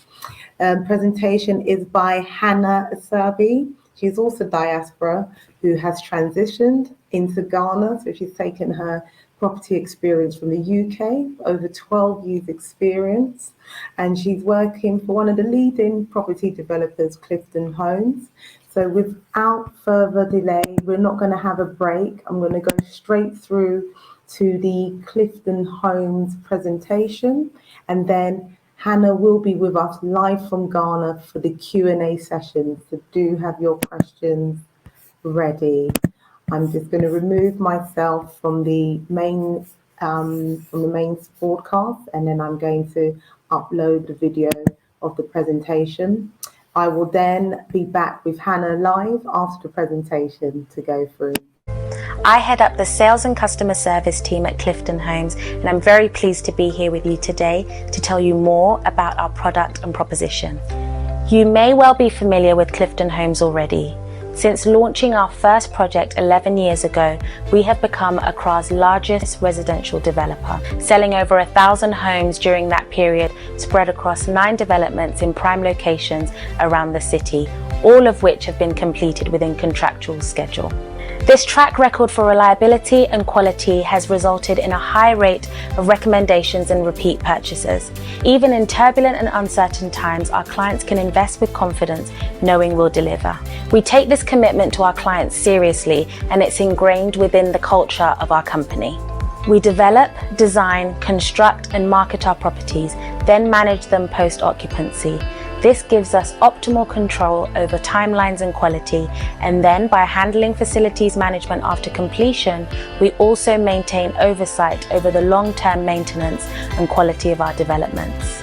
We also offer a letting service for our buy-to-let customers. This integrated model means our interests are intrinsically linked with those of our clients, for the long term, not just up to the point of sale or handover. As a consequence, we have long-term relationships with our clients built on trust, integrity, and openness. In terms of our properties, our objective is clear: to offer our clients the optimal combination of price, location, and quality. Our developments are located in high-demand neighborhoods such as Cantonment, Airport Residential, and East Legon. Stylish design, high-quality interior finishing, and first-class well-being facilities are standard. But despite the central location, they are delivered in combination with excellent value, market-leading prices. We know our clients expect beautiful, well-crafted residential design and construction, but they're also financially savvy. Whether buying their long-term home or investing as a buy-to-let landlord, their investment must make commercial sense. Our competitive price points in well-established prime locations help our customers optimize their capital and reduce investment risk without having to compromise on quality. When it comes to design, we not only focus relentlessly on the detail within each apartment, but also place a strong emphasis on the communal areas of the development. Our designs are based on a philosophy that good design can support urban well-being. This means that the environment we live in has the capacity to positively impact our health and happiness, and so should include the facilities and the design elements that support that lifestyle. Our proposition can be seen firsthand at Embassy Gardens in Cantonment. An acre of communal courtyard gardens and pools, a dual-story wellness complex comprising of a 250 square metre gym, yoga studio and cafe, plus car-free residential environment thanks to underground parking, all combined to create a tranquil green community. Situated 500 metres from the US Embassy in Cantonment, the location is one of the most prestigious in the city. And whilst the majority of the properties are now sold out, a handful of homes still remain available at excellent prices. The last 2-bed duplexes are available at $279,950, and 3-bed apartments start from only $339,950. Clifton Homes' 9th project was launched recently in September, Lockswood House at Tetakwashi. Located opposite Accra Mall and just 10 minutes from Kotoka Airport, the development has fantastic transport links into Accra, beyond Accra and beyond Ghana. Despite this central location, we say it offers calm and connectivity, as the apex-shaped structure creates sheltered, peaceful and communal gardens at ground level, whilst 2 rooftop pools and 200 square metre skyline gym offer serene views out over the city.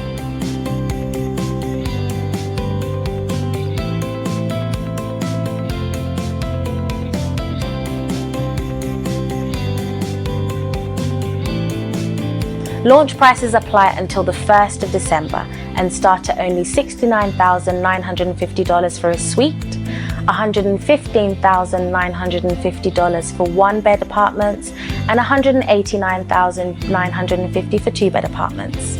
Lockswood House represents the best of contemporary city living in Accra. A central location, stylish residential design, first-rate communal facilities, and excellent value.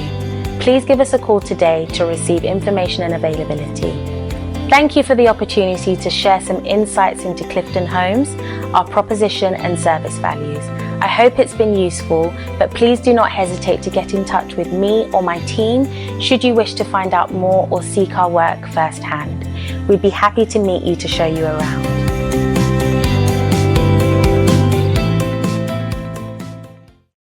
Wow, that was a great presentation from Hannah Asubi. Good afternoon. And Afternoon. How are you? Live from Accra? I'm really good. Good. I just wanted to apologize in advance. I do have a cold, so I'm very nasally, and I'm going to do my best to have this discussion without having a coughing fit. Oh no, good. I mean, you beautifully presented Clifton Homes' latest development. Yeah. Which is just launched. Is that right? Yeah, we launched in September.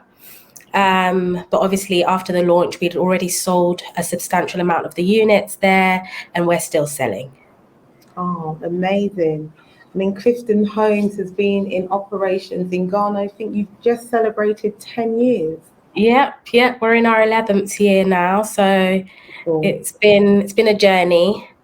It's been a journey. And I think Clifton Homes has been one of the firm favourites with different types of accommodation requirements, as well as your strong sales build. You also have a management company that deals with short lets and long lets, I believe. Yes. So obviously a lot of our buyers do buy investments for rentals because the rentals do so well. We create destinational brands. So for example, Embassy Gardens is a destinational brand. People want to go and stay there during, the holidays, Christmas, as we all know. So those that bought and invested in that development do very well and see very good returns. Brilliant. I want to come back and focus on your latest development, which is under construction. So we're about to break ground just before Christmas, and it will be a 24-month build. So we'll be looking to hand over units first quarter of 2024. Oh, brilliant. So again, this is a great opportunity for someone who's looking for an investment or a personal second home for themselves. That these off-plan developments is where you can achieve a good discount in advance, and also the upreach, isn't it? We spoke about by the time the completed property is built, you've also would have made some profit. The property would have appreciated somewhat. Exactly. So obviously the launch pricing is very different to the pricing post build. So we always encourage people to buy at this stage so that by the time the property is completed, it would have appreciated in value already. Oh, amazing. And just tell us a bit more about is it Lockswood? Yes, Lockswood House. Lockswood House. What are the facilities there? Okay, so it has a skyline gym on the top floor. It's separated into two wings. So we have the east wing and the west wing. Mm-hmm. The west wing is slightly taller than the east wing and it's a bit more dense. So there are studios and executive suites in there, whereas the east wing is 1 beds, 2 beds and 3 beds only. But both wings have rooftop pools, 24-hour security, concierge, the standard kind of other facilities that we offer. Wonderful. So that lifestyle element has been factored in. Yes. And for those who are not familiar with Accra, just tell us a bit of the location, where it's located. Sure. So it's located at Tetekwashi, closer to the Shashi side en route to East Legon, opposite the Accra Mall. Mm-hmm. If you're familiar with our other development, the Gallery, it's very close to that. So all in the same proximity. Brilliant. And those who don't know, it's another sort of centralized location. Approximately how far is it away from the airport? It's about a 10-minute drive from the airport. Wow. So that's very, very prime, very, very prime location, which is essential. Yeah. I mean, we're not here to just sell a fake dream, but Ghana does have Accra especially has a traffic issue. So being centrally located is a lifestyle changer.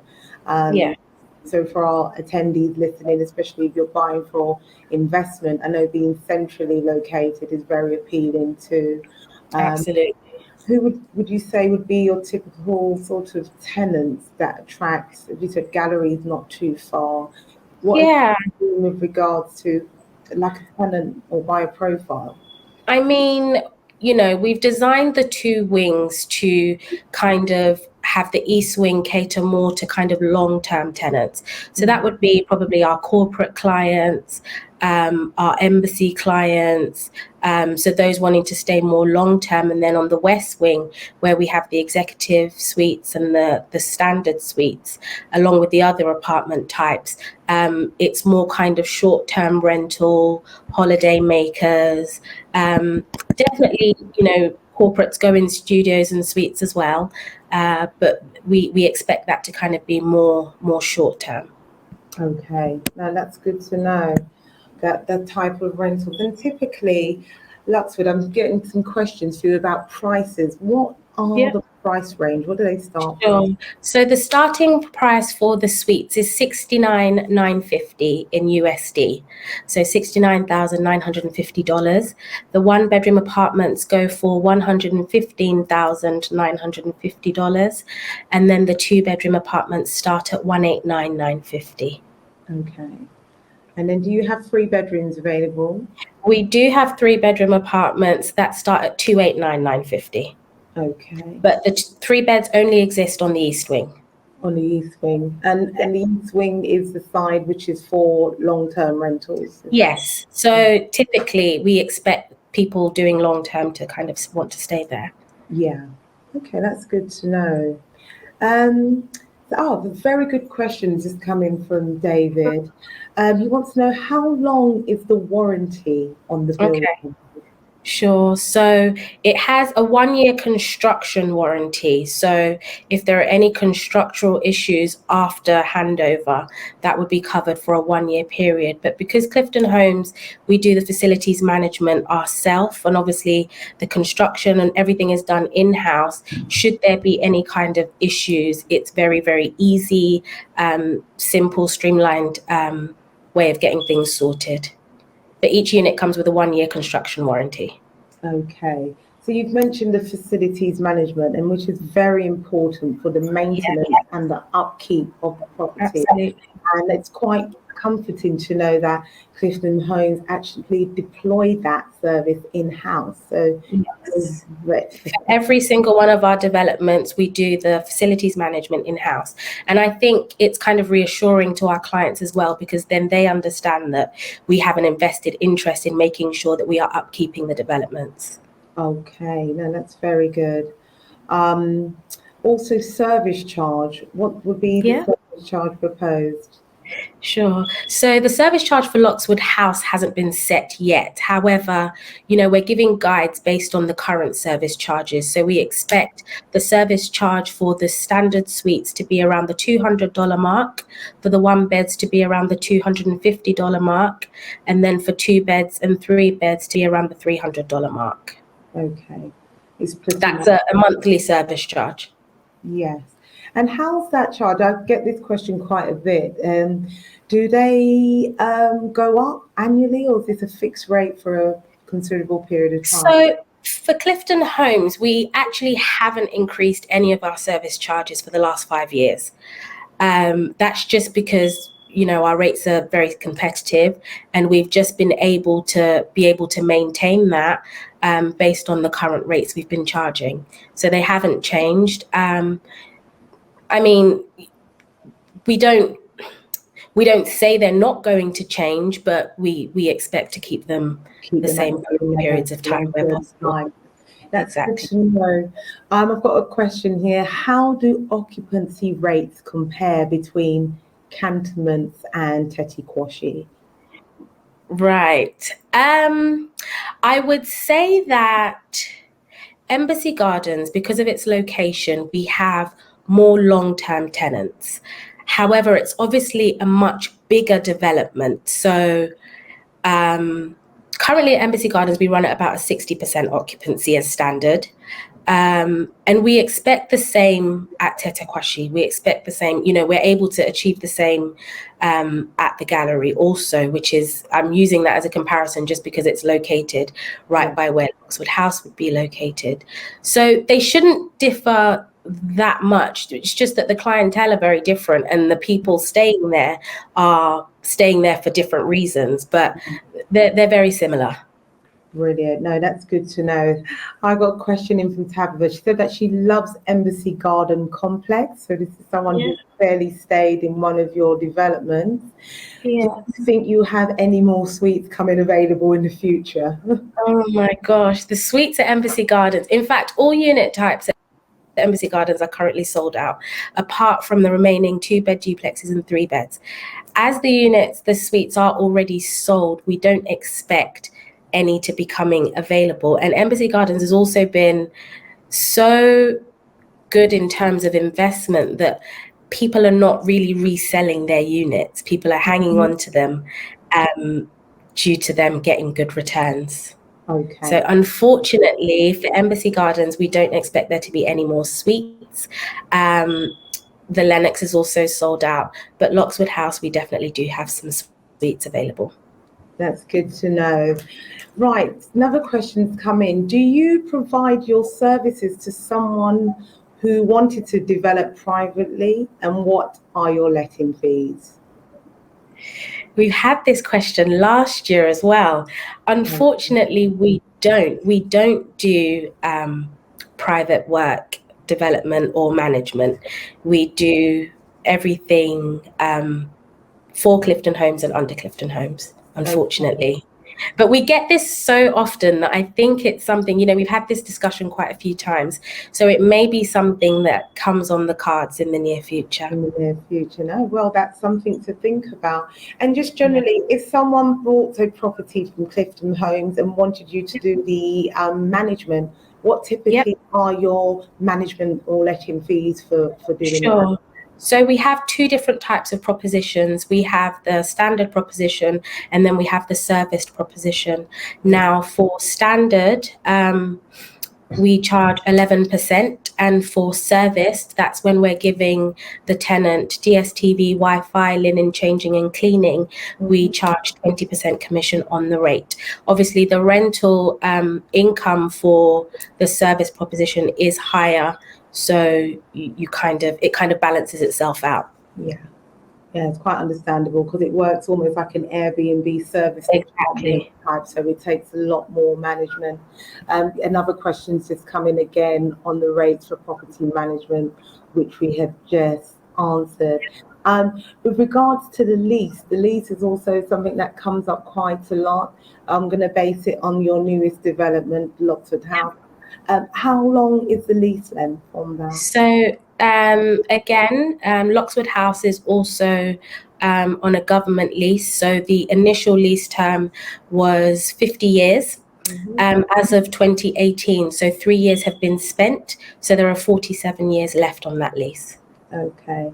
And then again, on for renewal, is that something that Clifton Homes would negotiate on behalf of the lease? Yes. Okay. Yes, we would. Obviously, the rate is determined by the Lands Commission, so we don't have any influence over that. But in terms of the renewal process, that is something that we would do. With government land, the new renewal is automatic, so it's way more straightforward than private land. Yes, yeah. And that's something interesting. There's a worthwhile question to ask, actually, to know what land the the developer has bought in order to purchase and build and develop. As you said, the newest one you're doing, Luxford House, is government lands, which I'd say is one of the most secure ways to buy and invest in properties. Very good question here, another one on investment. We want to know which units are more in demand, suites, 1 bedrooms or 2 bedrooms. As an investor, what would be the best entry point of what sort of property to purchase, which is a very good question there from Tabitha. Sure. So in terms of sales, definitely the suites are kind of all day long, every single month they are being sold. For rental, I would also say the suites and the 1 beds. We rent at various developments, obviously, and we see that at some developments, and there's no kind of formula to this. So we have developments where the 1 beds outperform every other unit type. And then we have other developments where the suites outperform every other unit type. So it's one of those things where I would definitely say between the two, it's a very close race between the two. Oh, but wow. Definitely suites and 1 beds. Suites and 1 beds. So any investors out there, the suites and 1 beds are definitely a good entry point for investments. And they said, how are the bookings managed for short-term rentals? Are they spread evenly between units within the development? So anything on our portfolio, we have oversight over what has been rented over what period of time. Now, given that you're on our portfolio, we do our best to make sure that it is spread as evenly as possible so that all landlords are getting similar yields. Brilliant. Okay, so that's good to know. It's a fair spread. Well, this brings us to the conclusion of your presentation, which has been amazing. Obviously, as we said, we've got the Luxwood, which is rapidly being launched, second time here on the Expo, which originally launched in Ghana just 2 months ago. So we'd like to know, is there any exclusive offers here you'd like to give us? So for today's expo, we do have some unreleased units at Loxwood House, which we are leaving open to people wanting to purchase based on this expo. So yes, Brilliant. You would have exclusive access to unreleased units. Well, there you go. You've heard it here today. Hannah's not leaving. Her team at Clifton Homes are there in their booth, so do feel free to go in and ask more questions. Before we go, we've got another question in that's just coming. Yeah. How much are the suites? He just wants to remind us. Sure. They start at $69,950, $69,950. That's amazing. So I think that's a really good price here for the location. As again, if anyone is familiar with the property prices in Accra, you can see that the developers are looking at ways to make it affordable so people can get on the ladder. And yeah, starting off with a studio is a good way, a good entry level to get into the Absolutely market scene in Ghana, Accra. So let me take this opportunity to thank Clifton Homes. Clifton, Thank you. I think it's your fifth. Yeah, from the beginning. From the beginning, every Yeah. year, Clifton Homes has been supporting the Ghana Property and Lifestyle Expo, but your consistency is also reflected in your good customer service, the quality homes you're building, and obviously building that trust and transparency with buyers in the diaspora and international investors. So thank you very much. Thank you, Anna. And thank you, the whole On Point team. You're welcome. We appreciate your support, and we look forward to seeing you in London in 2020. Absolutely, can't wait. All right then. Thank you very much. Thank you. Bye. Bye. Well, thank you, Hannah. Even though she wasn't feeling too well, she managed to very eloquently answer all the questions for us. We are moving through our schedule. We're going to go straight through. I hope everyone has the appetite to just roll on to the next presentation. I am going to introduce and bring in Mr. Abraham Kofi Sam, who is live from Ghana, Accra. I'm just going to unmute your mic. Can you unmute your mic? Hello, Anna. Ah, brilliant. Good afternoon, and how are you? I'm doing very well. Good afternoon, Anna, and good afternoon to everyone on this expo. Thank you. So we are streaming live from London here, Southwest London, and you are in Accra from Mobus Properties. Yes. It's quite nice to have Mobus back with us. When we started the journey sort of 6 years ago, when we set up the Ghana side of the business, Mobus was one of our first clients we picked up. Yes. And who's come highly recommended through our due diligence checks through the Ghana High Commission and various credible sources. So we really do have the creme de la creme of property developers here with us. Now, Abraham is the head of marketing and sales, and you have a PowerPoint presentation that you will be sharing with us today. Yes. I am actually, before we go, I should have just got your presentation up. So I'm just going to get that for you. While I'm searching for this, Mobus has a lot of exciting developments that are coming up. And Yes, we do. I think it's been a firm favourite with your price points as well. And your quality of build has been definitely second to none. And I have just lined up your presentation. So what I will do, I'm going to remove myself from the live, and you will see your presentation coming up in literally just a few seconds. Thank you once again, Anna. Mobus Properties Limited is a Ghanaian property development company. We started operations in 2007. Actually, next year we'll be celebrating our 15 years anniversary. It's been an exciting journey. We've had several developments, as you can see on the page. We started with Capella Place in East Legon. Then we moved to Night Court in Cantonment. Then we did Phoenix Villas in Adjungano. And we started an exciting project some few years back, Richfield Lifestyle Estate in East Legon Hills, Santor in Accra. And our latest baby, which is currently under construction, Park Apartments in Cantonment as well. Headquartered in Ghana, we have a branch in Nigeria as well. We started our operations in Nigeria some few years back, mainly in Abuja. We have 6 projects going on there as well. We have exciting projects coming up as well. We focus mainly in residential, but in the past we've done some commercial project as well. In airport residential area, we have the Capital Place that hosts a lot of companies there.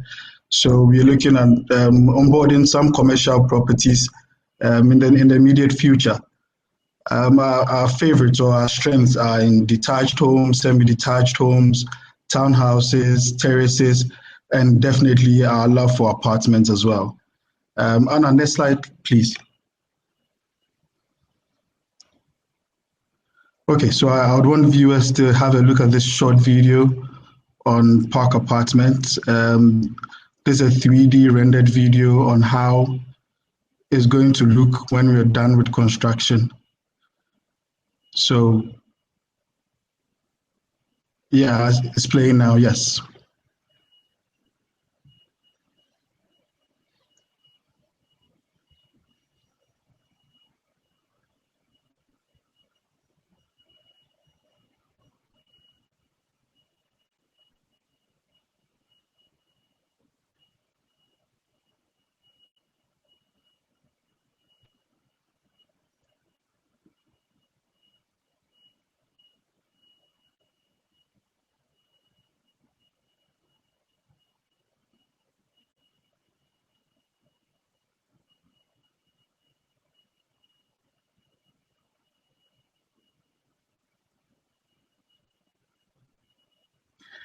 So yes, the Park Apartment is located in Cantonment. We are just off the Switchback Road, behind the Russian Embassy.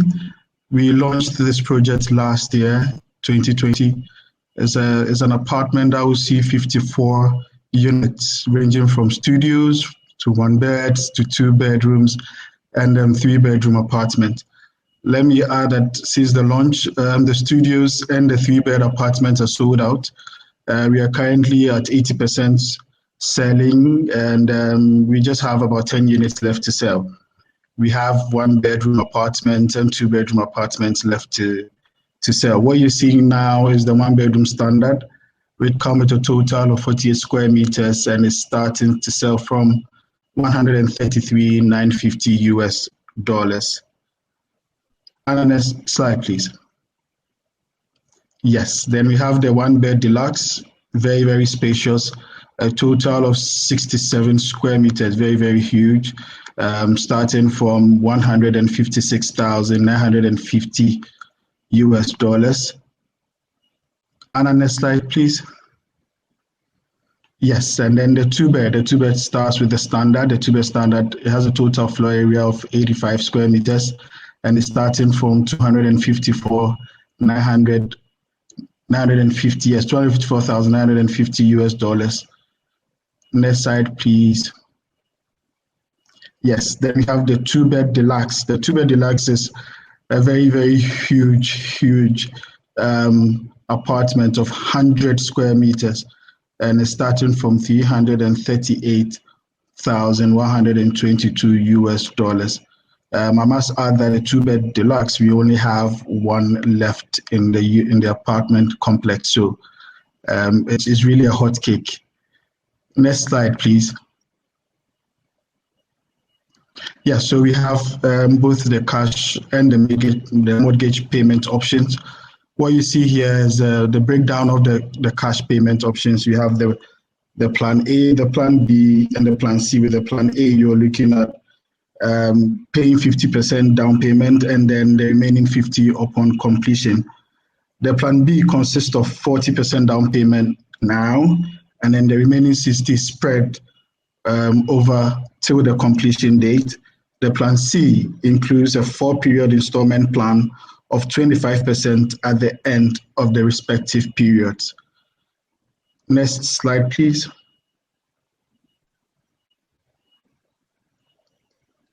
Yes. So the exciting news about Park Apartment is that this apartment, just like previous apartment in Cantonment, Night Court, Park Apartment is looking at buyers who are ready to invest, mostly investment buyers with looking for rental yields or lettings yields.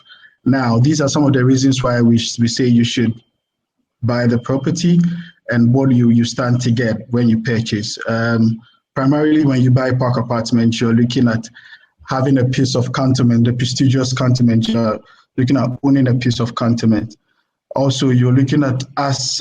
We have the options where we can manage the apartment for you, or you can do your own management, and you have your rental yields in US dollars. You're looking at foreign exchange gains. Everything will be done, all the transactions will be done in US dollars and will be remitted to you anywhere you find yourself in the world. Also, Cantonment for the past 10 years has been noted for appreciating 5% annually. So even if you purchase this and you decide to do a resale in the future, you are looking at a 5% appraisal value on your property. When we started, for instance, with Nightcore, let me use Nightcore as an example because it's in the same area and then we are looking at the same investment opportunities. The studios and the one beds were doing between 10% to 13% annual rental yields, which is very, very good, and which is some of the benefits our current buyers who are rebuying are enjoying. Also, we'll be having some service-led hotel-like services, like the DSTV and internet services. Of course, utilities should be provided, laundry and cleaning services, 24-hour hotline and support services, and access to various amenities. We would have a swimming pool, would have a gym, would have the gym and yoga. Yeah, it comes with a yoga studio. Would have a coffee lounge and also a working area for buyers who decide to work outside home. So yeah, you're looking at investing in park apartments essentially. Next slide, please.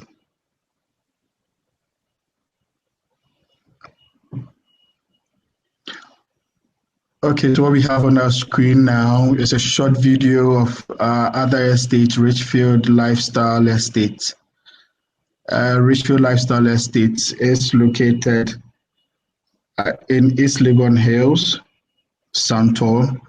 It's a gated community in the region. Let me quickly add that Richfield has become an interesting landmark in the area. It's actually a project that we started as a case study or as a trial project, a more middle income. We were used to doing the high end, but then we decided to do the middle income. We launched the phase one 3 years ago, which is sold out, and then we launched the phase two last year, 2020. The phase two was launched to be selling off plan. Currently, we are almost sold out on most of the units. Just a little under 10 units left to sell. Richfield also come with some amenities, 24-hour security, paved road, street lighting, convenience stores, and swimming pool in the estate and recreational centers as well. What you see now is one of the few unit type left. This is the 4-bedroom terrace. The 4-bedroom terrace is a double-story terrace. It comes with a total of 136 square meters and is selling currently for 150,000 USD. Next slide, please. Yes, and then what you have on your screen now is the 3-bedroom semi-detached double-story home. Has a total of 180 square meters, currently selling at 190,000 USD. It also has a 1-bedroom DQ domestic quarters attached to this unit. So you can see you're looking at a total of about three and a half or 4 bedroom in total. Next slide, please.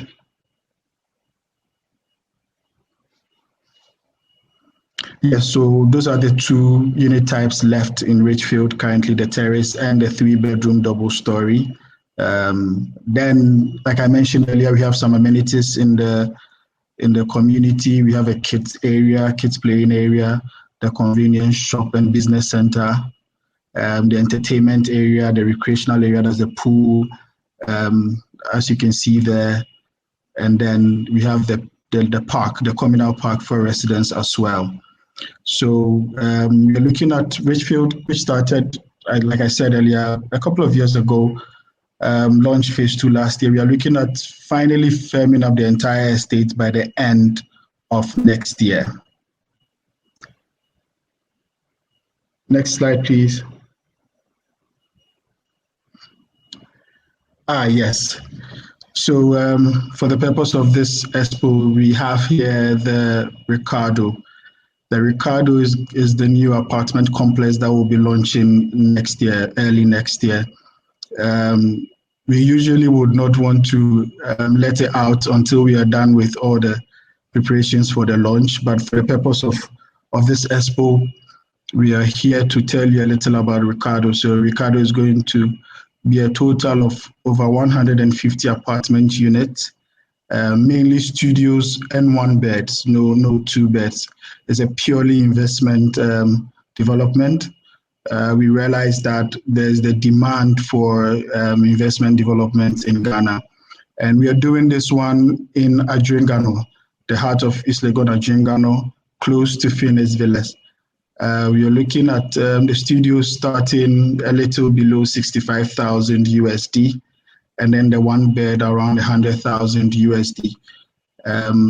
We'll be giving out more information as we have it. You should stay tuned. Just show some interest, and then we'll be giving out information as and when we firm up everything. Ricardo will have several amenities as well. The development will actually see 3 swimming pools. We'll have 2 rooftop pools, and then one pool down for the gym, mostly the gym pool. We'll have a convenience shop as well. We'll have a rooftop restaurant. We'll have a business lounge area as well. So we'll be launching this next year, looking at also a 2 years construction period, and then finalizing it in 2024. Welcome on board, and come and buy Ricardo. Make the most out of your investment. Next slide, please. Yes, you can reach Mobus Properties via email, info@mobusproperty.com. We have our phone numbers on your screens now as well. You can also, if you're in Ghana, you can pass by our office. We are at the Airport Residential Area, 21B Drake Avenue. You can follow us on all the social media platforms as well. Don't hesitate to call us. Let us know what your needs are, whether you're looking for homes to live in, whether you're looking for apartments to rent out for investment purposes, or even apartments to live in. Let us know. Thank you so much. Anna.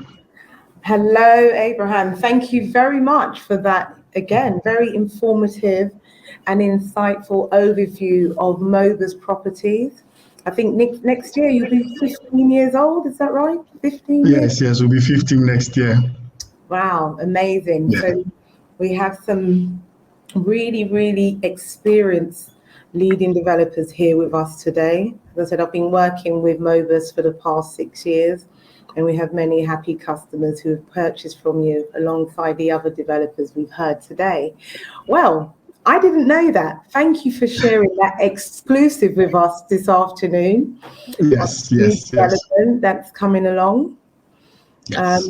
We'll be definitely looking forward to hearing more about that when the information is ready. We're going to be focusing on Park Apartments, and that's really your latest one, which you've recently released. Yeah. We've got a question in already. We just want to know, when is that development completing? What's the completion date for Park Apartments?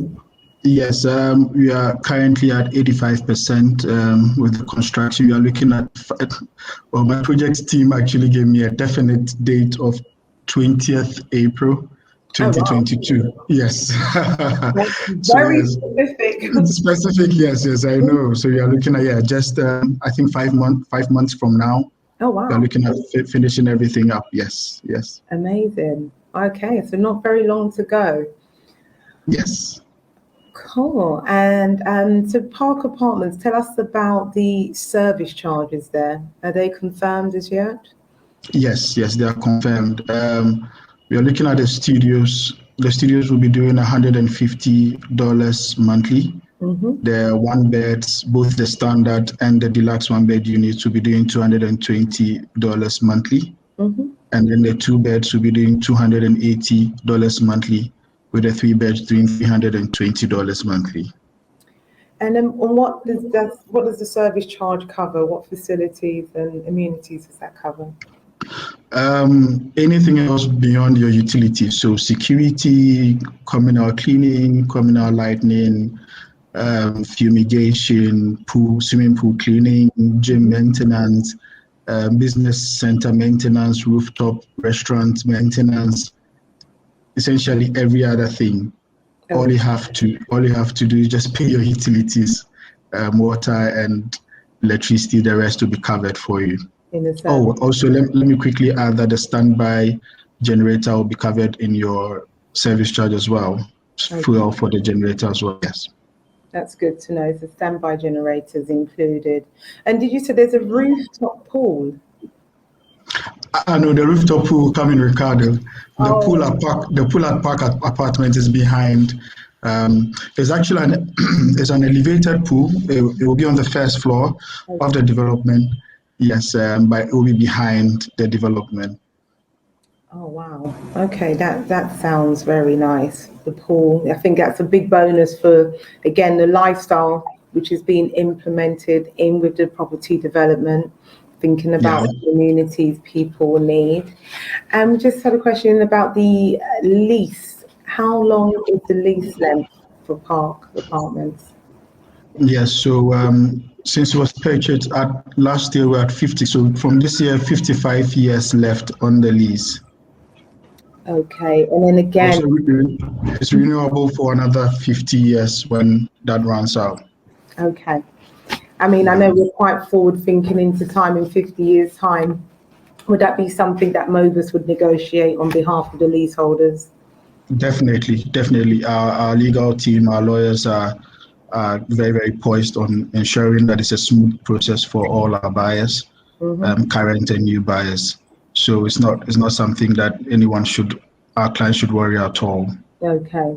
No, that's really, really good to know that will take place. And just had a question in about parking. Is there car parking? Yes. So Park Apartments is a 54 unit development, like I mentioned, and we have parking arrangement close to 100. So there is more than enough parking. Actually, the design, if you look at the design very carefully, you realize that the ground floor and the first floor are elevated parking. So you have the parking ramp from both the ground and the first floor. Total of almost 100, yes, parking spaces. That's good to know. Parking is essential if you have a car. And so we're just talking about, I mean, you gave us a bit on the investment rental yield. So in a monetary sense for Park Apartments, if you can give us a guide of what the rent would be for a studio, 1 and 2 bedrooms. And 2 bedrooms. Yes, so currently, like I said, if I should take cue from the night court also in Cantonment, you're looking at the studios doing between $100 to $120 a night, depending on the furnishing, also depending on demand. I always like to give my clients and my buyers a range so that you have an idea of what to expect when you're doing the peak and what to expect when you're not doing the peak. For the studios for a night, still on the studios, you can be looking at about $1,500 to $1,800 monthly. Okay. For the 1 bed, you'll be looking at doing between $2,200 to $2,500 monthly, and nightly rate you can do between $200 to $250 a night. Per night. Yes. Definitely for the 2 beds, you'll be doing between $2,800 to $3,200 monthly, depending on the kind of rentals you get. For the 2 beds, mostly, especially with our Park Apartment, it's more long-term beds that we run there. And for the 3 beds, you're looking at $4,000 monthly rental rate. Yes. That's good. Wow, that's very sizable rent coming in every month. And then again, Mobus, do you have your own in-house management that deals with the rentals of these properties? Yes. So there's a rental team that is mostly linked with our facilities management team, together we call them the property management team. So yes, the team is on standby. The team handles all your rentals. The team will collate all your transactions and then send you monthly statements for you to know how your apartment is doing, or how your investment, as I like to call it, is doing. So the team will be 24/7 on your apartment, ensuring that you get the best. The rental team also closely work with the marketing team to ensure that your property are on all of these marketing sites, Airbnb, Expedia, hotels.com, to ensure that you get the best of yields on your property. Yeah. So that's good to know that the investment side is handled in-house. So once someone buys, they don't need to then look for who's going to manage. That can be done. And do you arrange furniture packages as well? Or? No, for now we don't. But it's something that we've had a lot of buyers asking. And so we'll be putting up something together, something interesting for our buyers, especially Park Apartments and Ricardo buyers, to see how we can help them, because we have most of our buyers outside Ghana, and they may not have the time to come furnish their apartment. So we are putting something together. We've had contacts in the UK, in Turkey, that are ready to help us furnish the apartments for our clients. So it's something that we are looking at doing in the future. Yeah. Okay, that's good to know. I've just got a few more questions in. We just want to know, Mobus, they don't do private development for individuals. You just develop for Mobus itself.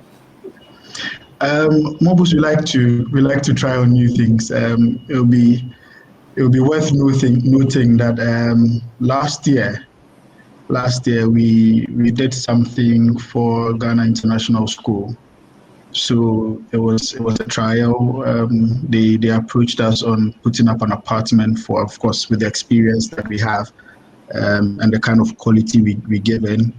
So we handled their Ubuntu apartment complex for them. It was a 22-unit apartment, and we handed over to them this year. We started the project last year, and then we completed this year in May, and we handed it over to them. Okay, so that was a commercial project, but individuals wanting to. So far we've not had, but then I will not say that the door is closed on that. We are ready to sit down with individuals and then see what our team would like to. Like I said, we like to explore and see how we can test our strength and quality.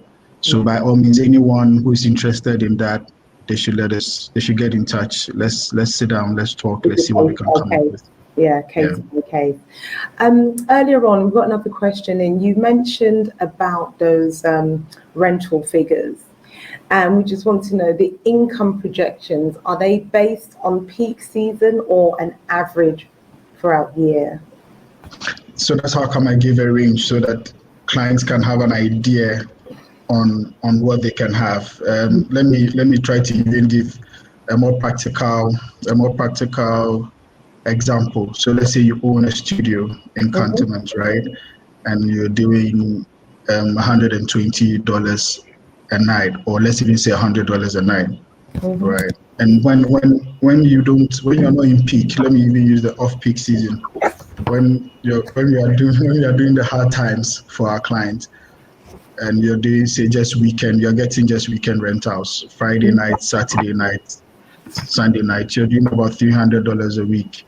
So you're looking at that translating into $1,200 a month, just to give clients an idea. So when you're doing good times and then you're having your Monday night, Tuesday night, Wednesday night booked as well, you can have an idea of what it can go to. Yeah, exactly. No, that's good to know.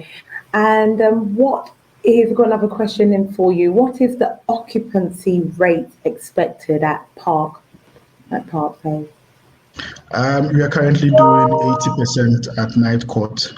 Night Court is doing so well. With the same strategies and experience and approach, we are expecting to do no less than 70% at Park, just because Park is a much bigger complex than Night Court. So we are Yeah. looking at 70% occupancy rate, yes. Okay, that's still quite a solid figure, 70%. We just want to know, has Richfield completely sold out? Richfield Development. I know Richfield is one of the estates that you really, really love, Anna. We just have just about eight units to go. Okay. I think about 4 terraces left, and then 4 of the 3-bed double stories left as well. Oh, wow. Out of 61 units in phase 2, yeah. That's really impressive, and I'm very pleased. Obviously, I've been on site watching that being constructed over the years, which is been really good to watch. Really, really nice what you've done over there. Thank you. We've still got time to take more questions. Yes, I can see a few more being typed as we speak. But I think the good news to know about the Parkhill property is that obviously if anyone's looking to invest sooner rather than later, you've got a property development which is tangible. If anyone's traveling to Ghana, obviously you're able to provide site viewings for them. Definitely. Yes. Definitely, yes. So that's good news. We're getting some few questions just coming in. The Richfield area, someone wants to know, can you tell us a bit more about the Richfield area? Yes, East Legon Hills is actually one of the very upcoming and vibrant communities in Accra. It's actually one of the new addresses, as people will call it. So let me try to give a very vivid description. If you're very conversant with East Legon, so East Legon, then you move to the Adjingano stretch. Then from the Adjingano stretch, you move to the East Legon Hill stretch. So it's like a continuation from the East Legon extension. It's actually a 15-minute drive to move from, say, the ANC Mall in East Legon to the Richfield site. And currently, we have the opportunity of the roads being dualized. We have a dualized construction of the road going on. According to constructors, they are looking at finishing end of this year, December. And so we are going to have a very top-level road right to the estate. The estate, within the estate, is also very, very paved, very, very clean. Yeah. So, yeah. Maybe one of the landmarks I'll quickly add is the British International School. We are just 5 minutes walk from the British International School in the East Legon Hills area. No, thank you for that. That's very important because the homes that you're building in East Legon is, I guess, it's a mixed use of people who want to rent and also home owners, buyers looking for a home. So it's good to know that there are good schools, and I think there's some medical facilities as well, if I recall. As well, yes. There is the Ghana Canadian Medical Center close to the estate as well.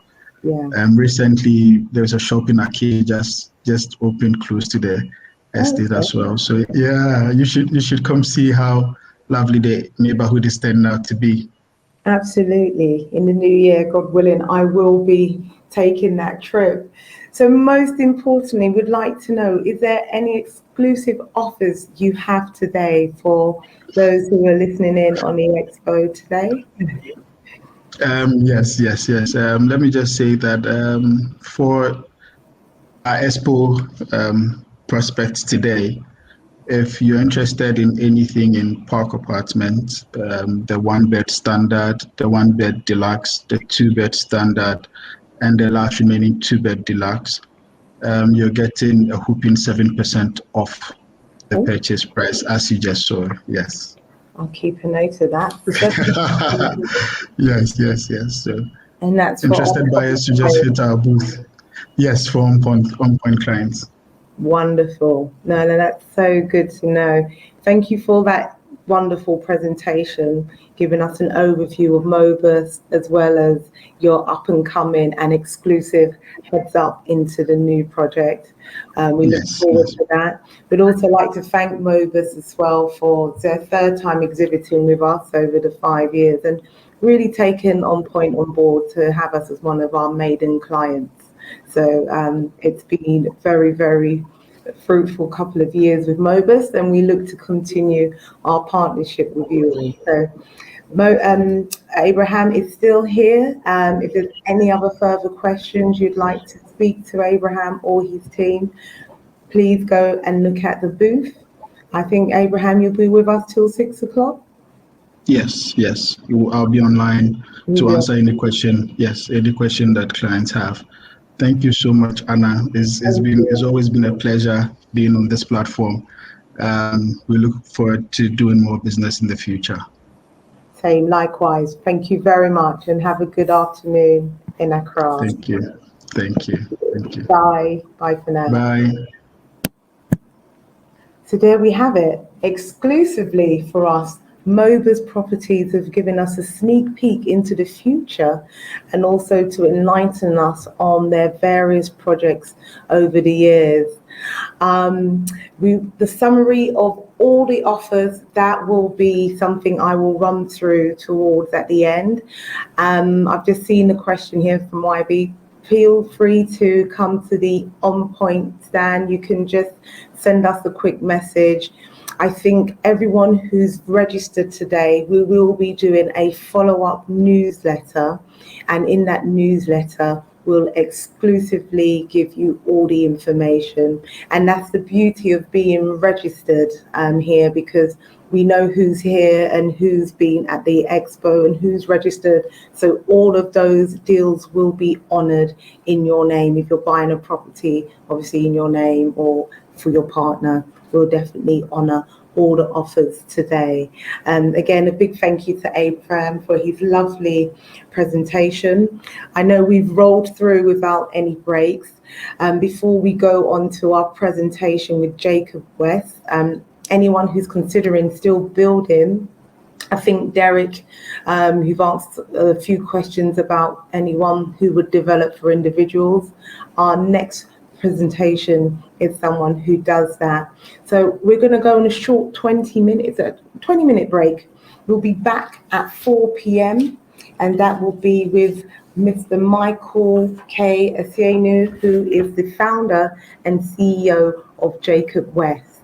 So what we're going to do, I'll be gone from your screen for about 20 minutes, and I'll be leaving you with some adverts to watch in the break. But do take this opportunity to, as I said, network with one another, go into the various booths which are here today.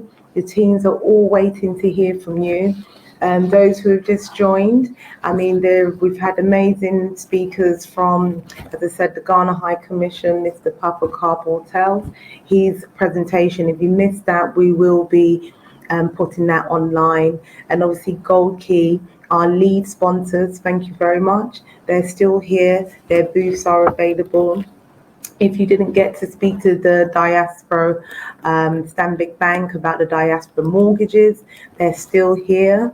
Please go to their booths. Obviously, we've had presentation from Def Traco and our legal experts. We've got still so many questions to answer. If time permits, we will bring Francisca back on. And obviously, we've just heard from, Mobus, and prior to that was Hannah from Clifton Homes. Thank you very much for being tuned in. As I said, we're going to go for a short break for 20 minutes. Good time to refresh and have something to eat and drink. And I will see you all back here at 4 o'clock. Thank you very much. Ghana's real estate industry is thriving. A reflection of the growth the nation as a whole is experiencing.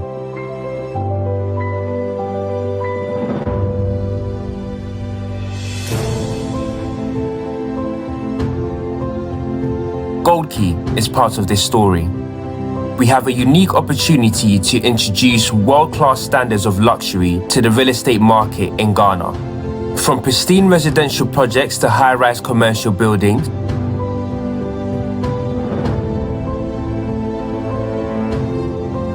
Gold Key is changing Accra's landscape.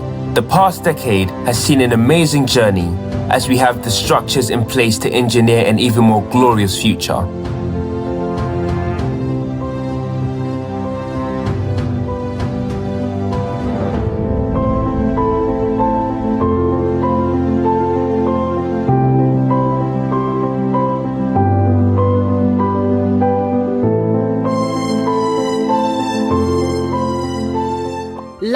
begins at 40, they say. But do you really have to wait till you're 40 to own a home? With Stanbic Bank Home Loan, whether you want to buy your first home or apartment or renovate your old home, we help you bring that vision to life.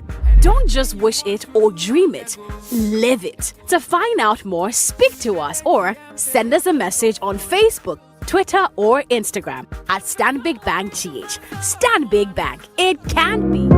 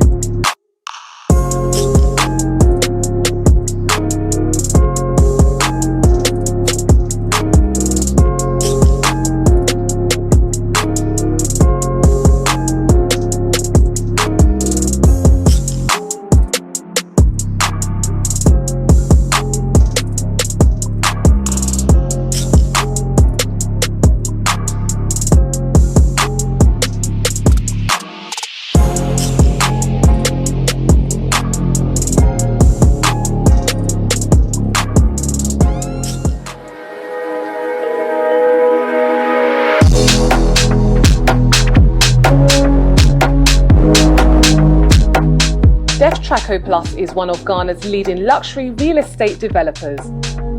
The DefTraco Group began its operation almost 30 years ago and has been transforming the landscape of Accra. A wholly Ghanaian-owned company, well established and trusted name has gained its reputation through quality residential, commercial and industrial developments. The award-winning company ensures to provide sound property investment solutions for investors and home buyers. DefTraco Plus continues to be dynamic with their vision by introducing the Pelican Hotel Apartments, deluxe branded hotel suites, the first of the kind in Ghana. The Pelican Hotel provides a unique opportunity to invest world-class hotel apartments located in one of Accra's most prestigious prime location cantonments. This sterling investment option has many benefits such as fully managed hassle-free investment, guaranteed high yields, free 14 days stay annually. The Pelican is a great option to invest in Ghana with minimal risk. All aspects of managing and owning your units is all taken care of on your behalf. The Pelican Hotel is a perfect choice for tourists and business use, luxury affordable, short or long-term stay.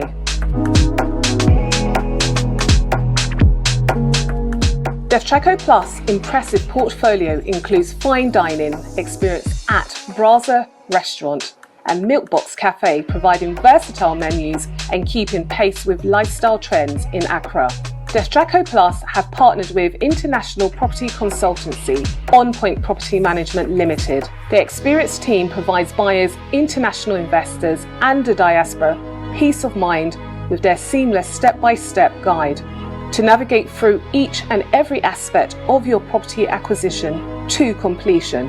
Start your property investment journey with peace of mind. Connect with us at On Point Property Management Limited, one-stop solution for investing safely. Destraco Plus, building your dream investment.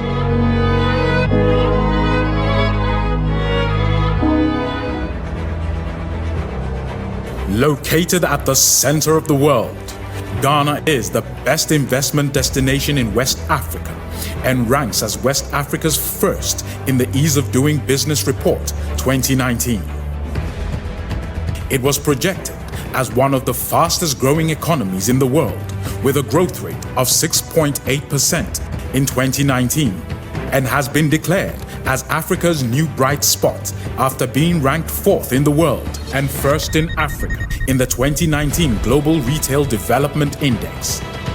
As the host of the African Continental Free Trade Area, Ghana is creating the linkages that will make it the gateway to Africa, aided by dynamic policies, a stable political environment, and strong economic fundamentals. It is a land of opportunities, offering businesses across many sectors the potential to flourish.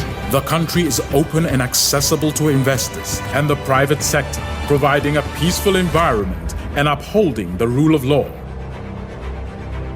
The government of Ghana is confident and optimistic about the positive results in its investment drive through the GIPC.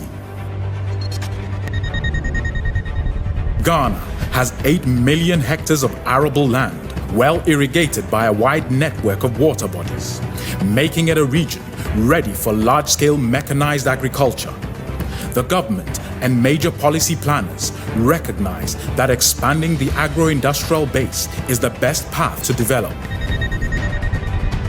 Ghana has put in place the right legal and regulatory framework to increase foreign direct investment. The Industrial Zones Program allows manufacturers and agro-processors to take advantage of favorable tax and duty incentives to produce for exports from Ghana into the EU and US markets.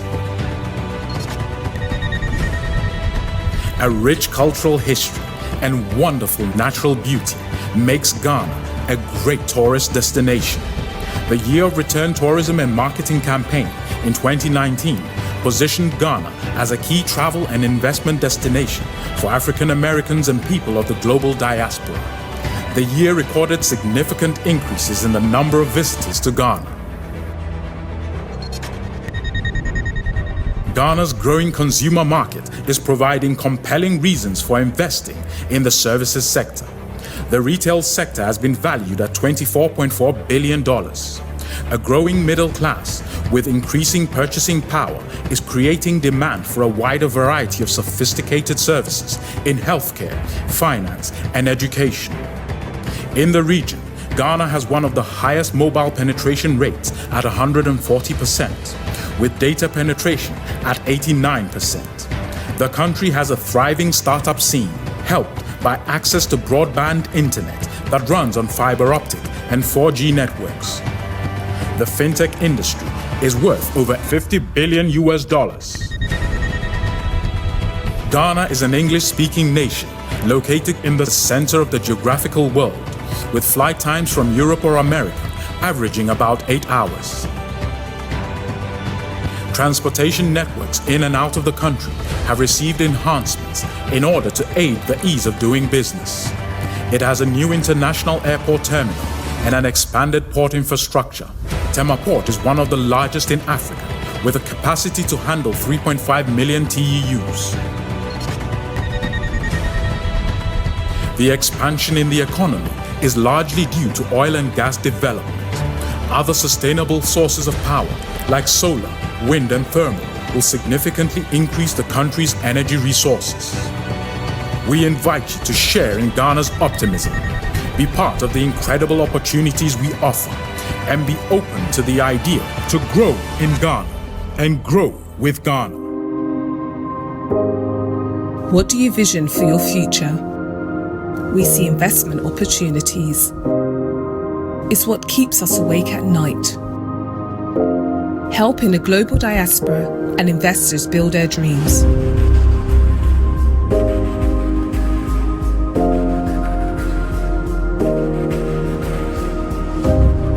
Sound investments doesn't just happen, it happens by design.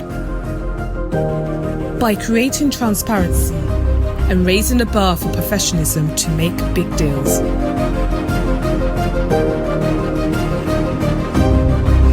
It's finding a name, building a brand, creating a buzz, and selling a dream.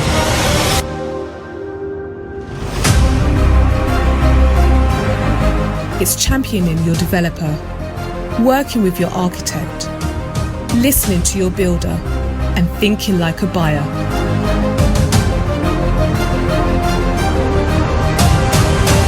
It's days creating a vision and nights bringing it to life, knowing pictures are worth 1,000 words.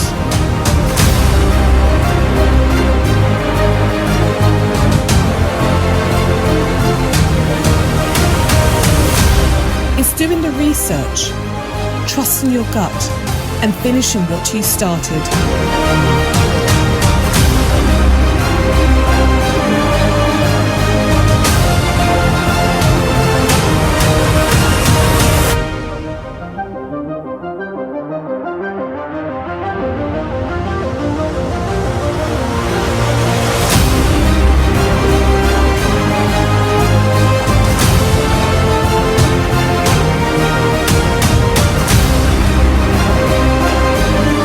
This is what our foundation is on. This is what we are building. Dream it, live it. We are On Point Property Management Limited, and we are bridging the gap between the UK and African real estate market.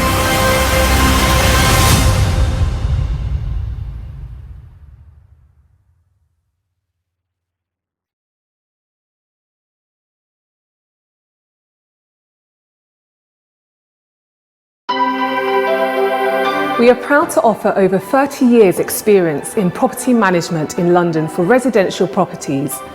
We serve professional landlords either based in the UK or overseas. Our extensive property knowledge, experience and proven efficiency in managing residential properties in Southwest London means that our clients can be rest assured the upkeep of their property portfolio is in safe hands. For further information, visit our website at onpointproperty.co.uk or call us on 0203 735 8977.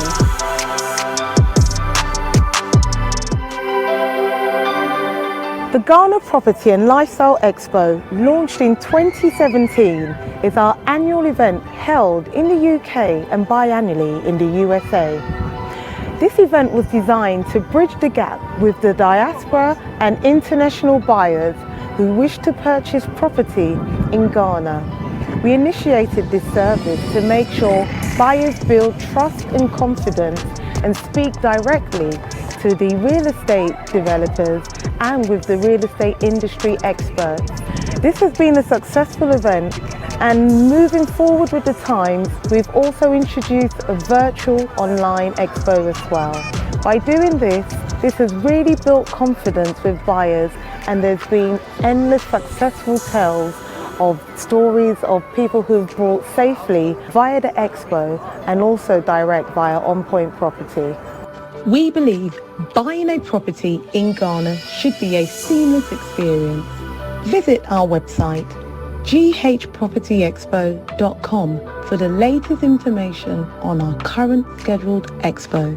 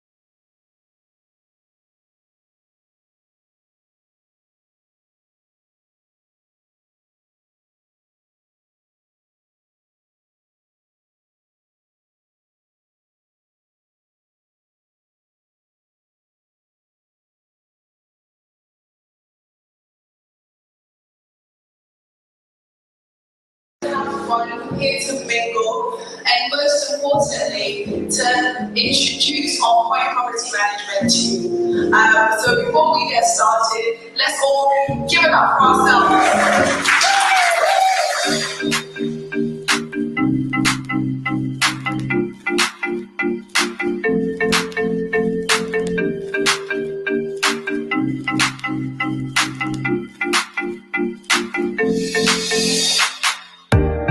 I'm very pleased to be here this evening because the On Point is such a brand that even though they are very young in the business, they have proven to be a force to reckon with. You have all our assurances as Stanbic Bank and Standard Bank. Please do try them, and you never regret. On Point Property is a reputable company, not just for developers, but for individuals that intend to purchase real estate in Africa. So you certainly have my stamp of approval. It goes without saying that Anna and Vicky represent what I would describe as the Facebook of property platforms.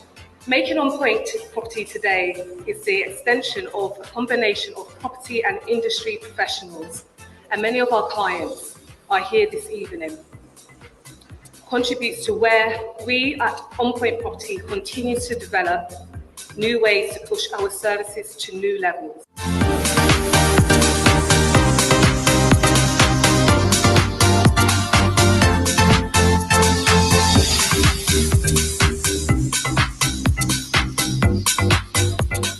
We're actually thrilled. We're really overjoyed by the attendance, the interest, the questions, and the support. We think Ghana's ready for this. We have a respected real estate industry with some fabulous developments, designs, and it's about channeling our platform to showcase what's happening here in Ghana, West Africa, to the world.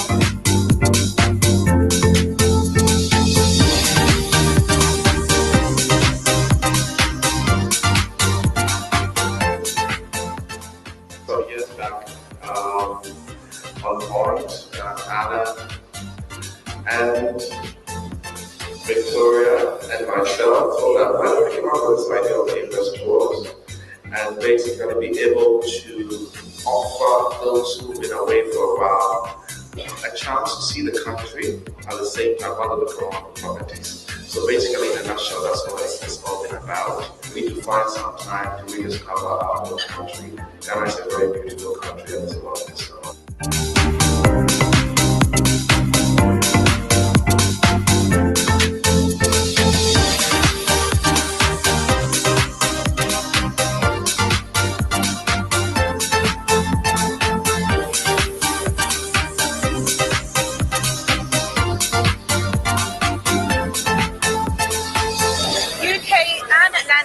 Not just where we're going to stop, we're going to be expanding 2020.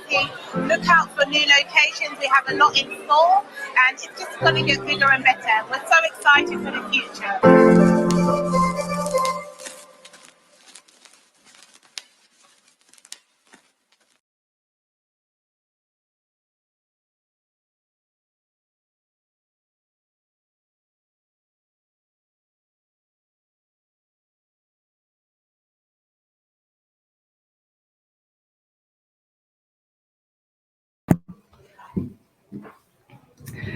And a warm welcome back after those adverts. I hope everyone is well and refreshed and ready for our next presentation, who will be coming from Mr. Michael Kian Asenu, I hope I pronounced that right, who is the co-founder and CEO of, he's the founder and CEO of Jacob West. Now, we've spent a lot of the afternoon talking about new build developments and developers building, but I know there is a lot of people in the audience who've been asking about how to build. So I'm going to bring Michael onto the live stream, who is currently in Accra. Good afternoon, Michael. Good afternoon, Anna. How are you this afternoon? We're doing fantastic here in Accra. The weather's doing well, so we're happy. Plug in the weather. London, considering it's November, it's doing what London always does. So yeah, the central heating is on. But no, welcome, a warm welcome to Michael. you. It's your first time exhibiting with us on the Ghana Property and Lifestyle Expo. However, Michael is not a stranger to us, as in the On Point or the Expo. You've advertised with us throughout the years, but this year is nice to have you sort of live virtually exhibiting.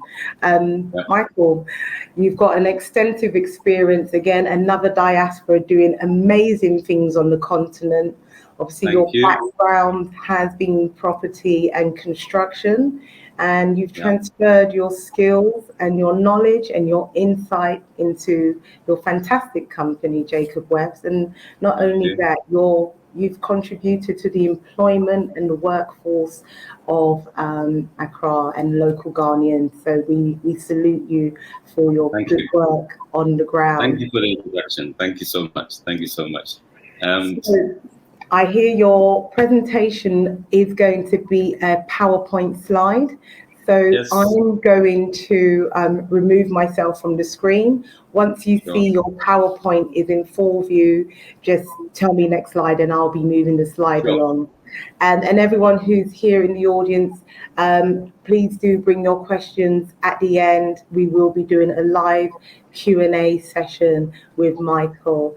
So I'm just going to get your presentation ready, and as soon as you see it full screen, you can start. All right. Thank you. So initially I want to just thank On Point Property for this this opportunity on this platform. I think it's fantastic. It's fantastic for Ghanaians and non-Ghanaians around the world to be able to tune in and understand and see the opportunities in Ghana. So we thank you for that. So we move on to the next slide. Let me start anyway.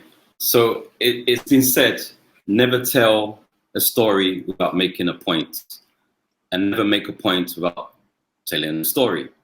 So on that note, I would like to tell you a story.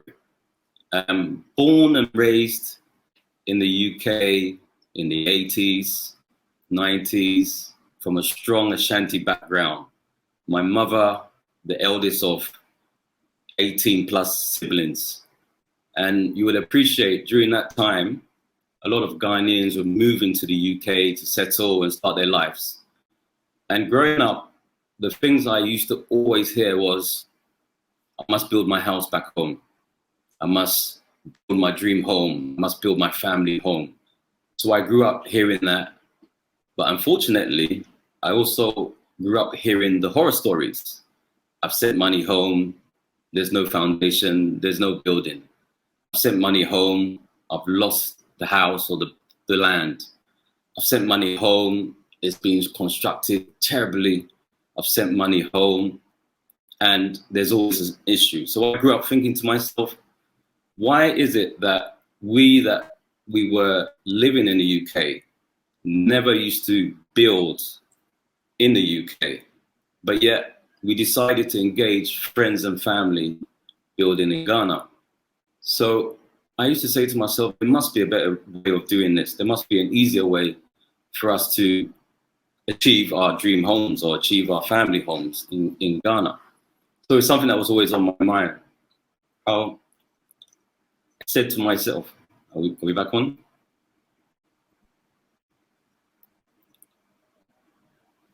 So I said to myself, we must have a solution for this. So in saying that, my name is Michael Yensu, the founder of Jacob West Limited here in Accra. It was established in 2012.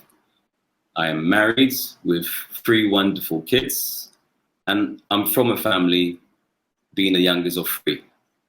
I started out because of the downturn of the UK in 2008. I decided to myself, let me try Ghana. Let me try getting involved in the property industry in Ghana. So I came here in 2012 and set up Jacob West, and here we are. So why Jacob West? We move on.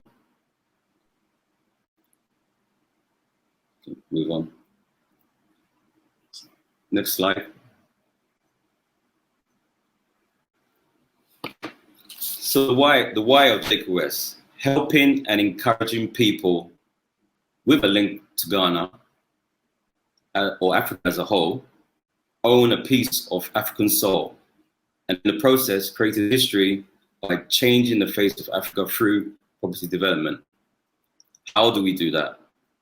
By being to the property developer for individuals and organizations within and outside of Ghana and Africa. And what do?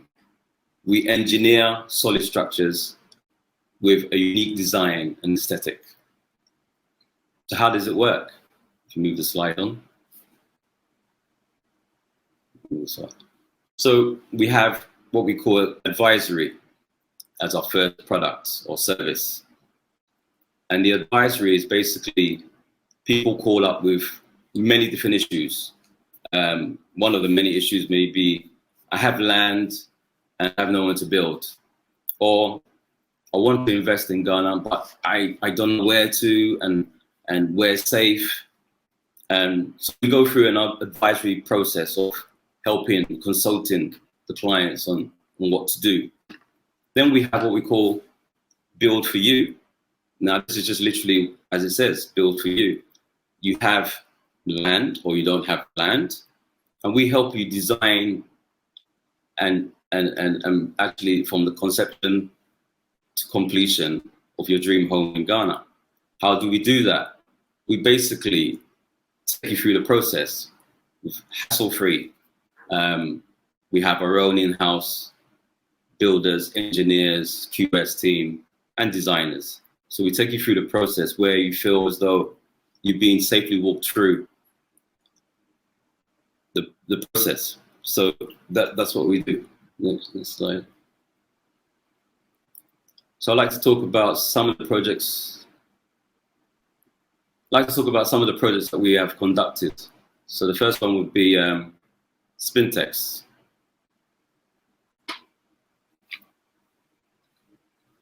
So Spintex. Sorry, Michael, to interrupt your presentation. We're having a technical here. Your slides are not moving. It's moving my end, but you are reciting your slides very well.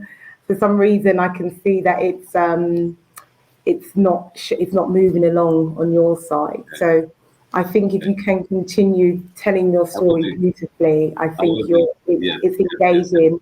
I'm already getting comments that what you've done is a great idea. So I hope that gives you confidence to just tell your story and let everyone know about Jacob West. Apologies for that, for the technicals on this side. Thank you.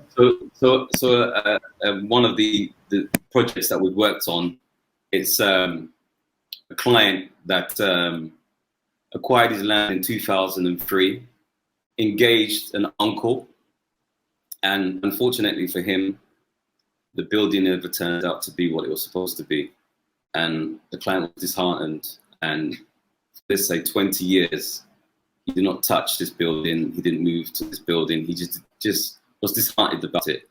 So 2017 engaged Jacob West, and what we did is we ripped down the entire building, redesigned, and then developed something modern, and we're able to achieve that in 2 years. The client's now moved in and has somewhere to stay when he's in Accra. That's one of the kind of projects that we've achieved. Another project is apartment block that was constructed by a Nigerian, and the apartment block wasn't completed, and he wasn't confident to engage anyone in Ghana to complete it to the level that he wanted. So he was put into contact with Jacob West. We went through his design concept and what he wanted to achieve, and we were able to complete this during COVID, where no one could travel and check on development projects and such. But we were able to achieve it during that period, which was fantastic for the client, fantastic for us. That was something that was one of our templates. The next project was a commercial unit. We utilized space on existing land to construct a production center in the heart of Accra. And this production center was for a tailoring unit. What we did is we were able to maximize the space without compromising the initial building.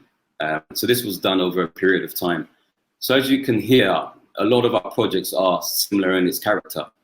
People that have problems, lands that are available to them, or sourcing land, and just needing someone to kind of walk them through the process. So that's technically what we do. We have a number of clients that are not here in Ghana. Some are in Nigeria, in the UK, in the US, and they all come with the same issue of where do we start? How does it work? What do we do? Is it safe? And how do we keep it safe and clear for the clients? What we do is be transparent. We send reports every week. We send them drone shots, images, and just technically everything that would relieve them. Because we believe that putting money into real estate is similar to put money in a bank. You wouldn't walk into any bank and put your money into any bank. You would go to an established bank where you have the opportunity of getting a statement every week or every month. So if you're putting money into a building in Ghana, when you're not in Ghana, you will need to know where you're at. How does it work? Where's my money going? Am I making progress? So we kind of bridge the gap between being outside of Ghana and being here, and just keeping everyone open and transparent in terms of what we're trying to achieve. So we've got a track record of doing that. In 2021, we were able to complete on 6 projects in Accra, and we're growing and we're getting a number of inquiries through our social media. So yeah, it's quite interesting. Moving on. Our team, we have a team made up of not just only Ghanaians, but Africans. We have an admin staff with history from Kenya, Sierra Leone. We have staff that work on the sites as your masons from Togo. We have people from the UK that's returned and also part of the team. So we understand what the international market needs and how they want to be treated, or the type of customer service that they want. We are improving in that, and it's something that we're very diligent about. We also say Ghana is the opportunity for many. You may be Ghanaian, or you may have links to Ghana. We keep it wide open because we believe that it's not only Ghanaians that want to invest in Ghana. You might be married to a Ghanaian. You might have schooled in Ghanaian, but you're not Ghanaian. But you feel very much Ghanaian. You feel there's an opportunity in Ghana because you're an entrepreneur. We kind of bridge the gap between those that believe there's an opportunity in Ghana and they want a safe entry point to do what they need to achieve, or to achieve the investment project that they're trying to undertake. So that's what we're here for. I have some tips. Being in the market, I have some tips on where it's good to invest. Many might want to know, where's the next up and coming place? Where can I put my money? I know maybe the center of Accra is expensive, or it's quite difficult to get an entry point in the middle of Accra. Where else? So being in the market for 9 years now, we've looked at opportunities in various places in Accra or outside of Accra. So I just want to share with you a few of these places. So number one in my list is an area called Damfa. And Damfa is actually on approach to Abri. As you reach the toll, there's an immediate right turn in that takes you to a new location that has the view of the hill, but you're not actually on the hill. I believe this place will turn out to be a prime location in the next 5 years. So it's one you might want to look into. I'm sure many have heard about Abri itself. That's my second choice. But we have the, let's say, the prime location of Abri, which has been saturated at the moment. But further in, we have other areas like Abusamasi, if I've said that right, and many other locations in Abri that you have the views of Accra, or the views of Nsawam, or the views of Dodua. And I feel there's a huge opportunity to invest in this location. My third location is East Legon Hills, but it's not the normal East Legon Hills that everybody talks about. East Legon Hills, Police City. Police City, it's an extension of East Legon Hills, and there's a link actually to Dodua. They've currently completed the roads in Police City, and it seems to be a place to watch. All I would say is, when you get to East Legon Hills, inquire a little bit about Police City and see if the opportunities are there to purchase some land. The next one I would say is Adenta Frafraha. Tongue twisting word. Adenta Frafraha. Adenta Frafraha is off the Abri Road heading towards Dodua, the forefront of the main road heading towards Dodua. Now, a lot of people are starting to look at this area because it's a major road that takes you into Accra. If there's no traffic, within 30, 40 minutes, you're in the center of Accra. So that's an opportunity there. Now, if you're looking for a resort type of project, somewhere you want to be next to the sea or feel the breeze, then there's a couple of areas that I would suggest. One is Gumwa Fete. Gumwa Fete is 20, 30 minutes outside of Accra, and maybe a bit longer when there's traffic. I could be misleading you slightly there. But Gumwa Fete has a remarkable view of the sea. There's vast land available there, and it's an area where a lot of Ghanaians are taking up holiday homes or their second home, or an opportunity to maybe live not in the crowded area of Accra. So that's somewhere that I would feel that it could have a good potential for Ghanaians or anyone living outside of Ghana. My next one is a bit further out from Gumwa Fete, and I believe, this is just my personal belief, that it could be a good one, and that's Winneba. Winneba is an old town, not far, well, an approach to Cape Coast. And I believe Winneba could be potentially a nice resort type of place to live. An hour's drive, maybe an hour 20 minutes into Accra. Well structured, got a beautiful university there. And it might be an option for those that maybe don't need to work in Accra. They can work from home and enjoy the sea breeze in an area like Winneba. My final place is somewhere that it's been spoken about, and that's Oyibi. Oyibi is on the Dodua Road, heading towards Dodua. But before you reach Dodua, you go through a town just after Fafraha. You go into a town on the main road, which is a lot of Ghanaians are starting to move their family homes too. So that's another option. So with that being said, I would close my presentation. I'm sure there's more questions. I'm open to advice and give some of my suggestions. And I hope the information will be useful for yourself. Michael. Hi. Well done. Thank you. This is what you call knowing how to perform when the camera is rolling. That was a very insightful presentation. I really enjoyed your journey, your story. It was relatable, it's real. And I think you've filled a huge gap, a really, really huge gap here, where building your own bespoke home is still a desire for many in the diaspora. Yeah. And I can see from the comments, people have said that it's been very, very useful. The information has been very insightful, and we're starting to get a few of the questions coming through.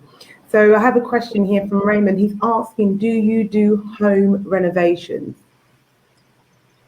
Yes, we do. I'll give you an example of a renovation or an uncompleted building. A client had a building sitting down in just on the outskirts of Accra, and she had it sitting down for 10 years, and she had no idea where to go next. And literally, she just had it sitting there because she just didn't know where to go next. So we came in, modified the designs, and offered her a more contemporary look to what she had 10 years ago. And we were able to complete that structure for her. So yes, we do renovations. We do modify existing buildings, depending on what it is. It might be more than just a kitchen. It might be redeveloping an old building, which is something interesting that we get our hands on. Brilliant. So good. So that's good to know that you do renovations and areas you cover. You've just mentioned that property was just on the outskirts of Accra. Can you let our attendees know roughly which areas you cover? At the moment, we're within Greater Accra. Having said that, we are exploring other regions such as Kumasi and towards the central region as well. It depends on the size of the project. We are open to look at other areas in Ghana, but it also depends on the type of project it is. Okay, so that's good. So we're open to that depending on the project. They said, do you arrange the buying of properties for investors? Sorry? Do you arrange buying of properties for investors? We arrange the buying of properties. Yeah, that's what I do, Carol. We do our own projects. Yeah. And that's the other service that we offer, which is the build to sell. So as we identify new areas, we then put together proposed projects that we can sell. So if that answers the question, yeah, we do our own developments that we sell in various locations as well. No, that's fine. So there you go. If you're looking for other varieties of properties, it is something that On Point does. Right, so another good question that's come in actually from Rio. He wants to know, do you do joint ventures with landowners? Yes, we do. All dependent on what it is and how we can achieve a good return in terms of the location and the share profit. It's something that we look at. So we've done a few in that space as well. That's good to know. And you gave us an insight of all the different areas, which I thought was quite fascinating, as what you can see, which is going to be the new up and coming area and places to watch. And as I thought that was my ears picked up then, and I'm sure many other people did as well, because Accra, just like London or say New York City, it's incredibly built up, and it's just how many people can live in one area and how much land can be developed. I think we're almost at the end of capacity. So it's quite good to look at how Accra is expanding and in what way it's going. Obviously, you mentioned East Legon Hills, which has been a new area that's expanded. So thank you for that wonderful insight. Sure. So another question here from Derek. Do you provide interiors? Do we what, sorry? Do you provide like an interior design? Is that we would outsource the interior design as part of the package and advise and consult on that. Okay, brilliant. Well, another question has come in asking for your professional insight. What is your take on the Pram Pram area? My knowledge on the Pram Pram is not the greatest. I've seen a lot online. I do think that a lot of Ghanaians outside of Ghana, not just Ghanaians, a lot of people outside of Ghana are looking at Pram Pram, and I've heard a company called Asasi that's doing fantastic things. I follow him on YouTube and on Instagram, and I think he's doing fantastic things. And I do notice a lot of investors are looking at Pram Pram through him, and I think that's brilliant. And I'm guessing he's doing something fantastic because people are actually invested into it. So I've heard a lot, but personally, I haven't really looked into it to offer a sound advice. Oh, good. Okay. Well, I think what you've done is good, and this is quite good about this platform because we all know related industry professionals that if we can't assist you directly with it, we can certainly signpost you in the right area. And just like myself, we get several inquiries about people wanting to build. And I think just take us through the step-by-step guide. If a client was to approach you with a bit of land, it'd be good to understand what your process is. Sure. So obviously we have different types of clients at different levels of the process. Someone will come in and they have their land already, and they've got the land, they're keen to build, they don't have a design. So what we would do is we take them through the design process. So the questionnaire would be sent out, to get an insight on what they're trying to achieve, their budget, their time frame. Once we've gone over that hurdle and produce working drawings, the next step is to get it costed. We introduce you to a qualified QS that would give you the cost of building at today's rates.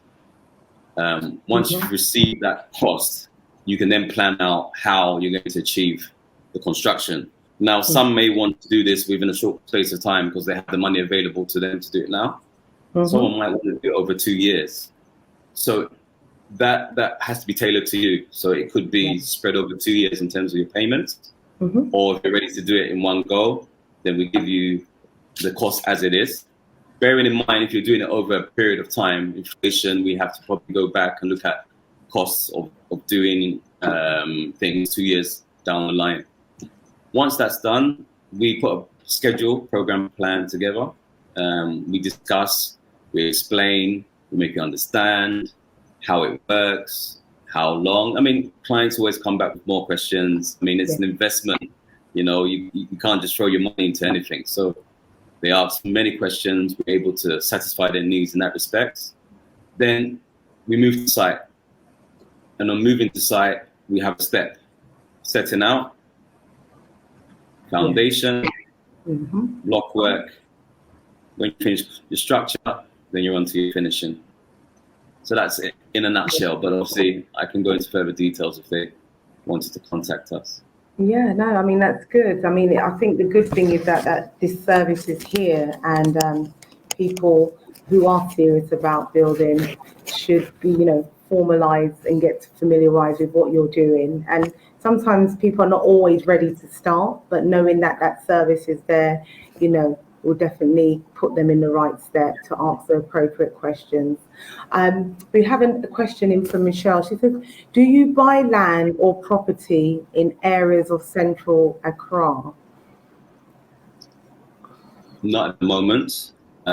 Something that we do is look at more of a JV partnership than to invest into buying buildings or lands in areas. We don't want to get investments, money locked into just having buildings across Accra. So we rather do project by project. So yeah. Yeah. And going back onto your point on people wanting to know a bit more on how the process works, we have a YouTube page, which is Jacob West GH. You can search us on YouTube. It identifies different steps of construction, whether it be the foundation, whether it be installing a roof, managing wetland, because what we have to appreciate in Accra, Ghana, the lands are not all the same. You may have wetland, hilly land, and also at the same time, the purchasing of land might not be the same. You have lands from the government, chiefs, school lands. So there's so much to kind of know or understand before you can get yourself involved in building or buying land in Accra. So if you go onto our platform, you would find some detailed information on how that works, which is on the YouTube page, or you can get us on our website where you have all the links to our various links, our social media platforms. And just remind us again of your YouTube page. I'll make sure we're all subscribed to that. Your YouTube page name is?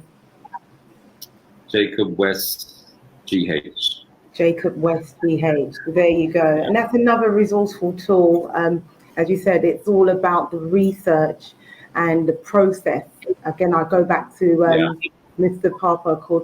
Bartel's opening keynote speech, where he says that the process cannot be skipped. And maybe before clients come to you, it's good to look at the resources that you have so they can have that understanding on the process. We're already getting messages saying that people will come onto your website and have a look. And that term JV, can you explain to our listeners what JV is? What is the JV, in case anyone doesn't understand? Yeah, sure. In essence, JVs is joint venture. Someone may own an old building, let's just say, for an example, an area like Legon, and it's an old building, it's a family home, but all the family members live in the UK or the US, so it's empty, and it's not bringing in an income. It's actually costing you because you've got maybe, house helps helping manage the place, so you're actually feeding your money into the building. So in that situation, a joint venture is a good opportunity to make money from your property that's in a prime location. So what would happen is we would value that land and propose a unit share. So for example, if you're building 10 houses on a double plot, we would then propose a share to the landowner. That's the value of the land with profit. And we'll give you a time frame of when that construction will end. Now, at the end of the construction period, you will take your share, and then the developer will take their share. The developer's investment is putting the money into the project. The landowner's investment is the value of the land. So if you know the value of the land, you know what you're putting in as your share and what you should get back, vice versa with the developer. So that's something that kind of clears what JV stands for. It sounds good, JV, but sometimes we don't understand what JV actually is. Exactly. No, that's very well explained. And obviously, and that's a very common way, even how the major developers build, because sometimes it's a combination of combining the landowner with the expertise, because you are the expert in the field. Yeah. Someone may have the land. And I always say, it's typical, even though us living in the diaspora, we are not home builders. But when we get to Ghana, we think that we are home builders. And we I would like to touch on that a little bit. Yes, please. So engaging Jacob West to build your house, it's not so much like buying something from the shop. You can't compare the price with somewhere else and say, oh, well, that's cheaper, I'll go for that one. The whole process is building a relationship with us and being confident in that we're going to deliver what you want. So in saying that, it's not so much about, I can save 5,000 by going with another construction company or an individual. It's actually, are they going to build the right building structurally? Are they going to communicate to me in the way that it satisfies my needs? And are they going to stick to what they say? Are they going to put the money into the building and not into something else? So when you weigh all that up, it is a saving in regards to maybe saving 5,000 somewhere else. Many have tried that route, and as time goes on, they realize they spent more money coming into Ghana to check up on their project. Yeah. And in saying that, you're living in the UK, and you said, I'm going to build my house myself. I'm going to go to Ghana, and I'm going to go to sites, and I'm going to buy the cement myself. You come into Ghana, you go to sites, you buy the cement yourself, but the guys are doing stuff on the site that you don't understand. So where they're supposed to put 10 bags into the ground, they put 5 bags in, but you just don't understand. So effectively, spending that money coming into Ghana to watch the project is actually money not well spent. Yeah. Rather than putting a company involved that specializes in all the nitty-gritties, because there's so many different aspects to construction. And construction is never straightforward. It's never a straight line. There are challenges. Some of the challenges is when you are dealing with land guards, for example. you're building in an area. I'll give you an example of something that we're dealing with currently. The clients own the building for 20 years and has asked us to break down the existing units and put up a twin home. So we're in the process of doing that. As we bring the property down, some land guards have appeared saying that we owe them money for the land. A land that's been there for 20 years with a house on it. How do you deal with that situation and still press on? It could be frightening at times because you've got to know how to deal with that situation. Now imagine if you're coming from the UK, that could be something that is daunting and not comfortable to you. So you might find yourself spending more time in the police station than building your dream home. You're building a dream case, a police case. Yeah. But yeah, that's the kind of things that we try to assist our clients with and give them a hassle-free journey of building their dream home. It might not be a dream home. It might be an investment project. It might be a factory. It might be something commercial. Ultimately, you want to achieve the return. Absolutely. In doing so, you have to do things the right way.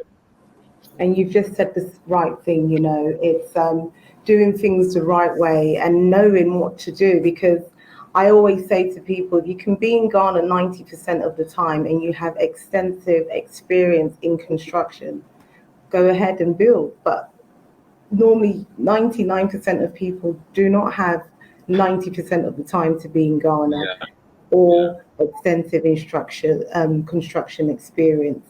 And you've just said that there's always going to be issues. You've always said that, the bag of cement, without the expertise, how do you know they're doing it correctly?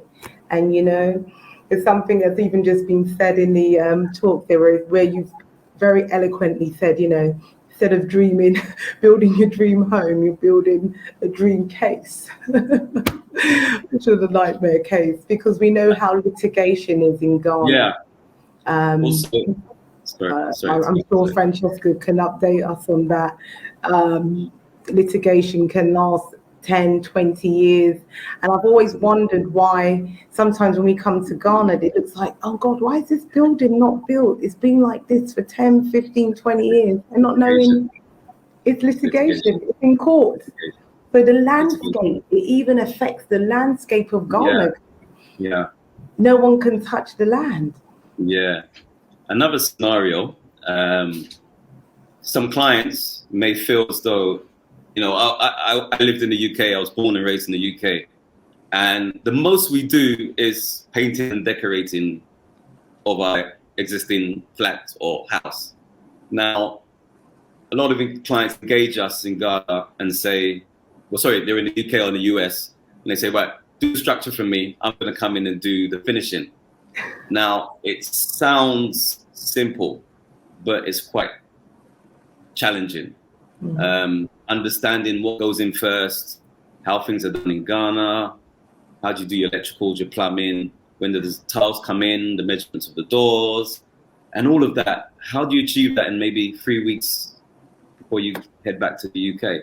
Yeah.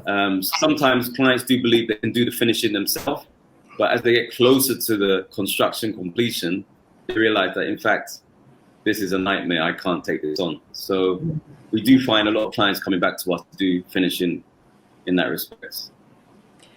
And I think it's just that I don't think people are intentionally always trying to do a shortcut, but, the property is about people and skill sets as well as finance.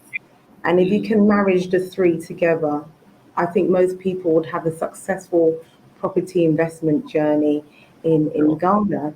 And I don't know why we do this to ourselves, because if you're in the UK, in the US, I know we have people here from Canada and Australia online with us today. If you are going to buy a home in any of these respective countries that I've just mentioned, you would follow the 3 Ps again: procedure, process, and protocols.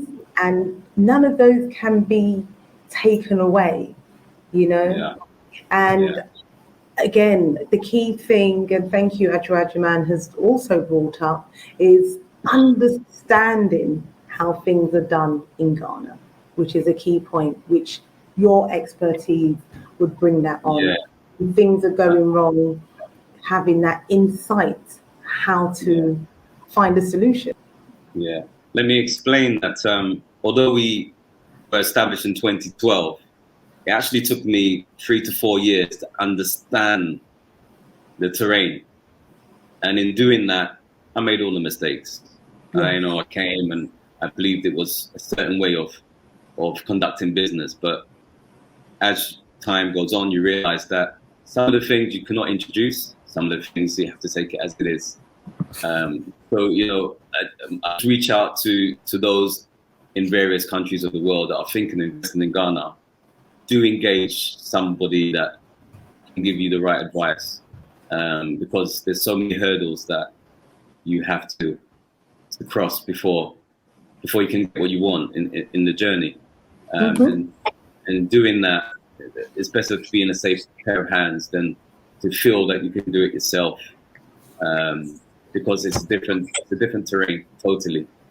There are systems in Ghana, but they're just different.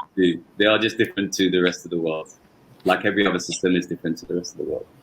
I mean, you said the right thing there. There are systems in Ghana. There are systems in place, but it's that insight, knowledge, and the experience. You just said it took you 3 to 4 years to really grasp what's going on, and I really hope our attendees are listening to that. 3 to 4 years.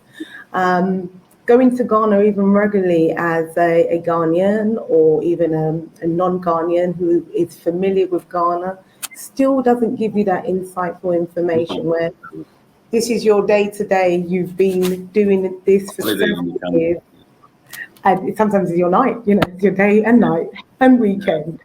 But we're thankful for what you're doing, Michael. Again, another diaspora who's made that journey over to Ghana. So you've been living in Ghana how long now? Close to 10 years. 9 years at the moment. They say it takes 10 years to fully transition. I did say that when I first got here, and I said, no way. But here we are 10 years later. You've managed to stick it in and really follow your purpose. And we're grateful for your service. I can see there's so much messages in the inbox saying, great presentation. It's great that they've managed to understand a bit more about construction. And I think you've just been a ray of light on those who are still committed and want to build their own homes. I can't recommend you enough. And as you said, there's resources on Michael's YouTube page. Make use of it. And I think you're still here for another hour with the team. So feel free to go into Jacob West's virtual box, and you can inbox him direct to get an update on. Can I just leave you with one thing before I go? Please do. Please leave us with our slogan is, the new Africa already exists. And the reason being is that we're no longer doing things the old way. Technology has changed, the way we build has changed, the way we communicate has changed, the way we spend money has changed. So let's not do things how we used to do it 20 years, 30 years ago. Let's update ourselves to the new Africa. I like that. Let's not do things the old way. We have advanced and we should be moving forward in all aspects of our lives, including investing. Michael, on that note, I think you have given us some wonderful golden nuggets and insights. And thank you very much for making your first appearance here on the Ghana Property and Lifestyle Expo. We hope we can see you in London in 2022 to meet you in person. That'd be fantastic. Thank you for having me. Yeah. Thank you for having me, and thank you for the platform. I think it's fantastic. And it's a great opportunity for people linked to Ghana to do something in Ghana through On Point Properties. One more thing before you go. Do you have Sure. any incentive? Is there any special offers Jacob West is giving to the attendees locked in today and on point Okay. clients? If you quote this platform when you call, we're willing to give you free consultation. Free consultation. Wow. If you're looking to build or invest in some land in Ghana. Free consultation is actually a lot of work. It might involve visiting your current site or your building. So if you do quote this, then we're willing to do that because of this platform. Wonderful. But So there is, we have all the names so we can verify if the person was online. So if you have registered for today, you've got a free consultation for a limited period here with Michael. And that consultation is usually quite a bit of dollars. As you said, there's a lot of work that goes into assessing. Yeah.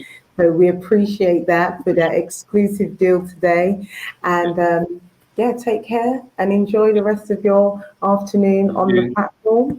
And it's been beautiful to be able to live stream with you in Accra. Wonderful. Thank you so much. Thank you. Take care, Michael. Bye-bye. Yeah. Well, there you go. This has been a very, very good topic on how to build your own home safely in Ghana. I think Michael gave a wonderful presentation without his PowerPoint slides. It's clear that it's his passion. It's something he's been doing for a long time, and he has been delivering great service. I mean, even for On Point, when people ask us about building, we refer all our clients over to him. So thank you very much. Well, I can't believe the day has gone so quickly, and we're running on schedule, which is great. Our final but most important as well to wrap up what we've been talking about is our will writer and estate planner, Vanessa. She will be coming on at 5 p.m. And she's going to be in the next 10 minutes. I would highly recommend everyone stay online. This is something where you're investing, you're tax planning, and it's a topic we don't like to speak about, but in the event of death, what happens, you know, with all your assets, etc. So we're living in the information age, so we mustn't ignore this very, very important part of the cycle of investment, legacy, building generational wealth. So I'm going to put back on some adverts for 10 minutes. So grab a coffee, tea, or if you're in the sun somewhere, have an ice cream. And we'll be back in 10 minutes with the lovely Vanessa Blythe, who will be giving us some golden nuggets. If Francesca is still around, I think I will bring her on with Vanessa, because I think the legal side and estate planning really marry very well together. So we probably round off with a little discussion with both Vanessa and Francesca before we end the day. So I'll see you all back here in 10 minutes to have our grand finale presentation.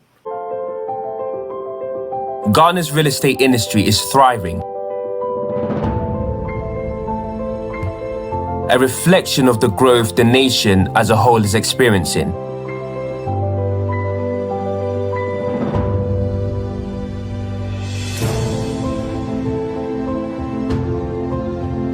Gold Key is part of this story. We have a unique opportunity to introduce world-class standards of luxury to the real estate market in Ghana. From pristine residential projects to high-rise commercial buildings,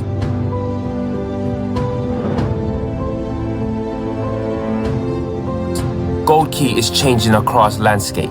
The past decade has seen an amazing journey as we have the structures in place to engineer an even more glorious future.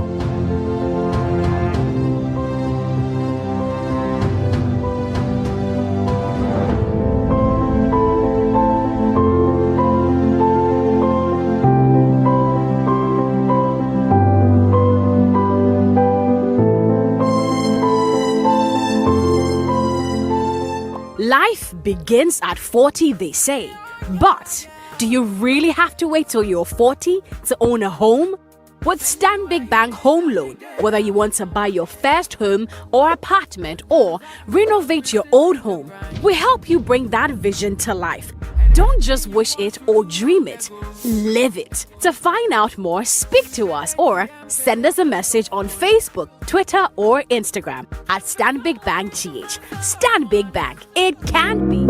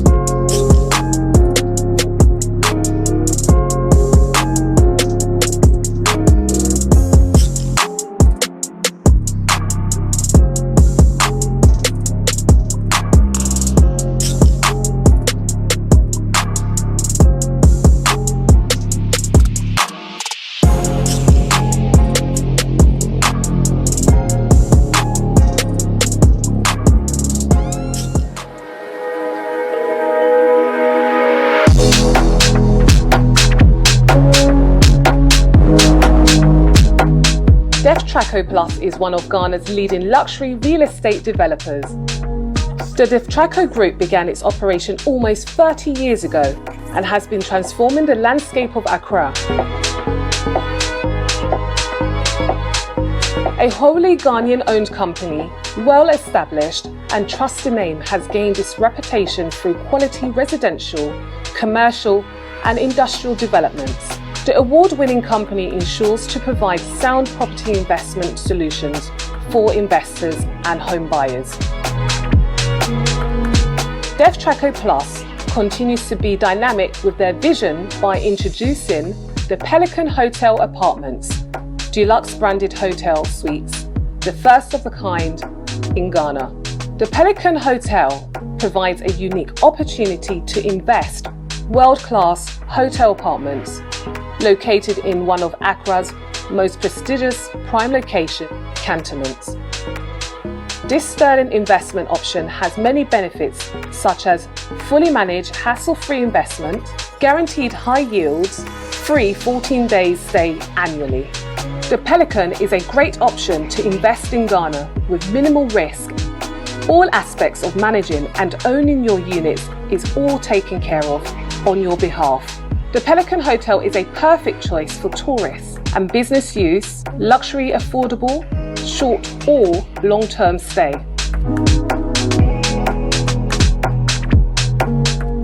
Traco Plus' impressive portfolio includes fine dining experience at Braza Restaurant and Milkbox Cafe, providing versatile menus and keeping pace with lifestyle trends in Accra. Destraco Plus have partnered with international property consultancy On Point Property Management Limited. Their experienced team provides buyers, international investors and the diaspora peace of mind with their seamless step-by-step guide to navigate through each and every aspect of your property acquisition to completion. Start your property investment journey with peace of mind. Connect with us at On Point Property Management Limited, one-stop solution for investing safely. Destraco Plus, building your dream investment.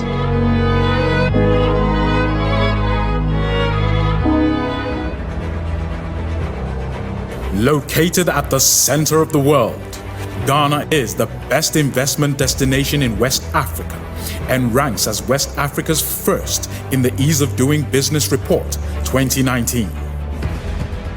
It was projected as one of the fastest growing economies in the world, with a growth rate of 6.8% in 2019, and has been declared as Africa's new bright spot after being ranked 4th in the world and 1st in Africa in the 2019 Global Retail Development Index. As the host of the African Continental Free Trade Area, Ghana is creating the linkages that will make it the gateway to Africa, aided by dynamic policies, a stable political environment, and strong economic fundamentals. It is a land of opportunities, offering businesses across many sectors the potential to flourish. The country is open and accessible to investors and the private sector, providing a peaceful environment and upholding the rule of law. The government of Ghana is confident and optimistic about the positive results in its investment drive through the GIPC. Ghana has 8 million hectares of arable land, well irrigated by a wide network of water bodies, making it a region ready for large-scale mechanized agriculture. The government and major policy planners recognize that expanding the agro-industrial base is the best path to develop. Ghana has put in place the right legal and regulatory framework to increase foreign direct investment. The Industrial Zones Program allows manufacturers and agro-processors to take advantage of favorable tax and duty incentives to produce for exports from Ghana into the EU and US markets. A rich cultural history and wonderful natural beauty makes Ghana a great tourist destination. The Year of Return Tourism and Marketing campaign in 2019 positioned Ghana as a key travel and investment destination for African Americans and people of the global diaspora. The year recorded significant increases in the number of visitors to Ghana. Ghana's growing consumer market is providing compelling reasons for investing in the services sector. The retail sector has been valued at $24.4 billion. A growing middle class with increasing purchasing power is creating demand for a wider variety of sophisticated services in healthcare, finance, and education. In the region, Ghana has one of the highest mobile penetration rates at 140%, with data penetration at 89%. The country has a thriving startup scene, helped by access to broadband internet that runs on fiber optic and 4G networks. The fintech industry is worth over... There we go. Hello and welcome back after that short break. We are now down to our final speaker. What an amazing day of content and information shared today. I just want to remind you all that we are streaming live from London for the Ghana Property and Lifestyle Expo 2021, our second virtual edition. We'd like to say a big thank you to our lead sponsor, Gold Key Properties, our silver sponsor, Stanbic Bank, and our bronze sponsor, Destraco Plus, and all of our amazing exhibitors and speakers today. So we are now down to the point where I said we are speaking with our will writer and estate planner, Vanessa Blythe. I'm just going to add her to the stream. Hello and good afternoon, Vanessa. Hi, Anna. How are you? I'm good, thank you. Lovely to see you today. Thank you. third time exhibiting with us with the Ghana Property and Lifestyle Expo, and you've brought so much value and insight to the information you've provided. So we're honoured to have you back here with us today. Thank you. For this segment, as I said, the theme of this year is investing safely in Ghana, but as well as investing safely in Ghana, we need to safeguard our investments, safeguard ourselves, and have understanding on really the natural cycle of life, really, isn't it? Yeah. What happens if or in the event of. So I'm not going to speak too much now. You have a PowerPoint presentation, which I'm going to upload. I'm going to move away from the main screen. And actually, I have to introduce a bit more about you. Vanessa, how many years have you been in this? Can you tell us a bit about your experience? Yeah, okay. So I entered into this industry probably about 15 or 16 years ago. And that was following the death of my stepfather. He died, but prior to his death, I had arranged with a will writer to meet with him and my mum, and for them to put their wills in place, because I was mindful that he was my stepdad. You know, my mum would be a stepmother to his children. So I was of the view I didn't want any problems to occur when either one of them died for either side of the family. And although that was my thought at the time, I didn't really appreciate that point, just how important that action was. When she came and she sat with them in a room by herself, they told her what they needed to say to her. She went away, she prepared the wills, and that was the end of it. And we totally forgot about it until he died in July 2005. And then that will that had been prepared actually really kind of helped us as a family to navigate through some of the challenges and some of the issues that presented themselves at that time. So we had a situation with my stepsister, which could have turned quite ugly, really, had it not been for the fact that he'd put a will in place, and he'd done so many years prior to his death. So really, it was a great thing, and I have to say I was just so grateful to God that we'd done it. Although I didn't necessarily at the time appreciate actually the benefit and the value, but later on I certainly did appreciate it. And so it was that's how I got involved in it. I was named as the executor of the will, and I suddenly thought, I don't know anything about being an executor of a will. In fact, I don't know anything about wills. I don't know anything about what happens when somebody dies. And that's really where my journey started, was to find out a bit more, and through that to help educate other people as well, so that we are prepared, that we put things in place, because it's important that we do that. So yeah. Brilliant. No, thank you. It's very interesting when you're personally touched and then it becomes a passion, and then it's something that you're sharing with us all. So Vanessa, I'm going to get your presentation. Once you see it full screen, please fire away with the PowerPoints and I'll move them along for you. Great, thank you so much. Okay, so thank you. So, you know, wonderful to be here, and I want to thank On Point for this opportunity to come back this year, and again just to share some of it you may already know, some of it you may not know. So let's just go through the presentation and we can take questions if you have any at the end. Now you might think to yourself, well, this is all about investment in Ghana, so what is a will writer based in England got to say to us that could be of any relevance? Well, I'm hoping that by the end of this presentation, you'll see the relevance of why I'm here, just to remind you, to remind myself, that when we're making plans about our future, that we have to include preparing for those things that can happen, the unexpected things like ill health, and the expected things, which is death. So Anna, can we just start the presentation then for the first slide? So I'm really here to talk to you about estate planning. So effectively, estate planning is really, and I've got a definition for it, but I'm not seeing my slides yet. So are they coming up now?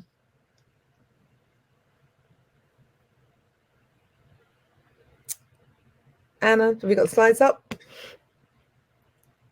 No? Okay, so basically what I'm going to do today is just talk about estate planning, what that means. I'm going to be talking a little bit about inheritance tax, the exemptions and the allowances that we get in the United Kingdom. And I'm also going to be talking a little bit about lasting powers of attorney and the importance and the value that they bring in our lives. So the first thing I'm going to do is give a definition. It's loading. Wonderful. So we're on the third slide now. Thanks, Anna. Great. I've just gone through that. So we're on the third slide.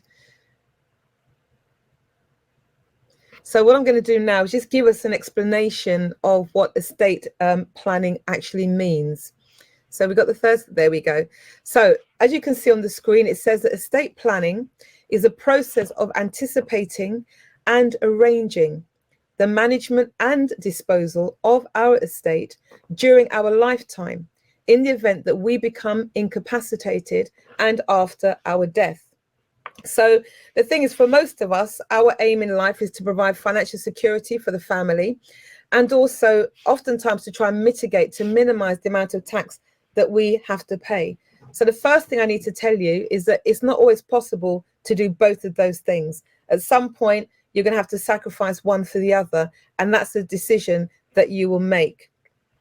So as I said, you're thinking, well, what has a will writer based in England got to do with an event that's really pointing us towards buying property in Ghana? It's got everything to do with it, particularly if you're listening in today and you're based in the United Kingdom. Okay, so the tools that we use as estate planners to help our clients in terms of planning and managing your asset base are actually, there are five things really, but there are four things that are shown on the next slide. If we can have that slide, please, Anna. Thank you. So you'll see on the top there, the tools that we use the tool of a will, we can use trusts, we use power of attorney, and also probate, which I'm not going to cover today, but actually it's an important part of the estate planning because that's the part that talks about the legacy, transferring our assets on to the next generation. The other thing that's important as well is around understanding some of the tax rules that are applicable and applicable that we can use in the United Kingdom.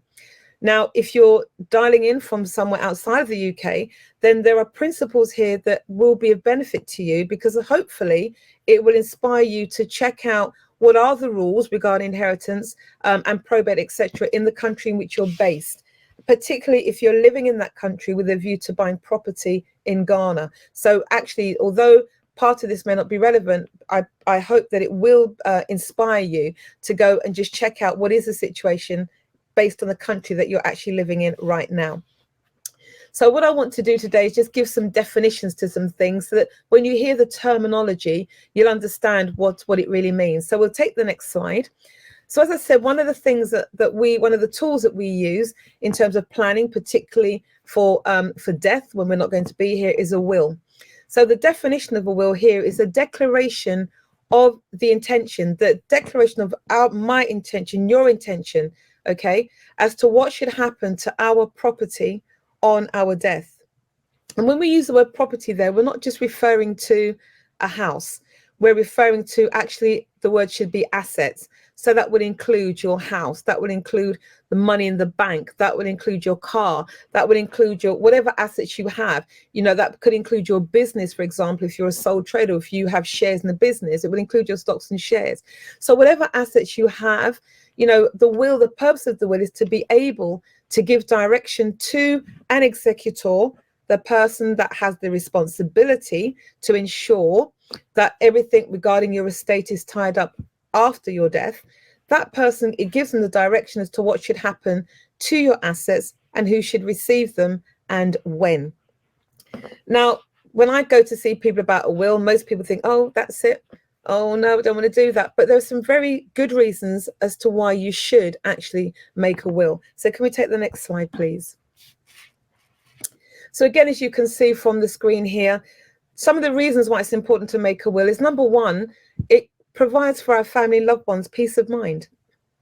You know, that's the first thing when somebody says somebody dies, did they leave a will? Because we understand now that the will gives direction as to what needs to happen next. The second reason why it's important to make a will is to ensure that your assets go to the people that you choose. In the United Kingdom, we have testamentary liberty. We can leave our assets to we would like to leave them to. So we get to choose. So it's important that if you've got the right to exercise it, exercise the right that you have. If you have children who are under 18, there's opportunity to appoint guardians, you know, because again, we don't know the direction, we don't know when we're going to leave this life. So it's important, if you've got children, that you appoint guardians in your will. Hopefully it would never happen, but there have been situations where both mum and dad have died either simultaneously, right, or, you know, one after the other, where a child has been left without a guardian. The other reason for making a will is to ensure that your estate is distributed quickly and with the minimum cost in legal fees. It can be quite expensive sometimes when you don't have a will to get things sorted out. So again, by having a will, it gives certain rights to certain individuals to get things done, and that can help to minimize the legal costs. It can also help to avoid family arguments. Well, mum said this, but dad said that. So put it down in the will, document it, so then people know what your wishes are. It helps those that we've entrusted to carry out our wishes as well, because we're telling them, we're directing them as to what they need to do. Making a will also can help to mitigate any potential inheritance tax, and I will cover that a little bit later as well. And it can help to protect the value of our estate. So I'll try and touch on that a little bit today as well. So here are some really good reasons as to why we should actually make a will. Now, some of you may have made a will, and that will could be 5 or 10 years old. Take a look at that will today when you come offline today, and just check that it's still relevant. It's still going to meet the needs that you have, because things change. And really, we should always try to update our will so it reflects the current situation. So, for example, you may have nominated someone as an executor that you may not be talking to today. You might decide that today's the day to take them off your document, because really you might not want them to be the executor any longer. It could well be that you've appointed someone to be an executor in your will and they've died. So it would be advisable, for example, to change that person. You might have left somebody a legacy that you might decide now you don't want them to have. Well, as long as that will is there, they're going to get that gift. So it's important not just to make a will, but also to ensure that we update it. Okay, so can we take the next slide, please? So I just thought, while we're talking about wills, just some things it says here that are true, whether you believe them or not. Now, it's quite interesting. And the first thing to say is making a will does not mean that you're going to die. So the point is that we're all going to die at some point. We just don't know when. But that's not a reason for not making a will. It's important to make a will because we actually don't know when we're going to die. So we want to make sure that whenever the event takes place, we know that those that we're leaving behind, we've taken care of things for them. The other thing that's really important to bring to your attention here in the United Kingdom is that in this country, the law does not recognize common law relationships in death. So if you're living with your partner, you are not married, and you do not make a will, they will not be entitled to anything. If you want to ensure that your living partner receives something from your estate, then you will need to make a will in order for that to happen. And in addition to that, I also have to let you know today that any gifts to an unmarried partner are not exempt. They will be liable to inheritance tax, and I'll explain that a little bit later. So it's really, really important to understand that wills are an important tool for helping us manage our assets and pass them on in our death. Very important to remember that if you're living with somebody and you die and you don't have a will, they will not be entitled to anything. That means they could effectively have to seek your family or indeed the children to make provision for them. Well, actually, it was your responsibility to make provision for them.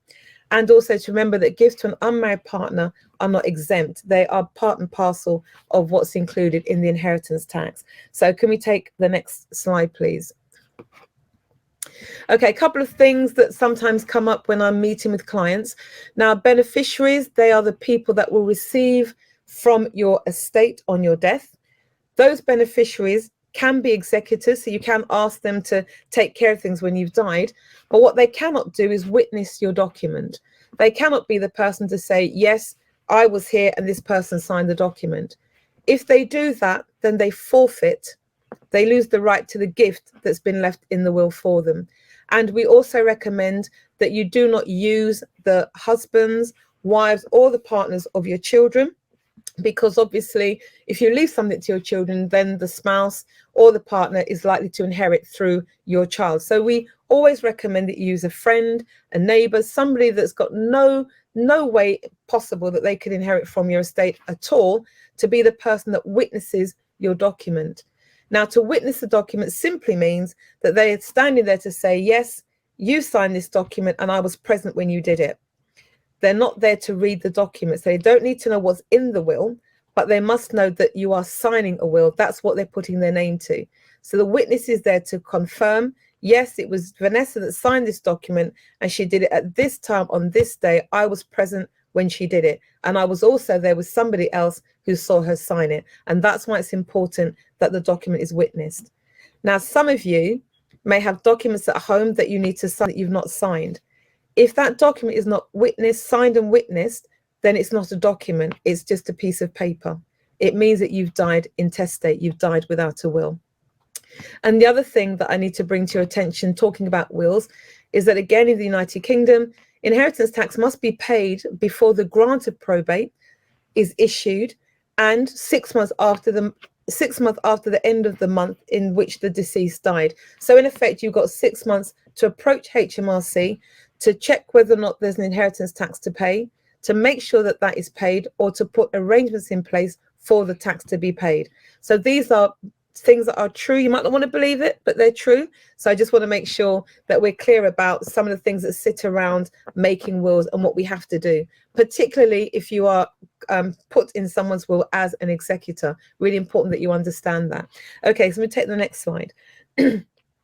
Now, you're not going to be able to read this slide. That's okay. I just wanted to really make the point that when you don't write a will in the United Kingdom, you're effectively leaving it to the government to determine how your assets will be distributed. So, as I said, you're not going to be able to read that slide, but effectively what it's saying is it starts at the top by asking one fundamental question. Are you married? Yes or no? And depending on the answer to that question will determine how your assets will actually be distributed and in what percentages and proportion and to who. So if you really have somebody that you want to get something, the best thing that you can do, that I can do, is to write a will and to make sure that person is named in that document. Can I take the next slide, please? Now, I just wanted to bring this to your attention. At the end of the previous slide, if we haven't got any relatives left, that can benefit from our estate, one of the things that you are doing is you're saying to our current Chancellor of the Exchequer, it's not my will that I want to be done here, but it's thine will be done. So whatever you say, Mr. Chancellor, that's what we're going to do. So, but in this country, we have the opportunity to make a will. We can legitimately plan ways in which we can reduce our tax bill. We can't do tax avoidance, that's illegal, but we can mitigate, we can take steps to manage our assets in such a way as to reduce the tax bill on death. So if you don't want to do that, I just want you to know today that you are blessing the Chancellor of the Exchequer, and I'm here to thank you on his behalf. And you can applaud me for later for that one. Okay, so let's take the next slide. So, inheritance tax. It is, broadly speaking, it's a voluntary levy paid by those who distrust their heirs more than they dislike the Inland Revenue. And that's a quote from Roy Jenkins, a very old politician in the United Kingdom. But I thought it was quite apt for the session that we've just done on inheritance tax. So we'll take the next slide, please.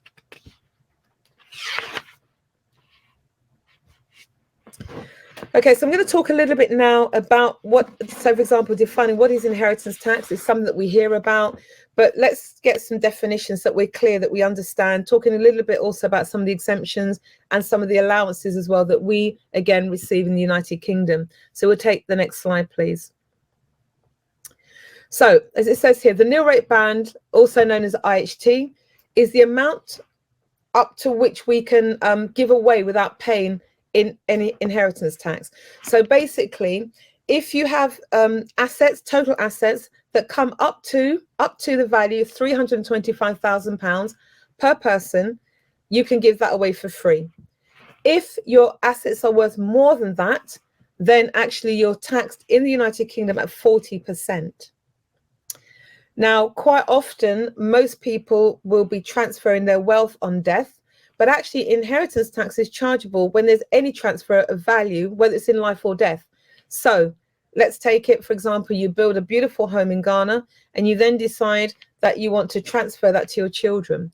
If you're living here in the United Kingdom, that is seen as a transfer. You're giving away something that forms part of your asset base. And depending on the value of that could determine whether it's given away to them tax-free or whether a tax has to be paid on it.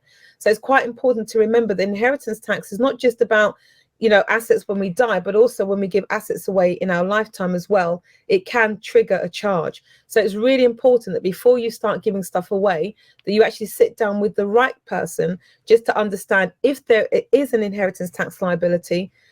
At what would the value be and at what point could it be payable? Because you should take that into consideration before you just start gifting things out, particularly things like property. And the other thing that I must bring to your attention, if you're based in the United Kingdom, is that in England, in the UK, we are charged inheritance tax on our worldwide assets.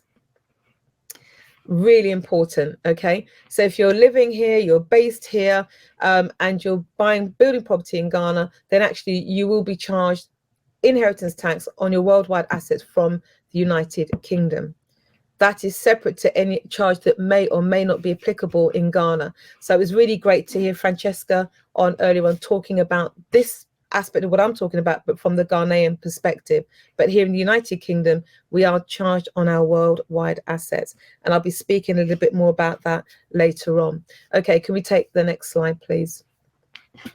Okay, back in 2017, the government here recognized the fact that actually an allowance of £325,000, particularly if you live in the south of England, is not a lot, because quite a lot of the properties in the south of England are much more than £325,000.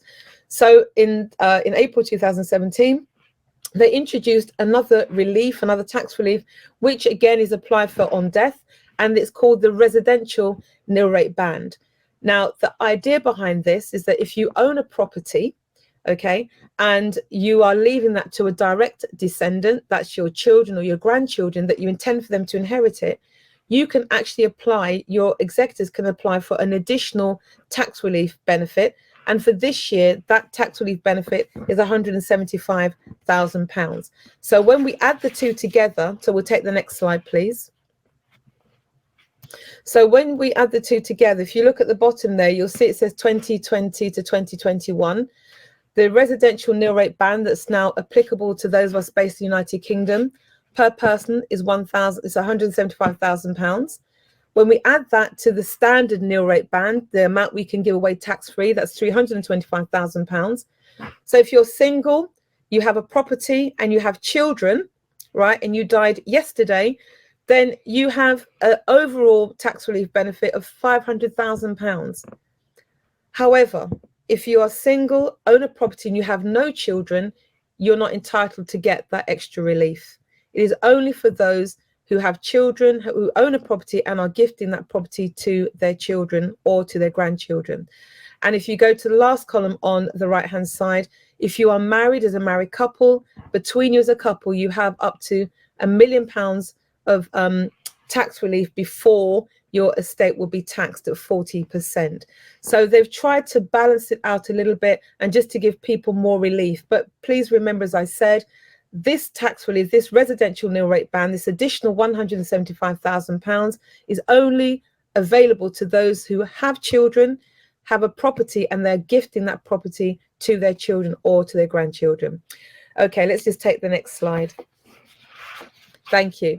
Okay, so inheritance tax, as I said, there's a tax in terms of when we give something away from our estate. There are other things, what we call the IHT basics, that we can use that sometimes we are and we're not familiar with. So, for example, if you're married as a married couple or in a civil partnership, you can give things to each other all the time and there's no tax involved in that. That's just done freely. Any gifts that we give to UK-based charities, for example, you can give away. You can give everything you've got basically to a charity and it won't be taxed because it's a UK charity. We've got some other things which are called annual exemptions, which allow us in this country to give away gifts of up to £3,000 in any one financial tax year. And we can do that, and it's tax-free. And we have what we call small gift exemptions, which are, for example, things like giving away gifts of £250 to various people throughout the year. All of those are different ways in which, you know, if you are cash rich and you want to kind of reduce your cash base, then that's a way that you can do it. So a typical example of that would be, you have maybe grandchildren, for example, or nieces and nephews, and you want to, you know, maybe encourage them, they're saving. You could give them gifts of £250. You know, you could give them an annual gift of £3,000. And that's a way of being able just to give away a little bit what you have during your lifetime. But importantly, you can do that and it's tax-free. Okay, can we take the next slide, please?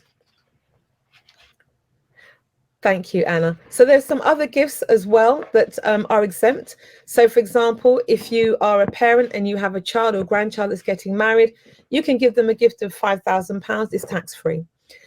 You can also give gifts to some of the national institutions, such as the museums and charity and universities. Again, it's tax-free. And for those of you that are of a political mind, you can in fact give money to one of the political parties, and you can do that tax-free. Okay, so there you go. If you're that way inclined, you can help the government in other ways as well. So we'll take the next slide also. Potentially exempt transfers. I often get asked about this. What happens if I give away my house? What happens if I give away a certain sum of money to my children? Just want to bring your attention to this, really. That's applicable. You can do that. It says pets are enabled to give for us to give away unlimited value. And at the time that we give it, it's assumed that it's tax-free. There's no tax to pay on it. But there's a warning. So we'll take the next slide.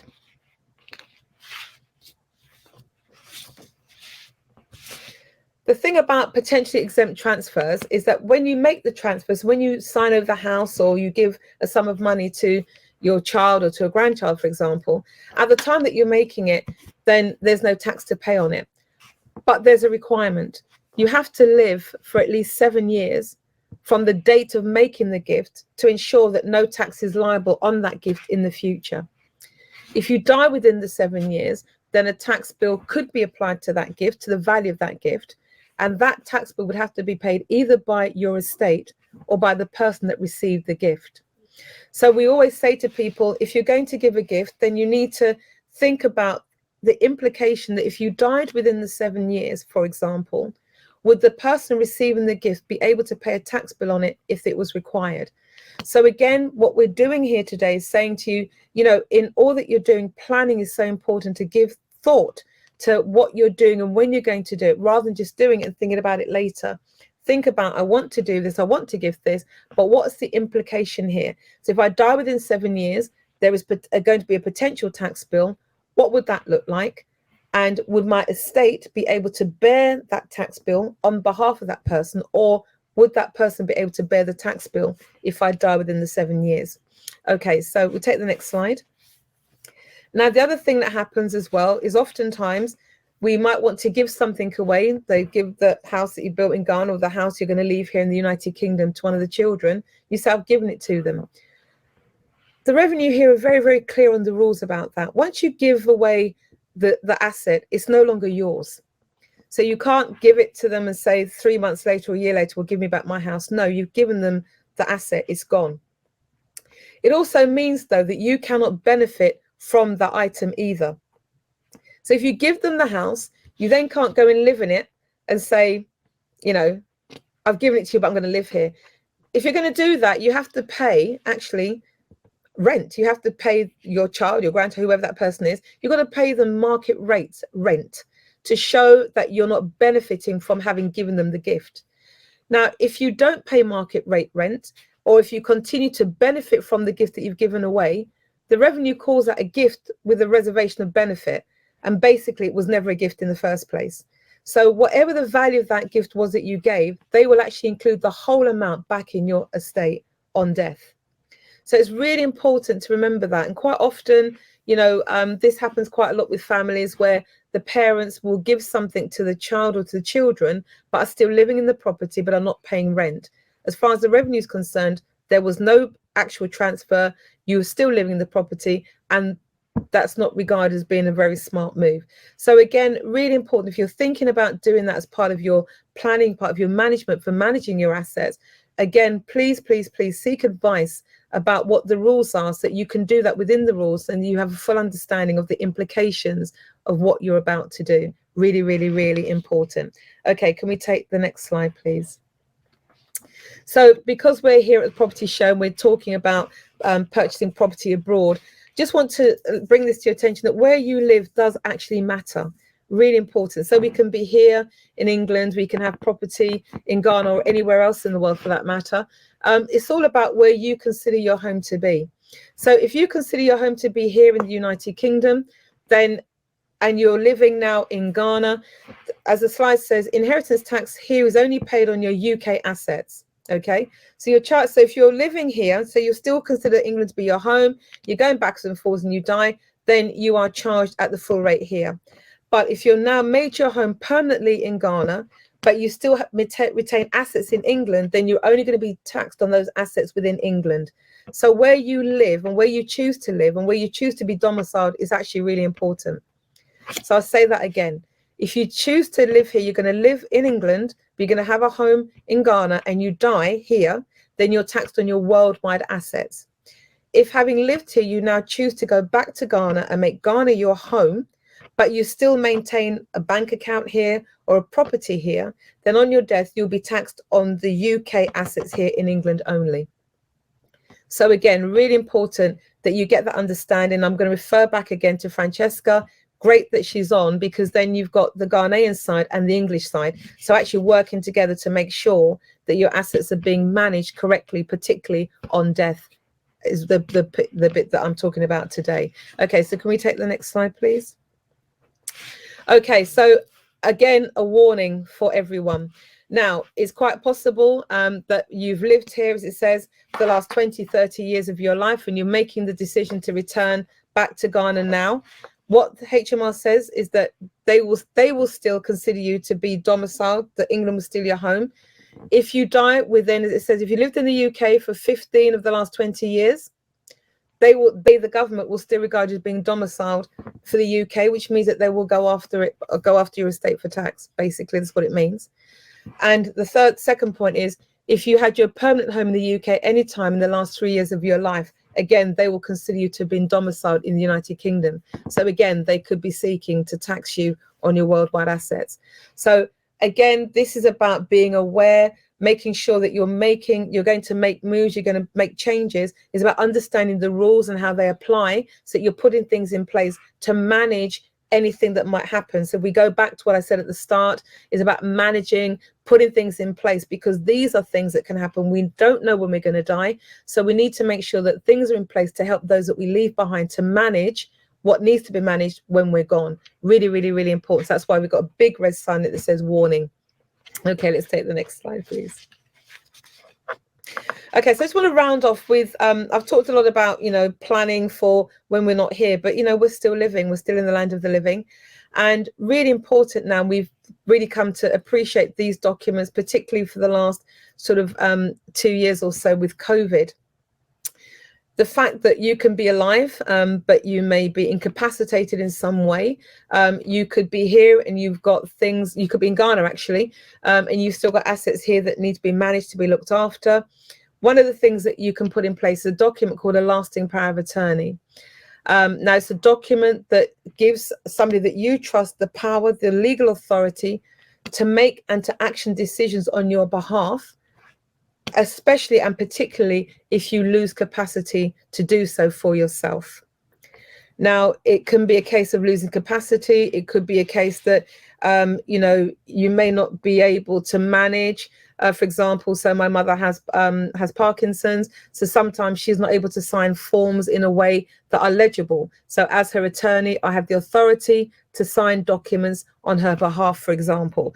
So it's things like that that we're really talking about. So again, if you're here in the United Kingdom, you can make those power of attorney documents, which will help those that you're entrusting. And I have to say, it is a position of trust. You're trusting them to do what's correct, what's right, what's appropriate for you on your behalf at a time, potentially, when you're not able to do it for yourself and when you may not even be aware of what they're doing. This is a trusted position and one It's a document that we recommend people do, but it's also important that you choose wisely who you would select as being your attorney.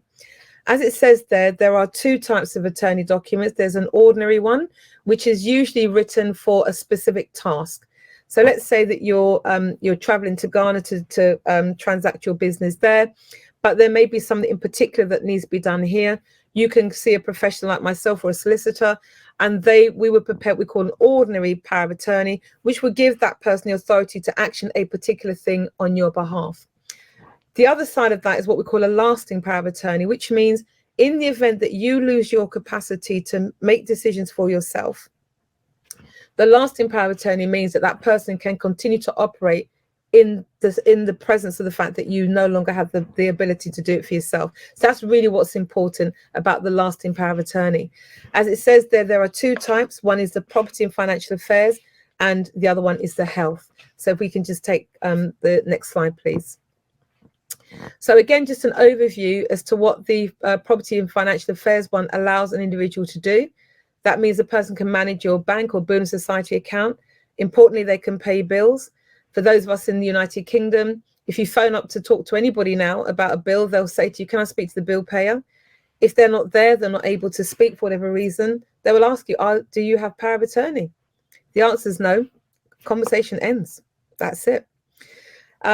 Also important, if you're going to be talking to the Department of Works and Pensions regarding pensions benefits, for example, in some cases, it may be necessary if you've got a family member or friend living in a 2-up, 2-down house that need to move to a bungalow, or maybe it has to go into care, for example. The house might have to be sold to pay for their care fees. Without a power of attorney, you can't do that. In fact, what you'd have to do, you'd have to approach the Court of Protection.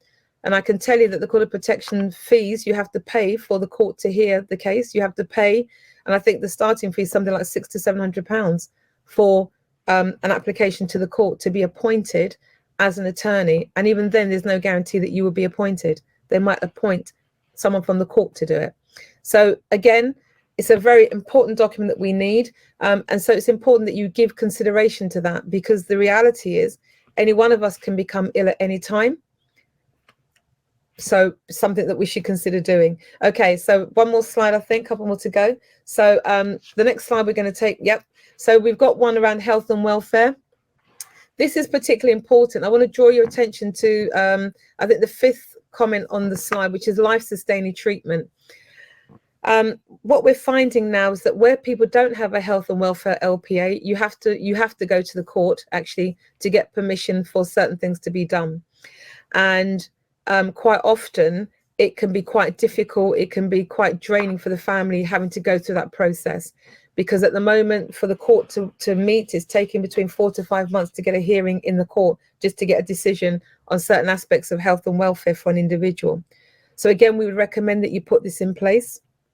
This is important because it will affect decisions about the type of home that somebody may have to go into. It can affect decisions regarding the medical care. It can affect decisions about life-sustaining treatment, whether or not you should be resuscitated or not. Really important that we sit down and think about this. And I want to say that, you know, this is quite a heavy subject on a Saturday evening, but it's an important subject. You don't have to have it every day, but at some point you need to have a conversation with your loved ones to say, this is what I'm asking. This is what I would require you to do if I was ever in that position. Because as we've learned from what happened with COVID, a lot of people were having to make decisions about things they found very difficult, and having to make those decisions not really knowing what the individual would have really wanted because they never had the conversation. So I just want to encourage us today not to be afraid to have these conversations. It's important, because I know it sounds strange, but at that time when you have to make decisions, it helps if you understand, if you know what that person would have really wanted. It does actually make a difference. So I think we've got one more slide to go. Great. So I just want to conclude by saying that estate planning is an important and an everlasting gift that you can give to your family. So it's important, all of the planning, you're planning your future, and death is in your future because we're all going to die at some point. And so it's important in all the things that we're doing, all the stuff that you're acquiring, you know, it's important you think about, what is my exit strategy? What is the exit strategy in life? And as I'm planning all of this, purchasing property in Ghana, doing all of these things, at some point, I'm going to want to release those things, either in life because I'm going to sell them, or because the time has come and I've died. How are these things going to be passed on to the people I want to get them? So it's important in all of your planning, you sit down and you factor these things in. Don't be afraid to have the conversation. It's a conversation. There's so much that you can learn. And having got that information, utilize it. Don't let it just be information that you receive when you sit on it. Use it. So I'm going to throw out a challenge to everybody now. So having heard this presentation, all the presentations you've heard today, you've actually got no excuse for not putting the things that you've heard today in place. You've got no excuse now. So I'm throwing out the challenge, and I'm challenging you to put your wills in place, get your powers of attorney sorted out, speak to the right people, make sure that you understand what you're doing, and let other people know what's happening, so that if you should become incapacitated or if you should die, people know exactly what they need to do next. And that concludes my presentation. Thank you for listening. Back to you, Anna.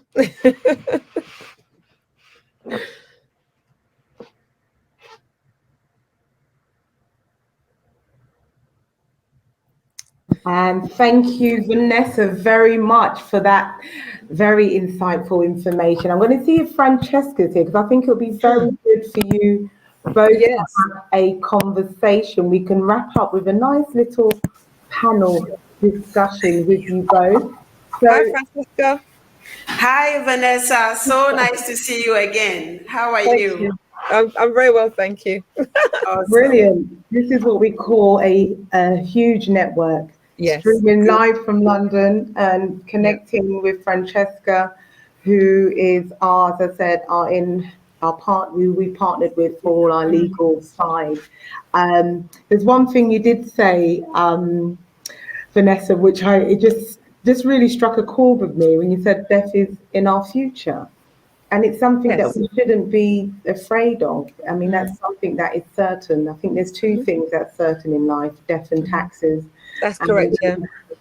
Getting them in order is not a bad thing if we understand the circle of life. So I thought it was quite nice to bring Francesca back on, because you referenced Francesca a lot in your presentation, and there is definitely synergy there with the legal side and the will writing. So I think there's a good business partnership there already.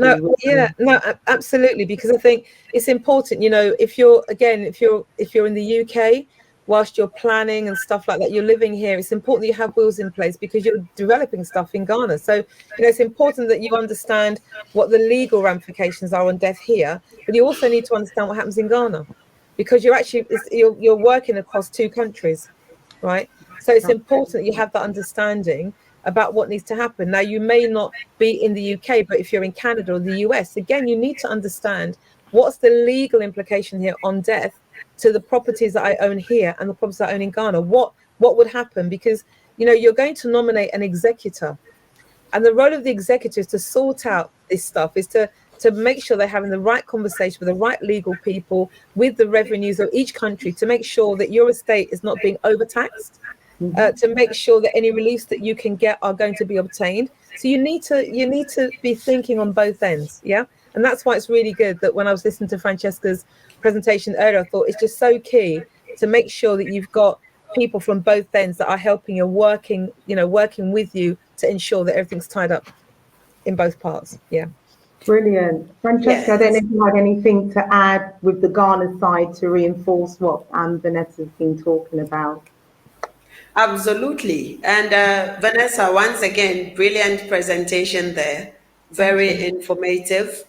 And, it's interesting that we make the point that it's very important that we get to know what happens in both jurisdictions. Yes. Because speaking for our firm and the kinds of referrals we get, there are cases where people who are resident in the UK or resident in US, Canada, Australia, wherever, and they have relatives, very often their parents resident in Ghana, they make wills, they nominate them as executors. And because they don't live here, all of a sudden they have to be in Ghana, they have to take care of administration of an estate. They have no idea whatsoever what they have to do.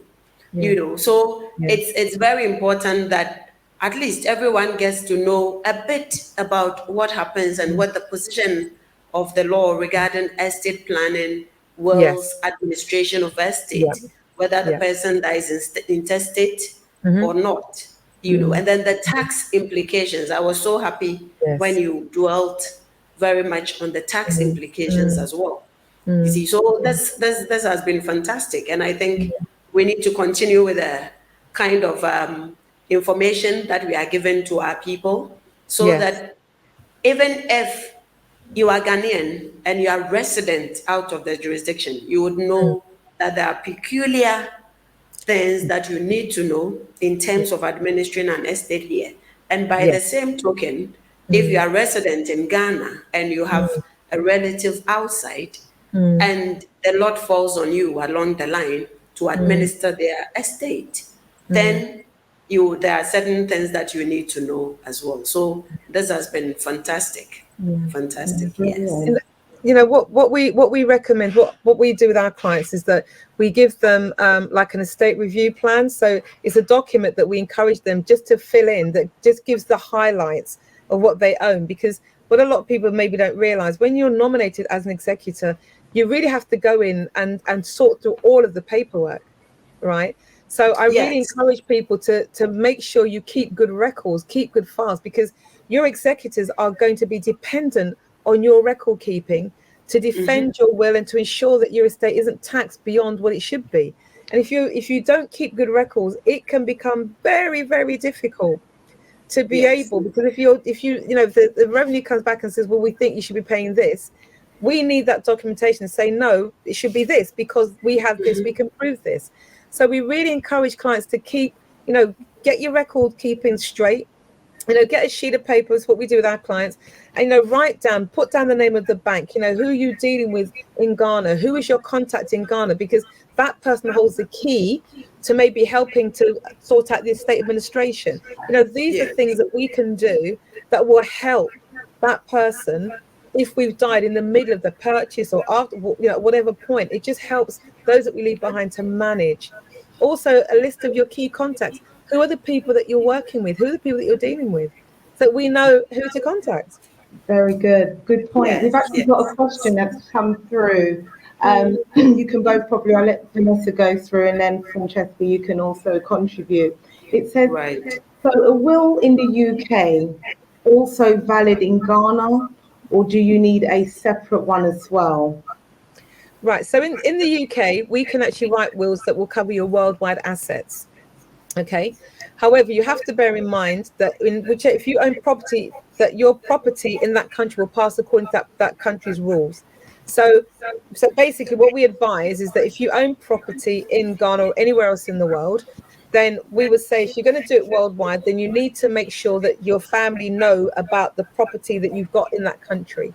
But generally speaking, we would advise you to have a will in England and a will in Ghana, because that way you can ensure that your assets in Ghana will go according to the Ghanaian law and your assets in England will go according to UK law.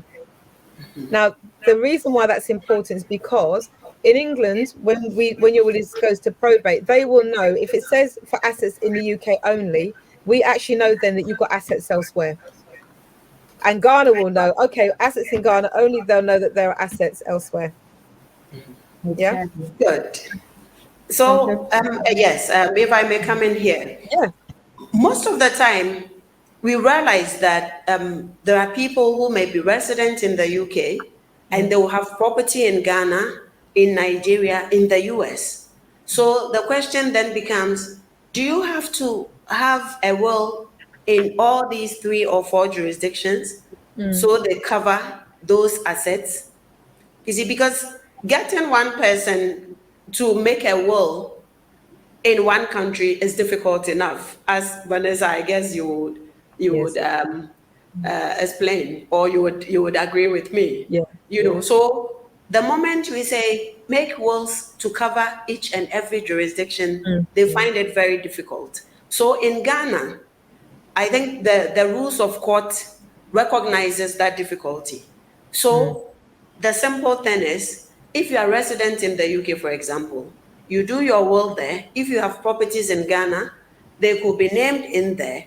And then what can happen is Once it is indicated in your will and is admitted to probate over there, it could then also be used in Ghana.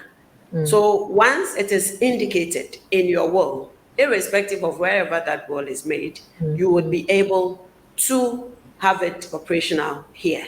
Yeah. So that is one key factor that we have with the administration of estates in Ghana that makes it a little easier. So, for example, recently we were contacted by a client, resident in Canada. The parents lived there. In fact, she was even born there. So the father made the will in Canada. He passed on, and she was nominated as executor. So she had to, and because the will contained devices of immovable property in Ghana, she had to then administer that will. And it was more like, okay, so these are properties in Ghana. I said, yes, don't worry. Once it's admitted to probate over there in Canada, you bring it down and then we proceed with it. So that is what the situation in Ghana is. Brilliant. No, thank you for that. I'm getting messages here from Vanessa. You've been thanked for your insightful presentation. And I think, Michelle, that's answered your question, I think, with regards to having whether you need a separate will or not. We've just got another question in, which is saying, are you able to write wills for future children you don't have yet? Well, we will, in the UK, we will often, usually the children need to be here. But, for example, if you're married or in a relationship, you might say, I leave everything to my partner or my spouse and any future children that we have. Yeah. So you can make that provision. But, you can. So we can get around it because we know that oftentimes couples will make wills before the children come, then the children will come along and you haven't got round to updating the will. So we can make provision for, and the term we use in the UK is issue. That basically means your children. So we can get around it. Yeah. Is that also something that can happen in Ghana, Francesca? In Ghana, the interesting thing is, yes, our provision on that was inherited from British law, from UK law. But in reality, what then happens is that if you make a provision for an unborn child and that child never gets born, then it's very likely that that provision you made may fall into intestacy. Because, who is going to take that? Unless, of course, the residual clause will then indicate that if at the end of the day, anything belonging to me, which is not, taken as per the previous provisions or the other specific provisions made, then it will become part of the residual estate and then it may go to whoever you nominate. But seriously speaking, it's something that we try as much as possible not to encourage. We tell our clients, no, as soon as you take seed, let us know. And then we can always prepare a codicil and give something to that child. So it's a question we get along sometimes. That's why I'm amused. No, it's an interesting point you make, Francesca, because when I'm sitting with clients, that's the thing that when I say, well, what happens if this person dies before you? Who's going to get that asset or that gift? And so many times I don't know. So you need to think about it because if you don't nominate, because we don't know, we don't know how it's going to go. So you can say, well, I leave that to my sister and she dies before me, and you never get around to changing your will. You should have a substitute. So, which is what Francesca's saying to us. You have somebody else positioned that if that person doesn't live or that person dies before you, that it goes somewhere else. And so I'm always saying to my clients, come on, think about, think long and hard about who else would get it. So yeah. No, that's absolutely, yes. Oh, that's wonderful. I think it's been so good to combine you both together. Yes. I think it's been a pleasure. It's been a pleasure. Yes. I'm glad we managed to get you back up, Francesca. And I think, I'm plugging next year, 2020. I think it'll be great to have a discussion with you both here in London. Oh, thank you, Richard. Thank you for the answers that you've provided today.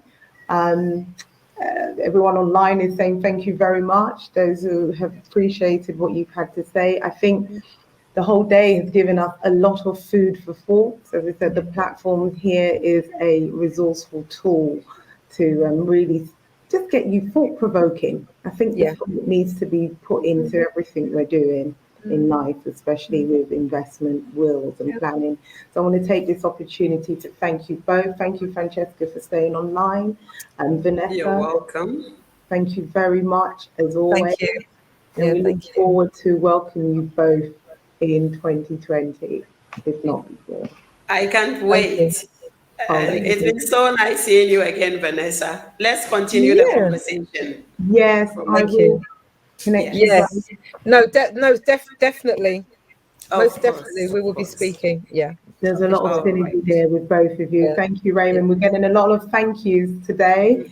Definitely a lot of people are coming in with the thank yous. I'm going to take you both off the main stage and I'm going to bring back in my co-founder, Victoria, who's going to have some closing marks for us before we wrap up the day. I can't believe how quickly the day has gone. And the On Point team, I just want to extend my thanks and gratitude to all the exhibitors and speakers that have been here today. A big thank you to our lead sponsor, Gold Key Properties and Stanbic Bank, our silver sponsor, and DevTraco Plus, our bronze sponsor. Thank you. And also to all our amazing exhibitors, Mobus Properties, Clifton Homes, and we also want to thank, my brain's just gone here, sorry, Mobus, Clifton Homes, and Michael Jacob West for his amazing, outstanding, insightful information. Okay, and also our keynote speaker, Mr.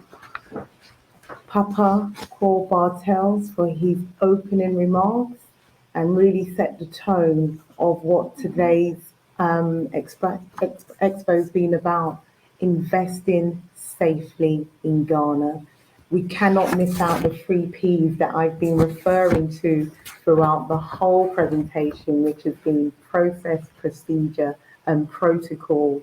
Guys, there's no shortcut to doing things, so we really want you to take what you've learned from today to be a springboard, to be a resource tool for you to get on with stuff. So I'm just going to hand you over to Victoria. Yeah, it's been a wow expo again. What an inspirational day, full of knowledge, full of experience. And again, lots of nuggets for everyone to take away with them. You know, it's powerful to have peace of mind talking about your assets planning, you know, estate planning, having FSB law also to guide you as well, because, you know, people tend to get really, really confused when it comes to death. And it's just great to have such an insight and knowledge and experience of 2 knowledgeable women who can direct you into the right way. Again, thanking all our sponsors, our lead main sponsors, Gold Key Properties, silver sponsor, Stanbic Bank Ghana, and our bronze sponsor, DevTraco Plus. Thank you so much for sponsoring our 2021 event. As we move on, we would love to see everyone, all things being equal, for our live face-to-face event again, back in Chelsea. So we are rooting and planning for the next explosive comeback and seeing everyone in live presence again. Have I missed out anything else? Well, I want to thank the entire team, obviously our On Point team. Special thanks goes out to Akosia, who's been manning our booth all day. Thank you very much. Yeah, our entire team, so Frenchy, for all the amazing, anyone who's been following us on social media, all the delightful flyers and all the images you've seen have been produced in Accra, Ghana. So Frenchy, so thank you very much. All our production, our tech team. There's a long list of thank yous, and especially to you for taking the time to making this Expo enjoyable by engaging with all your messages. We've seen them all, and we thank you very much. And we look forward to hopefully seeing you all in person for 2022. So on this note, we want to wish you a happy, fruitful and healthy investment journey. Something that Wendy from Stanbic Bank said, cut your coat according to your size. We all don't need to rush to get that big mansion or start a big building project. Start small, start progressive, and keep progressing as we level up. And there's no race, you know, do things according to yourselves. And going to Ghana is an amazing place. Africa, the continent, is the final frontier. And we, the generation, the diaspora, and the African Americans and international investors are being part of an amazing, amazing future. Yeah. So if you want to contact us, we are accessible via all our social media platforms, and you can visit us on www.onpointproperty.co.uk. Thank you. Thank you very much. So I wish you well wherever you are in the world. Take care, stay safe, and we look forward to connecting with you as always on our social media platforms. That's it. Thank you very much. And goodbye from us here in Take London. care. Bye-bye. Bye-bye.